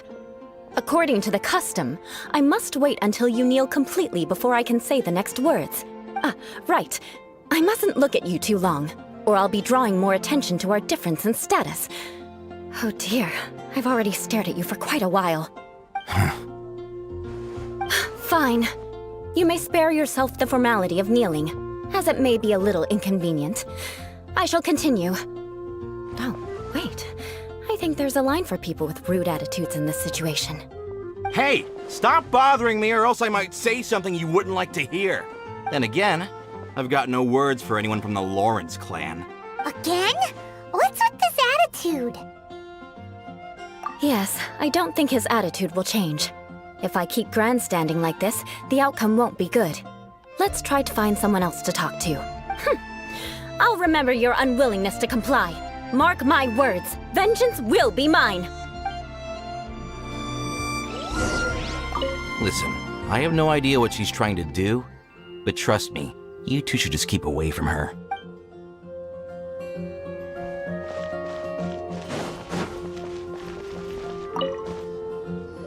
You there, lowly worker. Yeah, I've already heard it all before. Look, just spare me the time. Our answer's always the same. We've got nothing to say to the likes of you. I mean, seriously, can't you just take a hint? Please calm down. We don't want to cause any trouble. I know she's a Knight of Favonius, and that the Knights wouldn't misplace their trust, but the name Lawrence carries too much weight with it. Even to this very day, the descendants of the Lawrence clan are still scheming to reclaim Mondstadt and reinstate their aristocratic rule. And if that wasn't enough, here you are purposefully using their awkward way of speaking just to put on an act? Don't you care for the feelings of us ordinary folk?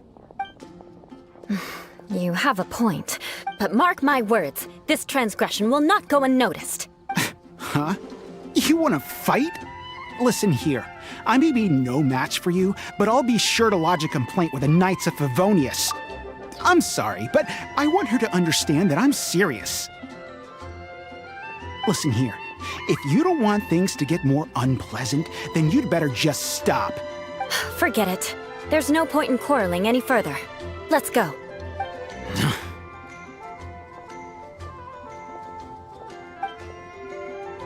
It's all right. This happens quite often. Let's find someone else to talk to. Paimon thinks we've seen enough now. Let's just stop. Actually, Paimon thinks we should apologize for asking you to demonstrate for us. We had no idea the feelings between the Lawrence clan and the people of Mondstadt were so bitter. What can we do? The Lawrence name is already a dirty word among every household in Mondstadt. Even 3-year-olds know the story. I see this kind of attitude all the time. Don't worry. What with me being a Knight of Favonius, they're usually willing to speak a few words with me. Perhaps my aristocratic manner of speech provoked them today. Believe me, it's not a big issue. So this is the way things are normally for you? There's no need for them to direct their anger at you personally. That's the way things are. Perhaps it's just fate for those who have made mistakes. Accepting punishment is only fair, right? But when your family has committed atrocities, I'm afraid there's no easy path to reconciliation. As memories are carried in the city breeze, the faults of such grievances are passed from one generation to the next. It is now my turn to bear this burden.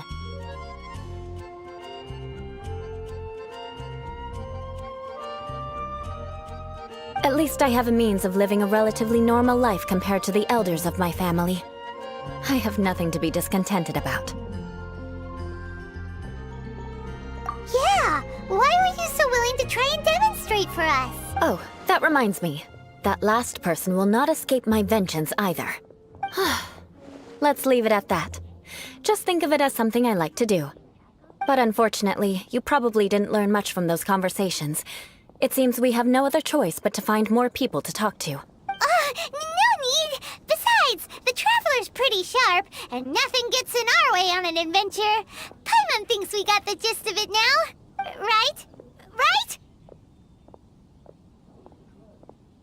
We'll just have to roll with it for now. Let's just keep Eula from getting anyone else riled up. Well then, I'm glad you learned something. You're already halfway toward mastering aristocratic conduct. A proper manner of speech is more aesthetic than anything else. It stems from their taste for refinement. But we must also practice your bearing. I have a very effective way of training for this. Come with me to Dragonspine.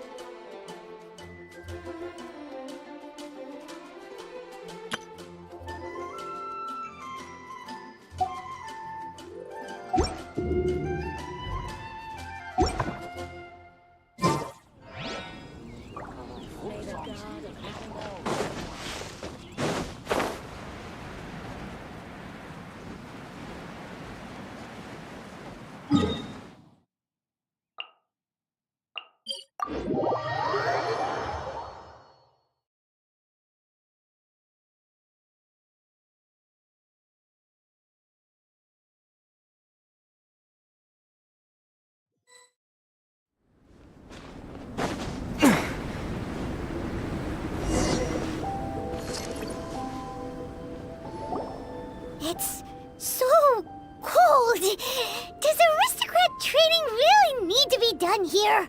If you wish to truly achieve the dignified conduct of an aristocrat, you must learn to remain composed and elegant even amidst harsh conditions. For example, you can see that part of the path up ahead is quite difficult to traverse. But a well-trained aristocrat would not only effortlessly proceed forward, but do so without a stain on their garment and their elegance fully intact. Paimon thinks we've left the realm of aristocrats and entered the realm of adventuring. Compared to what we've already seen, this should be a piece of cake. Uh-huh. This is where you can finally apply some of your adventuring knowledge. You look pretty confident this time. All right, let's get started. Remember, you must be graceful and elegant. Don't get knocked or launched into the air. That would be most unsightly.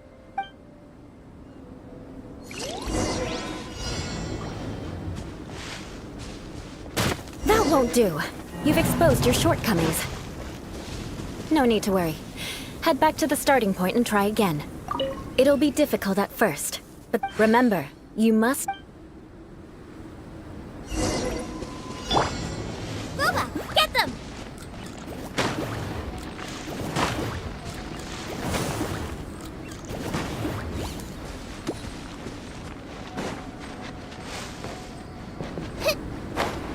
Yeah!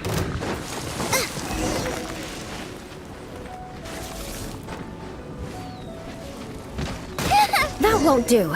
You've exposed your shortcomings. No need to worry. Head back to the starting point and try again. It'll be difficult. Remember.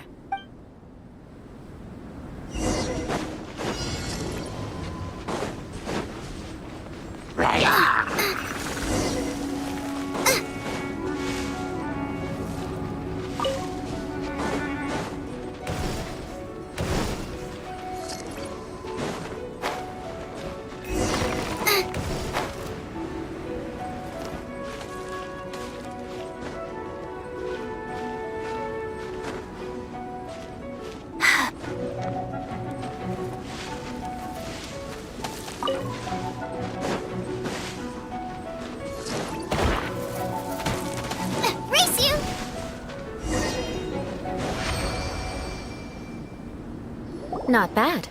A lot better than I had anticipated, at least. Paimon almost didn't make it through. Whew. Good thing we didn't get stuck. So, are we aristocrats now? Don't flatter yourselves. We've only just begun. This scenario was relatively simple. In the face of a real battle, one would seldom have a chance to stop and evaluate the situation. There's a ley line monolith just up ahead that will attract nearby monsters. True elegance is the ability to calmly yet swiftly make decisions in the heat of battle. My family set only the highest expectations for me, even as a child. Let's proceed, shall we?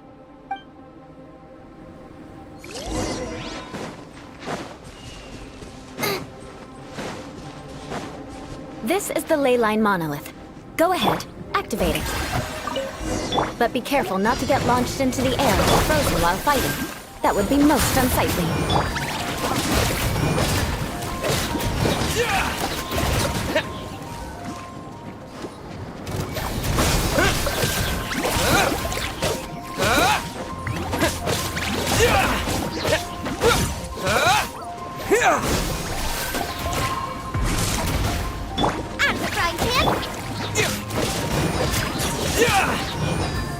Scatter!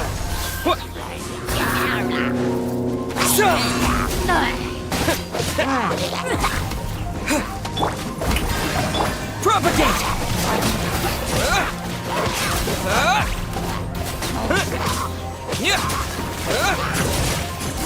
Scatter!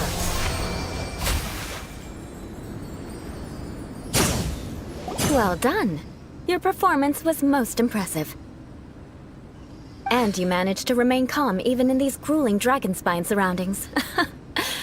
I'm starting to wonder if even I could have done the same. Given such an outstanding performance, it seems there is little left for me to teach you.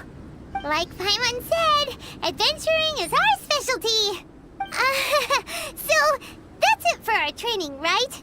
Then let's get out of Dragon Spine before Paimon turns into a popsicle. Hold on. I was commending the Traveler's performance just now.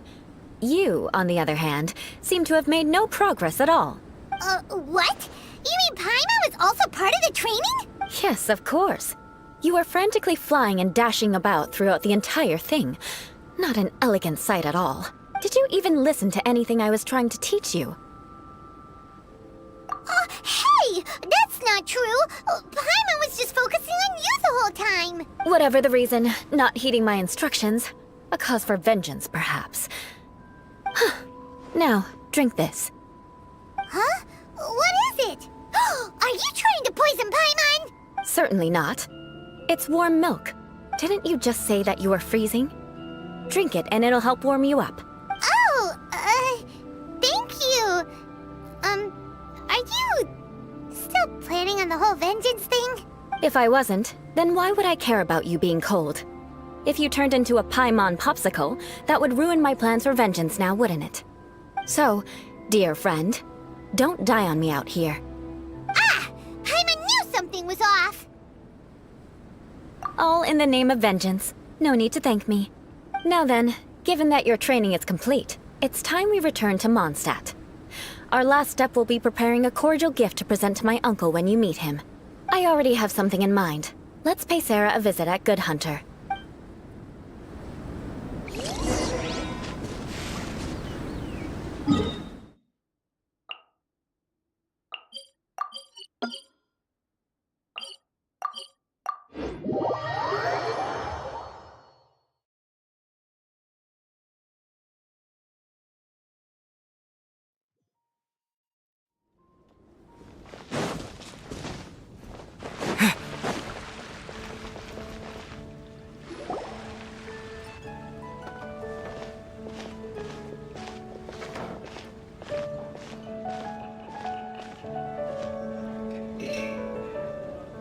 Oh, hey, Eula. I see you've met the honorary knight.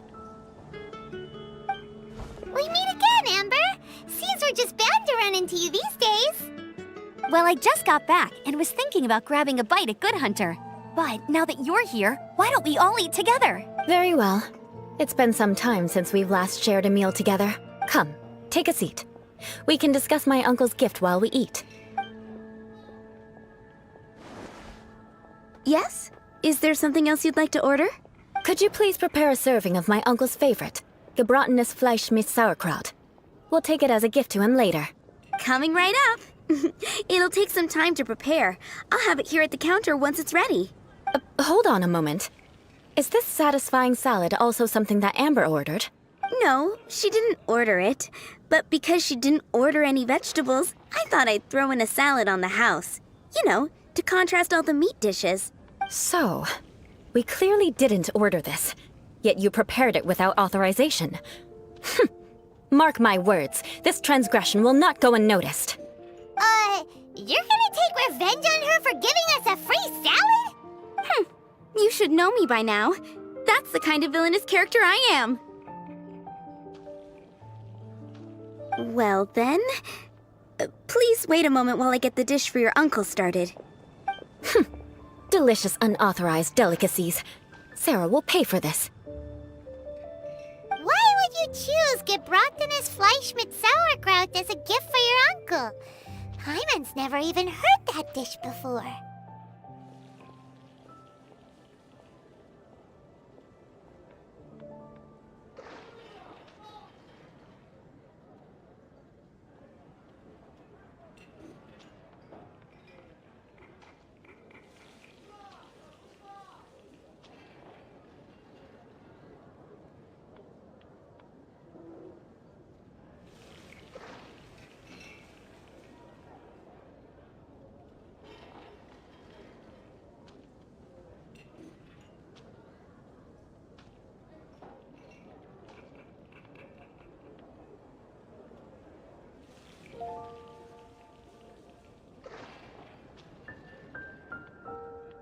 This dish isn't actually on Good Hunter's menu.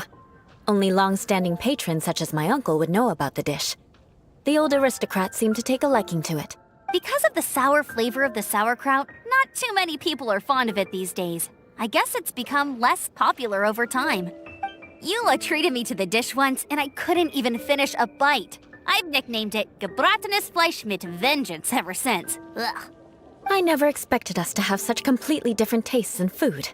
If I weren't in such a good mood, I'd say that constitutes grounds for transgression. Of course not. It's hard to find someone in Mondstadt that attracts contempt as much as she does. It's fine when you're just joking between us, but I'm afraid our honorary knight might misunderstand you. Eula's always talking about vengeance, but that's just how she is. It's nothing you should take too seriously. But I am serious, and I'll remember every transgression committed against me. Ugh, it's no wonder so many people dislike you. Paimon's starting to realize that Eula is actually a very good person. There's no need to be so awkward when you want to say something nice. Listen, you've never been labeled as a social pariah, have you? Well, no? So that's why you wouldn't understand how hard it is for a bad person to try to be good. It's impossible for me, and I have no intention of acting like a good person. All right, no need to look so sullen. I'm just kidding. Come on, let's eat. The food is getting cold. Oh, I'm stuffed. I'll see Sarah about the bill.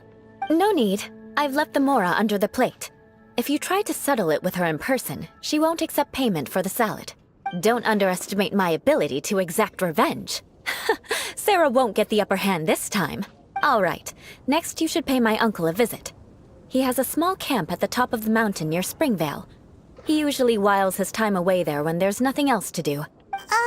Aren't you coming with us, Eula? I'm afraid that wouldn't be very convenient for me. It'd be better if you two went alone. Ah, yes. Please do remember to pick up the dish from Sarah. I still have more recon to do in the wilderness. Well, until next time. Let's meet again. What an interesting bunch you are.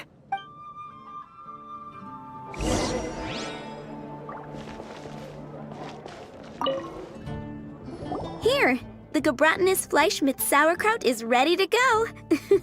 Be sure to eat it while it's hot, otherwise the flavor will be spoiled.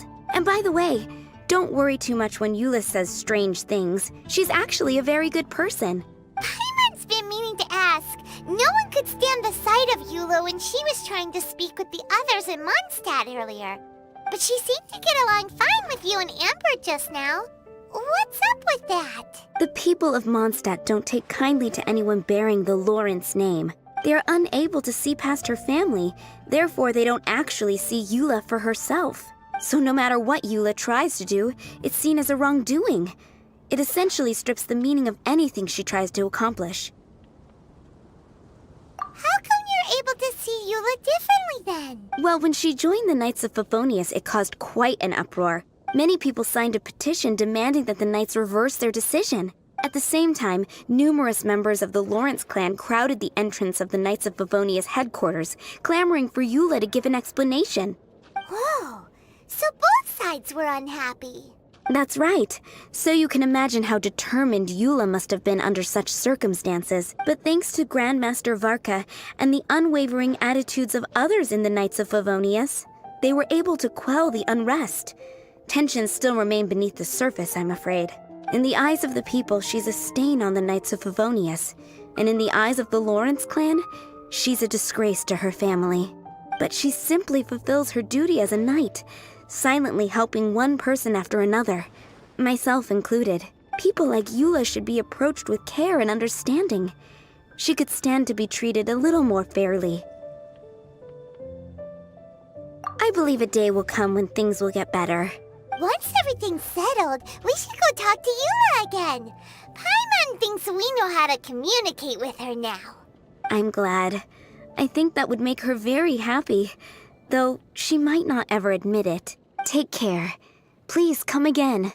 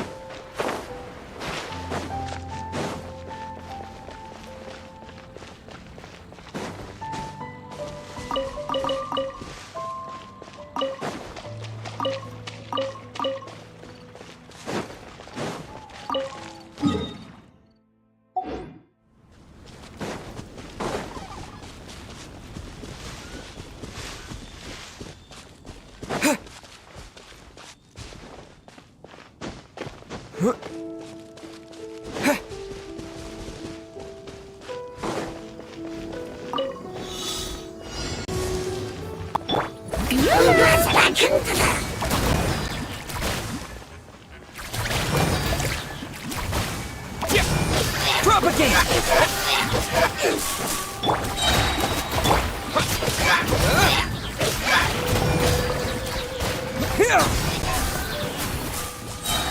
Terminate!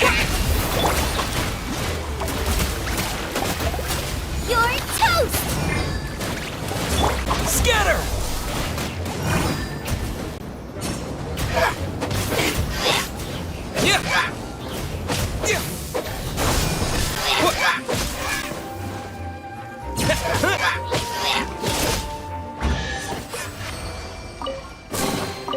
Is this an answer from this world? Shower me with praise!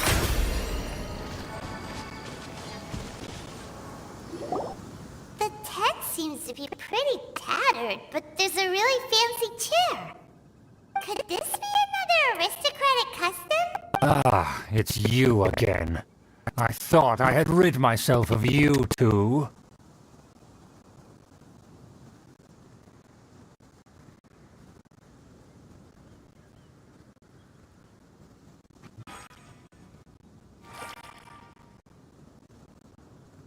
Magnanimous. Yes, indeed, that is true. Very well. I'm certainly not one to be narrow-minded. I'll overlook your previous misconduct for now and listen to what you have to say. This guy's so highly of himself. It appears I misjudged you. Supreme brilliance. The glory of the nobility that continues to this day. A true loyalist. Impressive. My intentions were to test your humility. It appears you have become well versed in our etiquette. Oh, he was with tennis players. Sure, deal. Your conduct is satisfactory. I must say, such progress in such a short time is practically unfathomable. If I may ask, from when did you learn such a civilized manner of speech?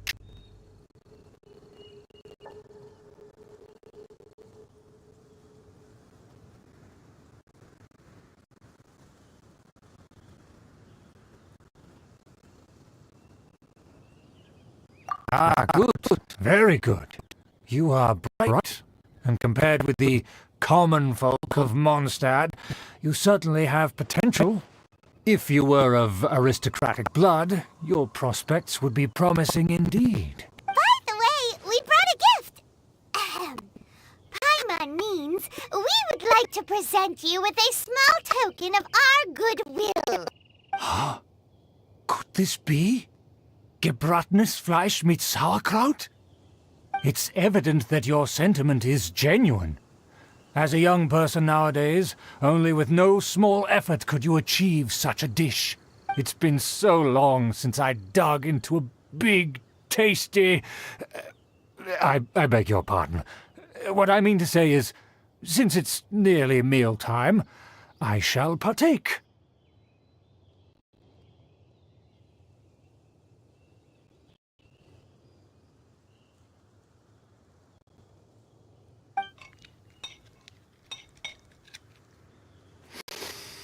Ah, yes, this aroma, just as I remember it, and this exquisite sour flavor. A delicacy that only us noblemen and women could appreciate. Now even Paimon's starting to wonder what it tastes like. I acknowledge your genuine goodwill. Such sincerity must certainly imply that you come bearing a request. Wait, so you've come to know of this, too? It was meant to be a family secret. Well, considering your meticulous etiquette, you must be a talent of unusual fortitude. I'm willing to place my full trust in you. Please, come with me. We happen to be in need of competent fellows like yourself. To see some friends from a distant land. They have offered their assistance in restoring the Lawrence clan to its former glory. So he trusts us solely based on your etiquette. Well then, let's get going, shall we? You'll understand everything in due course. Do you think his friends are the Fatui? Things will get sticky if the Fatui happen to recognize you. What should we do?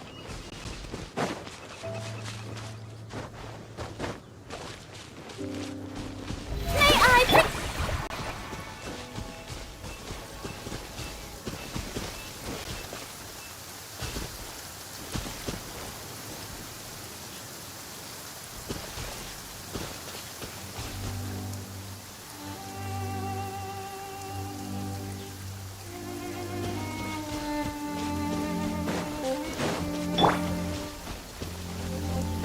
Someone needs...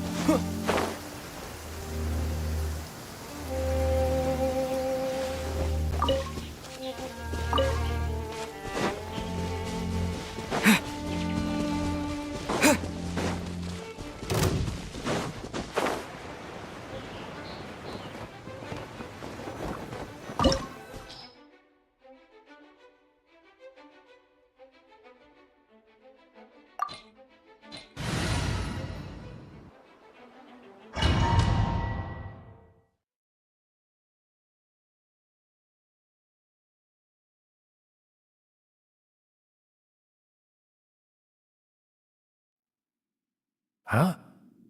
Why have you put on a mask all of a sudden?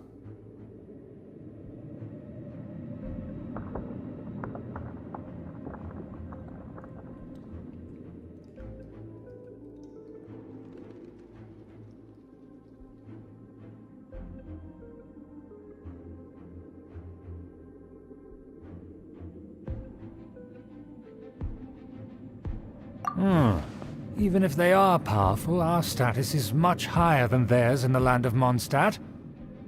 And therefore, we shouldn't allow them to admire our true faces so easily. I see. Good thinking. Paimon thought for sure they'd recognize us.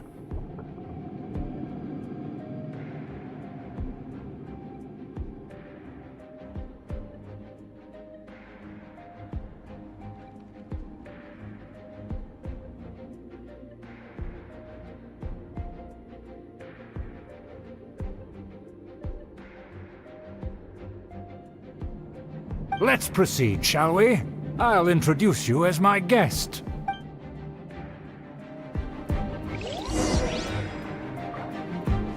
As you'll see in a moment, there are many already helping us. I heard that this area had already been purged once by the Knights of Favonius, but it's the only place around Mondstadt that is well concealed and spacious enough. Although it has fallen into disrepair and does not suit the tastes of the nobility, we simply have to make do for now. Sorry, can we walk any faster? Of course not. An aristocrat always moves with grace in his steps. Moving hurriedly is unacceptable. As expected, it's the Fatui!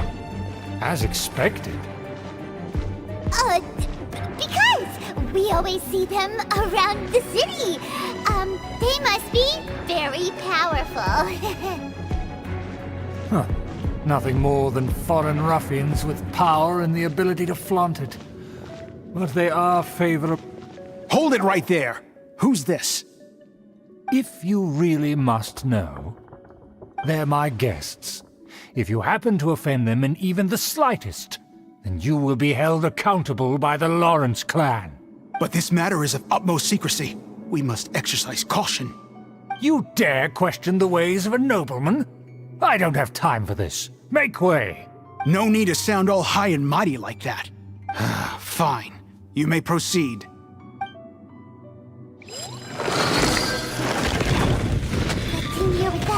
Don't wander about if you don't have business being here. Of course. That is the benefit of prestige. In past times, it would be a dire offense to speak to a nobleman in such a manner. We could determine a person's fate with the blink of an eye. Huh. And such glory will return to me again before long. Our preparations have been thorough, but I still can't shake this uneasy feeling.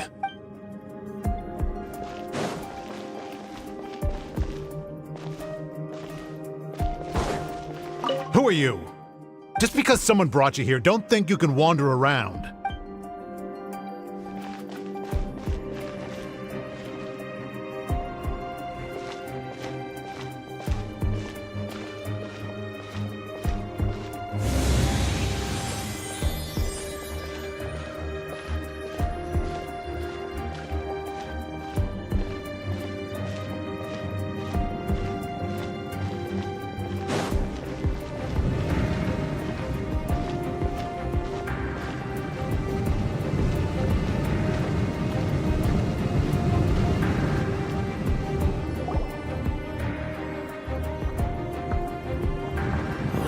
Where have I seen this person before?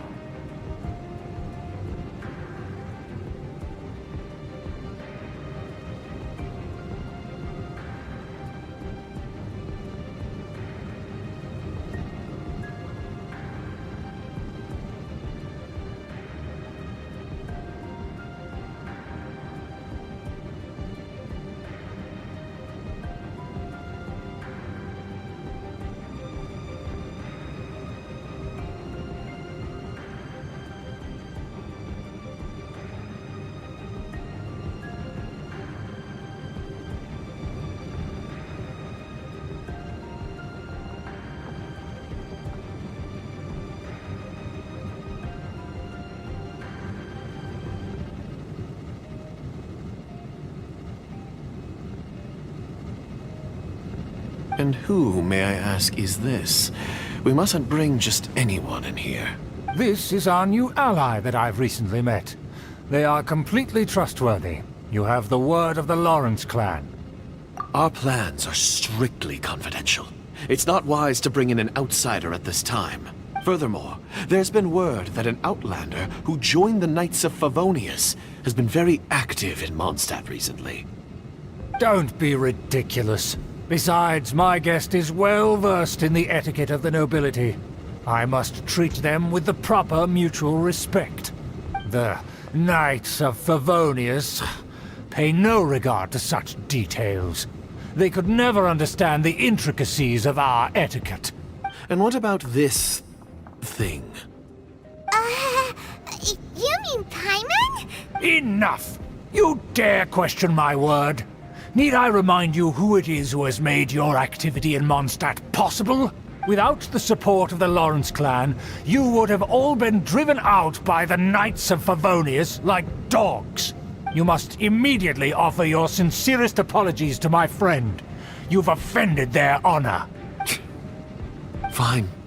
I'll take your word and make no further inquiries. Now, to the matter at hand. Did you bring the diagram of Mondstadt's defenses as promised? Oh, so that's what's going on here. Yes, of course. Here it is. Let me see. Why is it so poorly drawn? Everything's so squiggly and crooked. And what is this shape supposed to be? Excuse me? I'll have you know that I went to great lengths to carefully draw this map by hand myself. That shape is the symbol of the Knights of Favonius. I see. Crude, but I can make do. Are you able to verify that this is all reliable information? Of course, you needn't worry about that. Don't forget what we agreed upon. The flag of the Lawrence clan will fly above the Knights of Favonius headquarters. The rights to that building, as well as the whole of Mondstadt, belong to the Lawrence clan. Yes, we will both profit from this agreement. There's no use haggling over the details. We will make good use of the intel you provided. Also, be certain not to divulge our identity. There would be diplomatic consequences, you know. Don't worry, this matter is only between you and I. And my new friend here. No one else will know of it. Once this is over, I shall stand atop the Favonius headquarters and rebuke their pathetic rule over Mondstadt.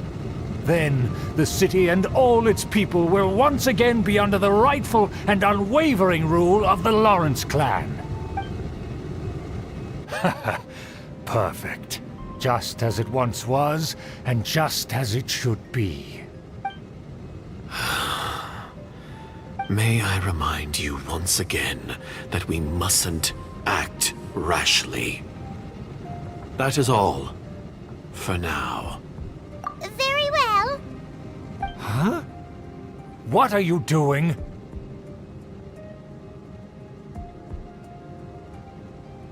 That's right! It's the Honorary Knight and their trusty companion, Paimon! We're here to crush your evil schemes into dust! Dust!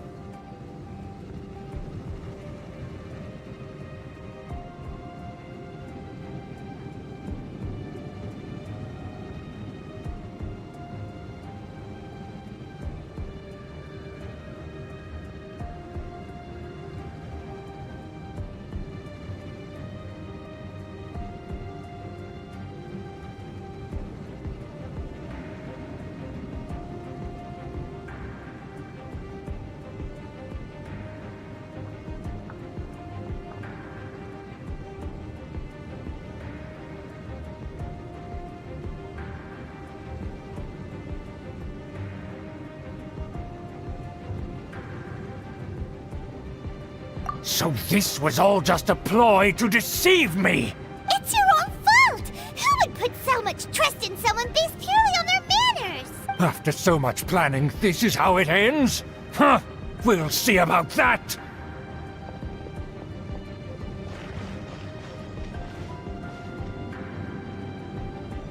Just as I expected. I knew I should have never trusted these foolish aristocrats. No matter, we already have the intel we need. Get them! They're running off in different directions. Paimon remembers that this place is a dead end. Can't run! Take care of the Fatui first and then deal with Schubert later. Scatter! That all you got? Don't be a killjoy! You've only just begun! Propagate! Looks like I quickly went too far. Boba, get them! Scatter!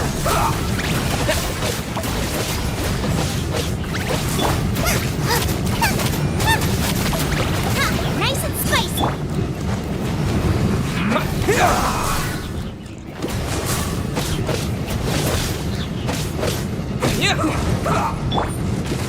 Ow!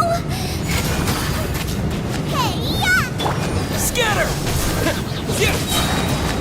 Springboard! This quickly!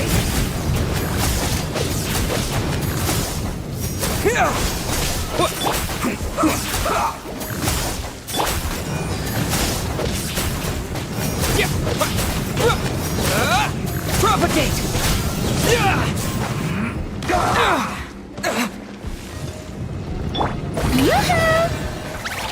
Don't waste time. Scatter! Let's end this quickly! Boba, get them!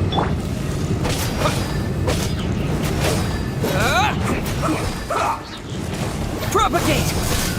The door is open! Let's go!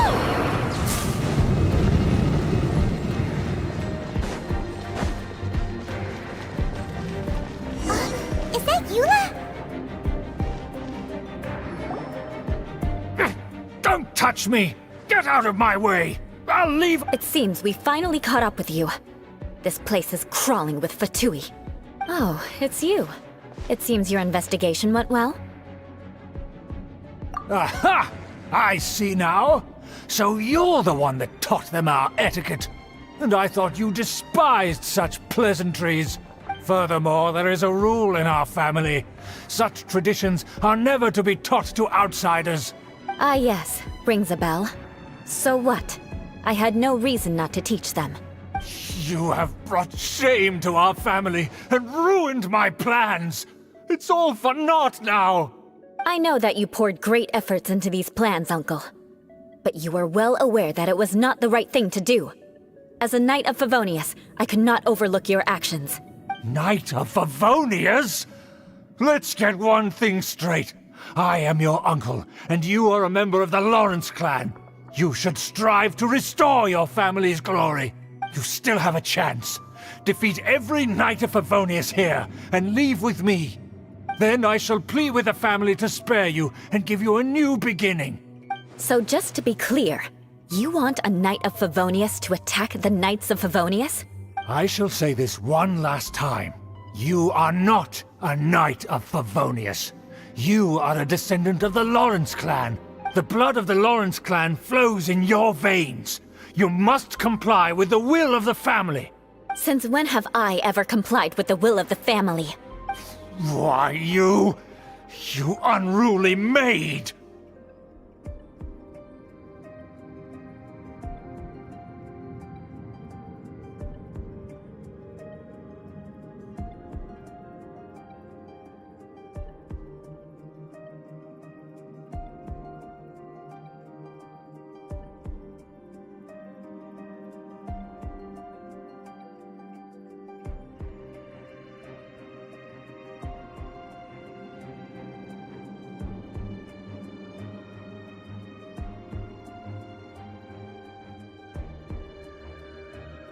If anyone should be angry, it should be me.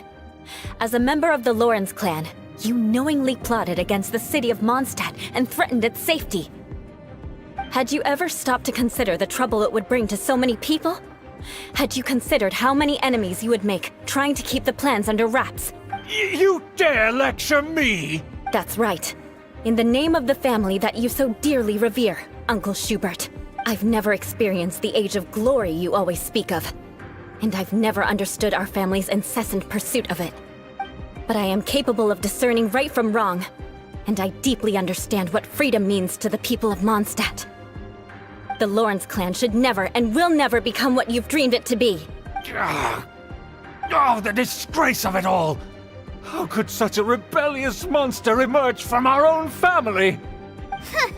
Things are starting to get pretty hysterical here. Politeness and elegance seem to have gone out the window. That's enough fuss for today. You two, take him away. The honorary knight and I have other matters to attend to. Given that you've already taken action, I assume you've come across some conclusive evidence? Paimon took a peek at their diagram. Your uncle had mapped out all of the Knight's patrol routes and marked out key information about Mondstadt. And there was me thinking that he was just another elder of the family. And a lazy one at that. I never suspected he could stoop this low. So stubborn. Mark my words, vengeance will be mine.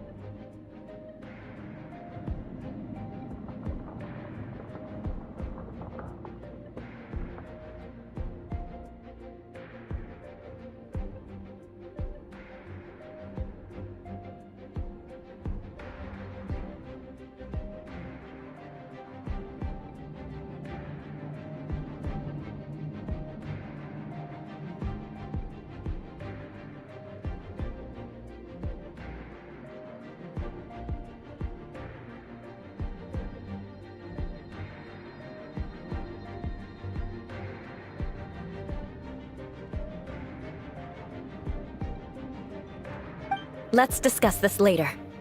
Our first priority is recovering that diagram.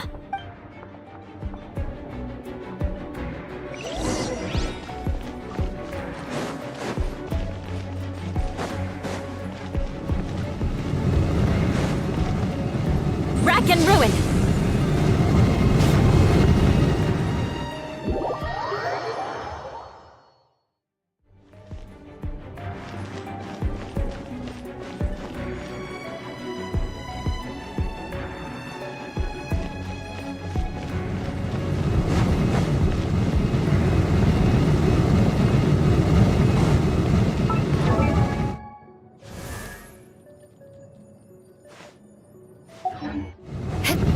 more speed.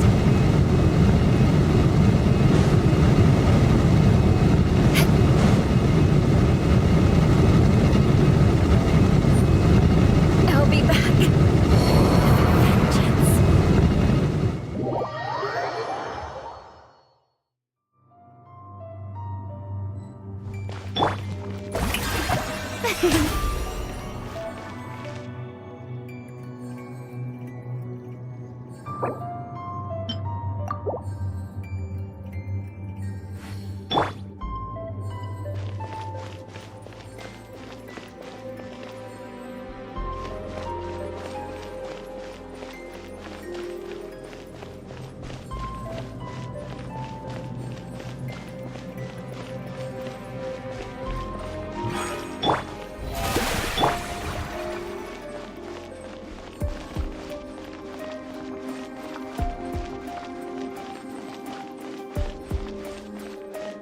Race you!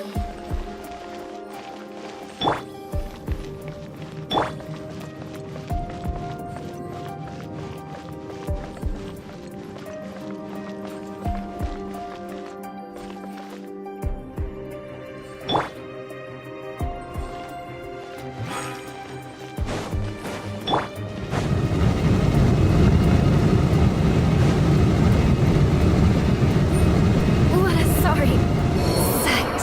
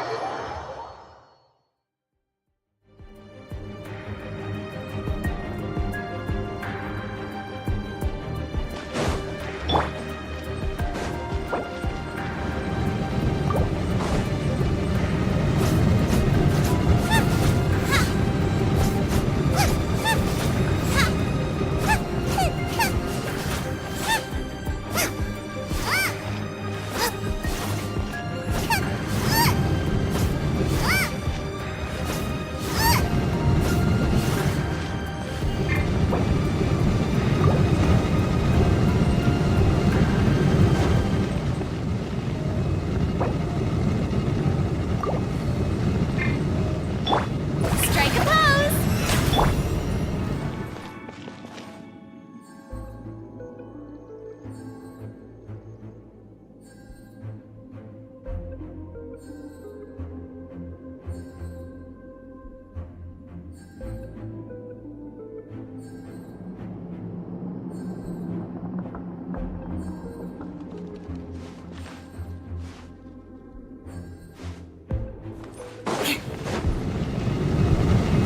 Beg for mercy.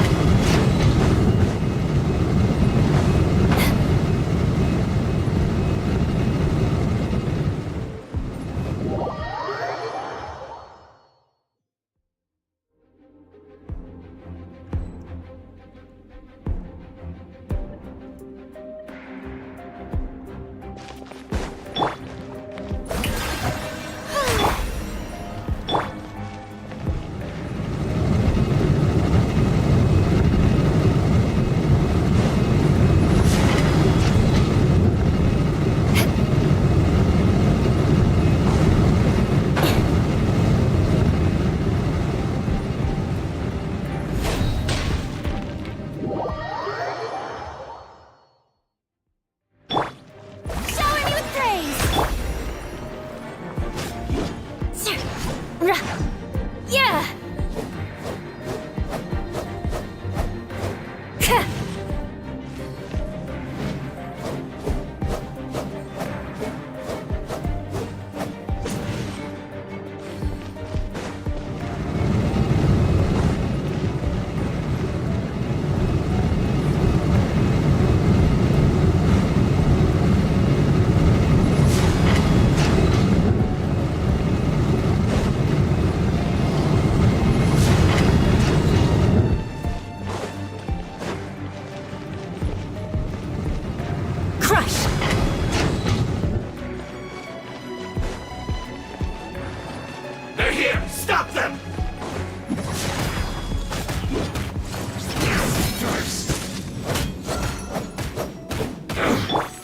I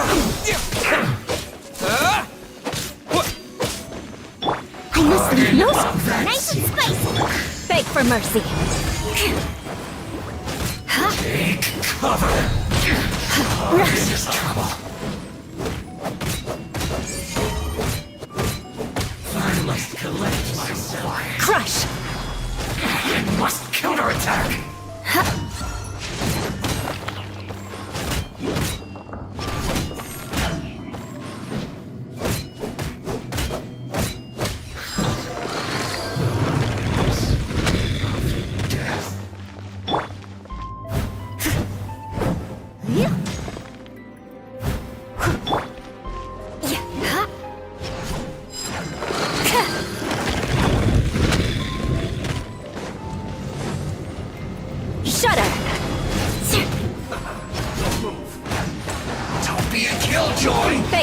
Just begun.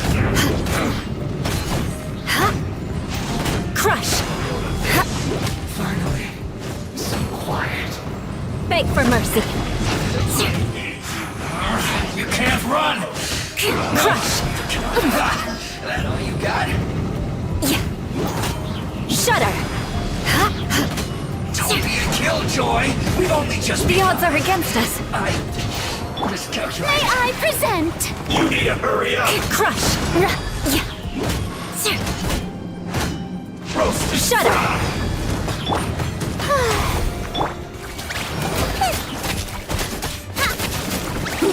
An unfortunate fault. Beg for mercy.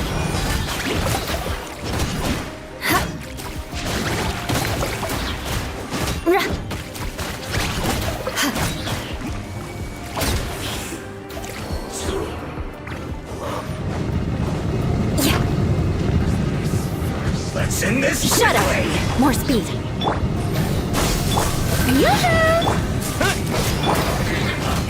I will end you. Freeze to the core. Crush.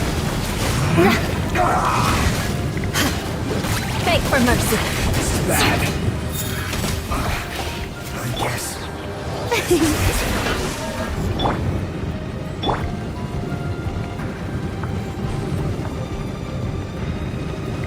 That seemed to work. Crush. What an audience. Leave it up.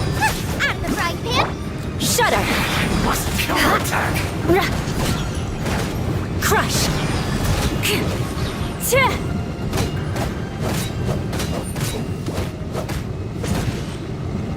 Shudder.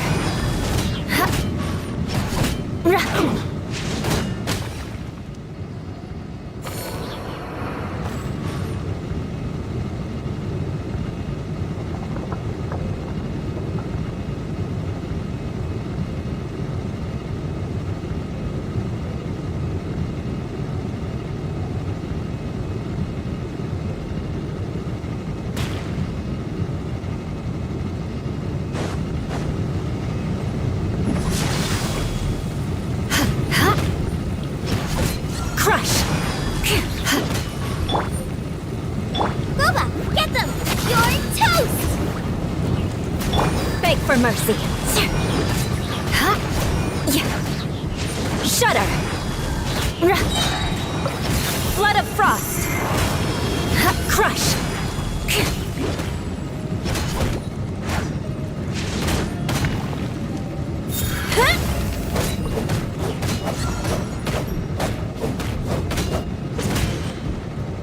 Shudder.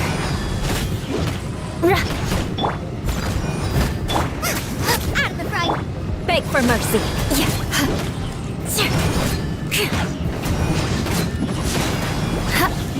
My duty at an end.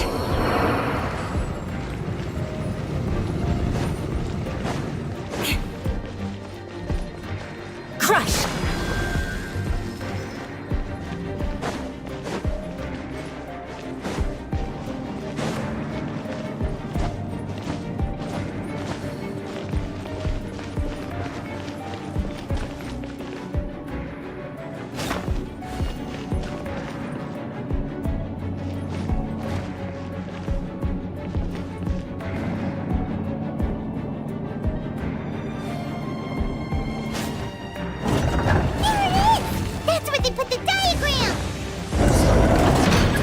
huh?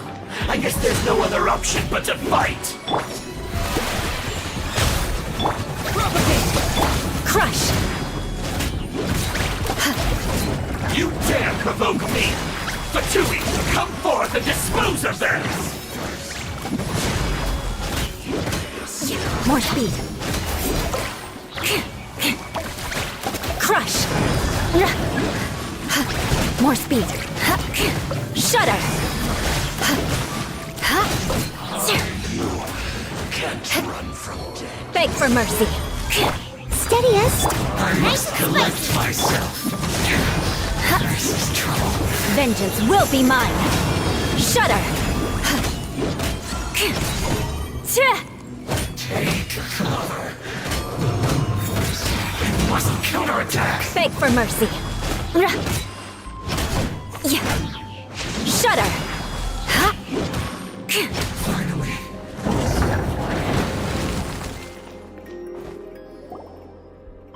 This must be it. They may very well have already made a copy of it. But without my uncle as their puppet, there'd be no use in them attacking the city. The Fatui wouldn't have relied only on your uncle. True. But if their plan had hinged purely on taking Mondstadt by force, as opposed to with the help of a puppet, they could have spared themselves the trouble. The Fatui are dishonest, but they wouldn't go as far as to start an open war. Their opposition wouldn't just be Mondstadt alone. Anyway, I'll inform the acting Grandmaster. She'll know how to handle things from here. Oh yeah! You suddenly appeared at just the right moment! Yeah, about that. Because you stole my targets by attacking the Fatui I'd been tracking earlier. I came to exact my vengeance. You tried to do my job for me, and I'm here to return the favor.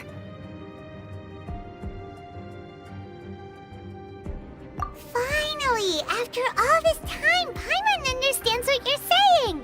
In reality, you sensed that something might happen to us during our investigation. You were worried about us and your uncle, so you brought a team to take a look. My purpose was vengeance. Don't twist the story. You don't look too bright, but it turns out you have a knack for scheming. And mark my words, I'll remember that. Hey! What do you mean Paimon doesn't look too bright? You have seeded a deep enmity between us. Just you wait. Even if you were to be completely destroyed, I would never forget you. Bring it on! I like your fighting spirit. I'll take this diagram back to the Knights of Favonius and take it from here. Sure. Well, see you around. That you will. And make sure not to steal my targets next time.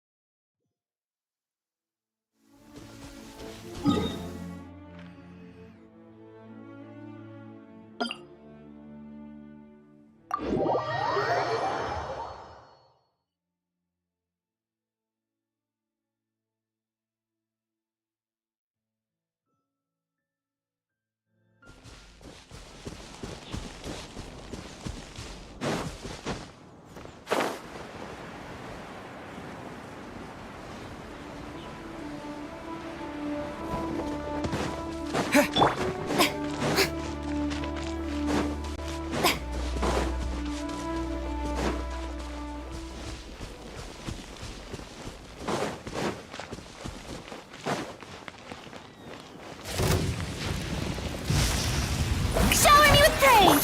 Scatter! Yeah! Yeah!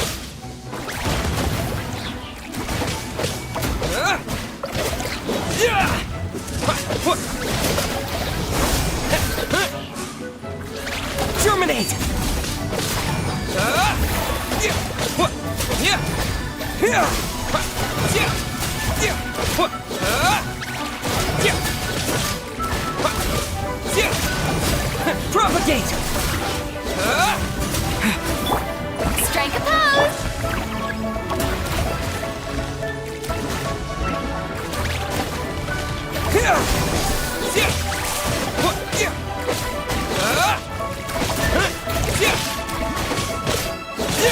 Propagate! Spring forth!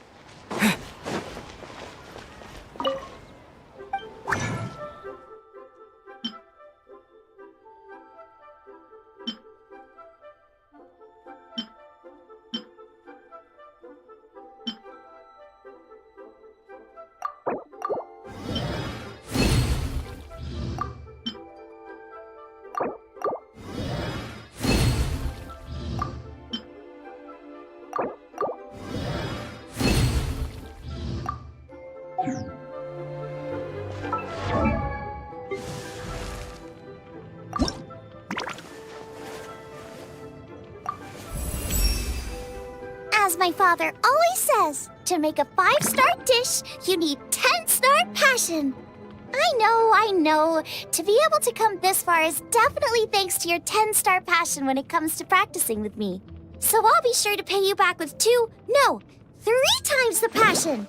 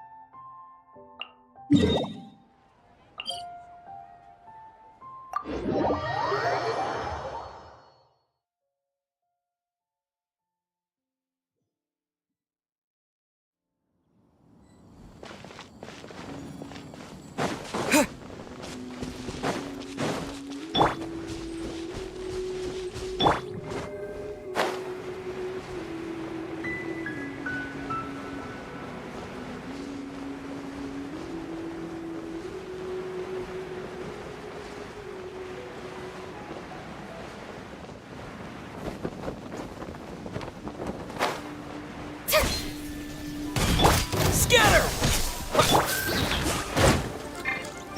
Leave it all to me.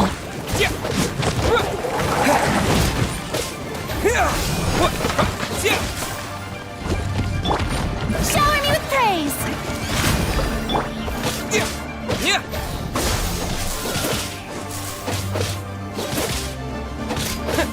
Gooba, get them! Scatter!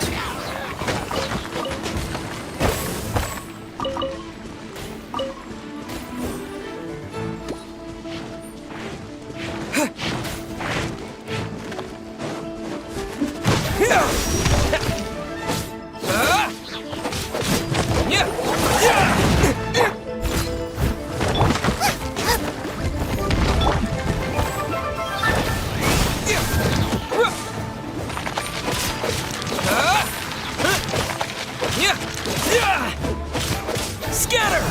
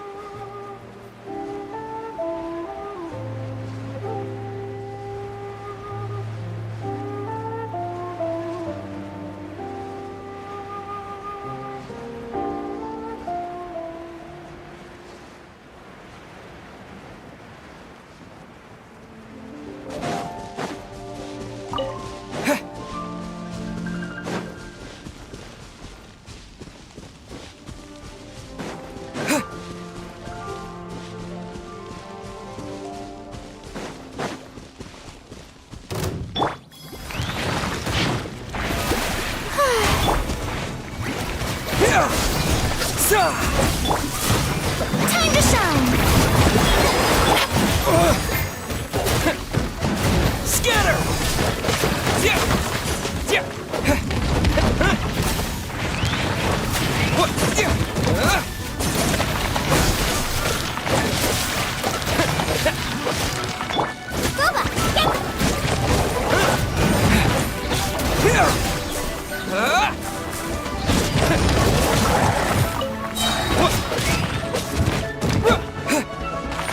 Propagate!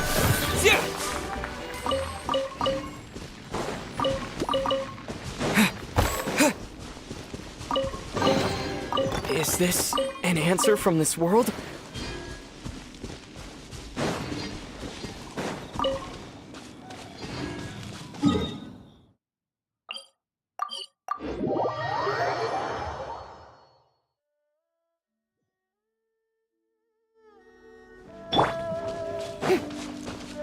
Strike a pose! Ah.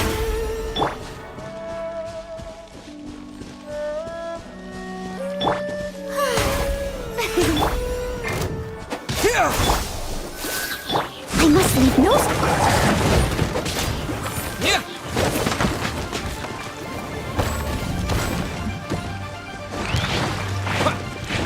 Propagate! Germinate! The show begins! Scatter!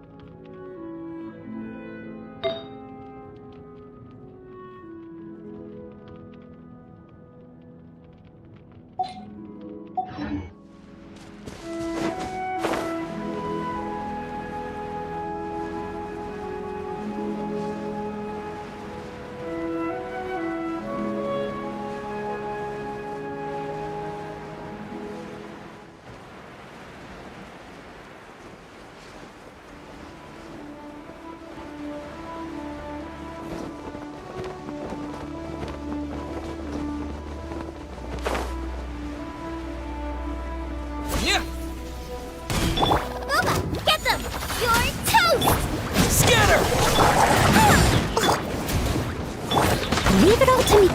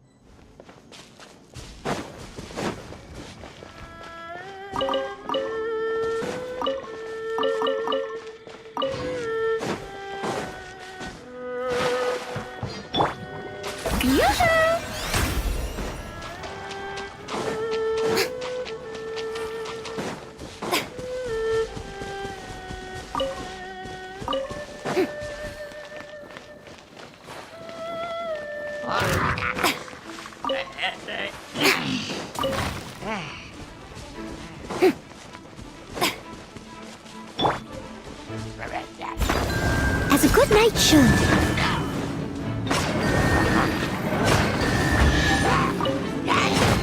A little dusty. Best give it a spring cleaning.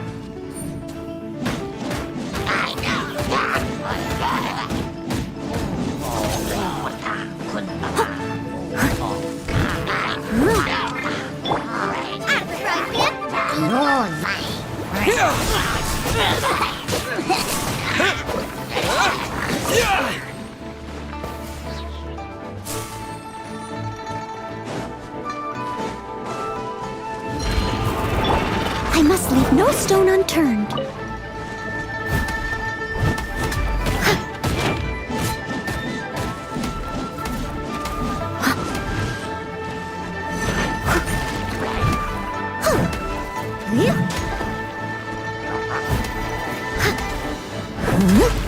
Nice and spicy. Propagate!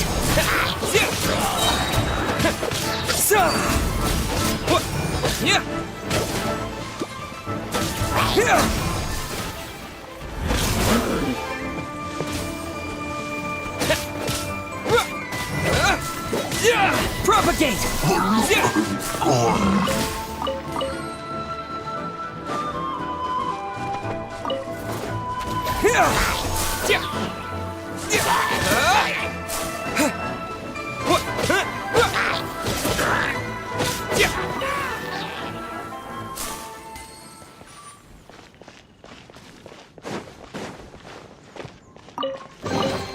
Is this an answer from this world?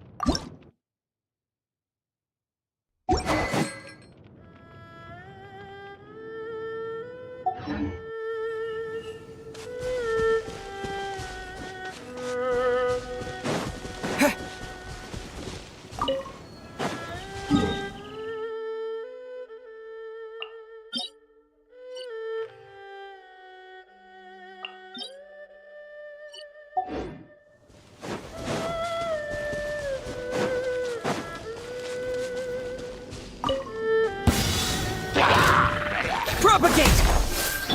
Eat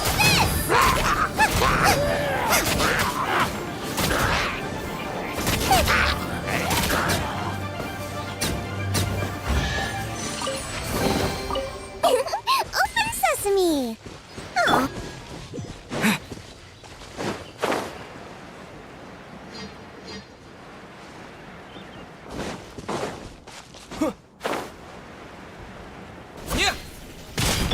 Strike a pop!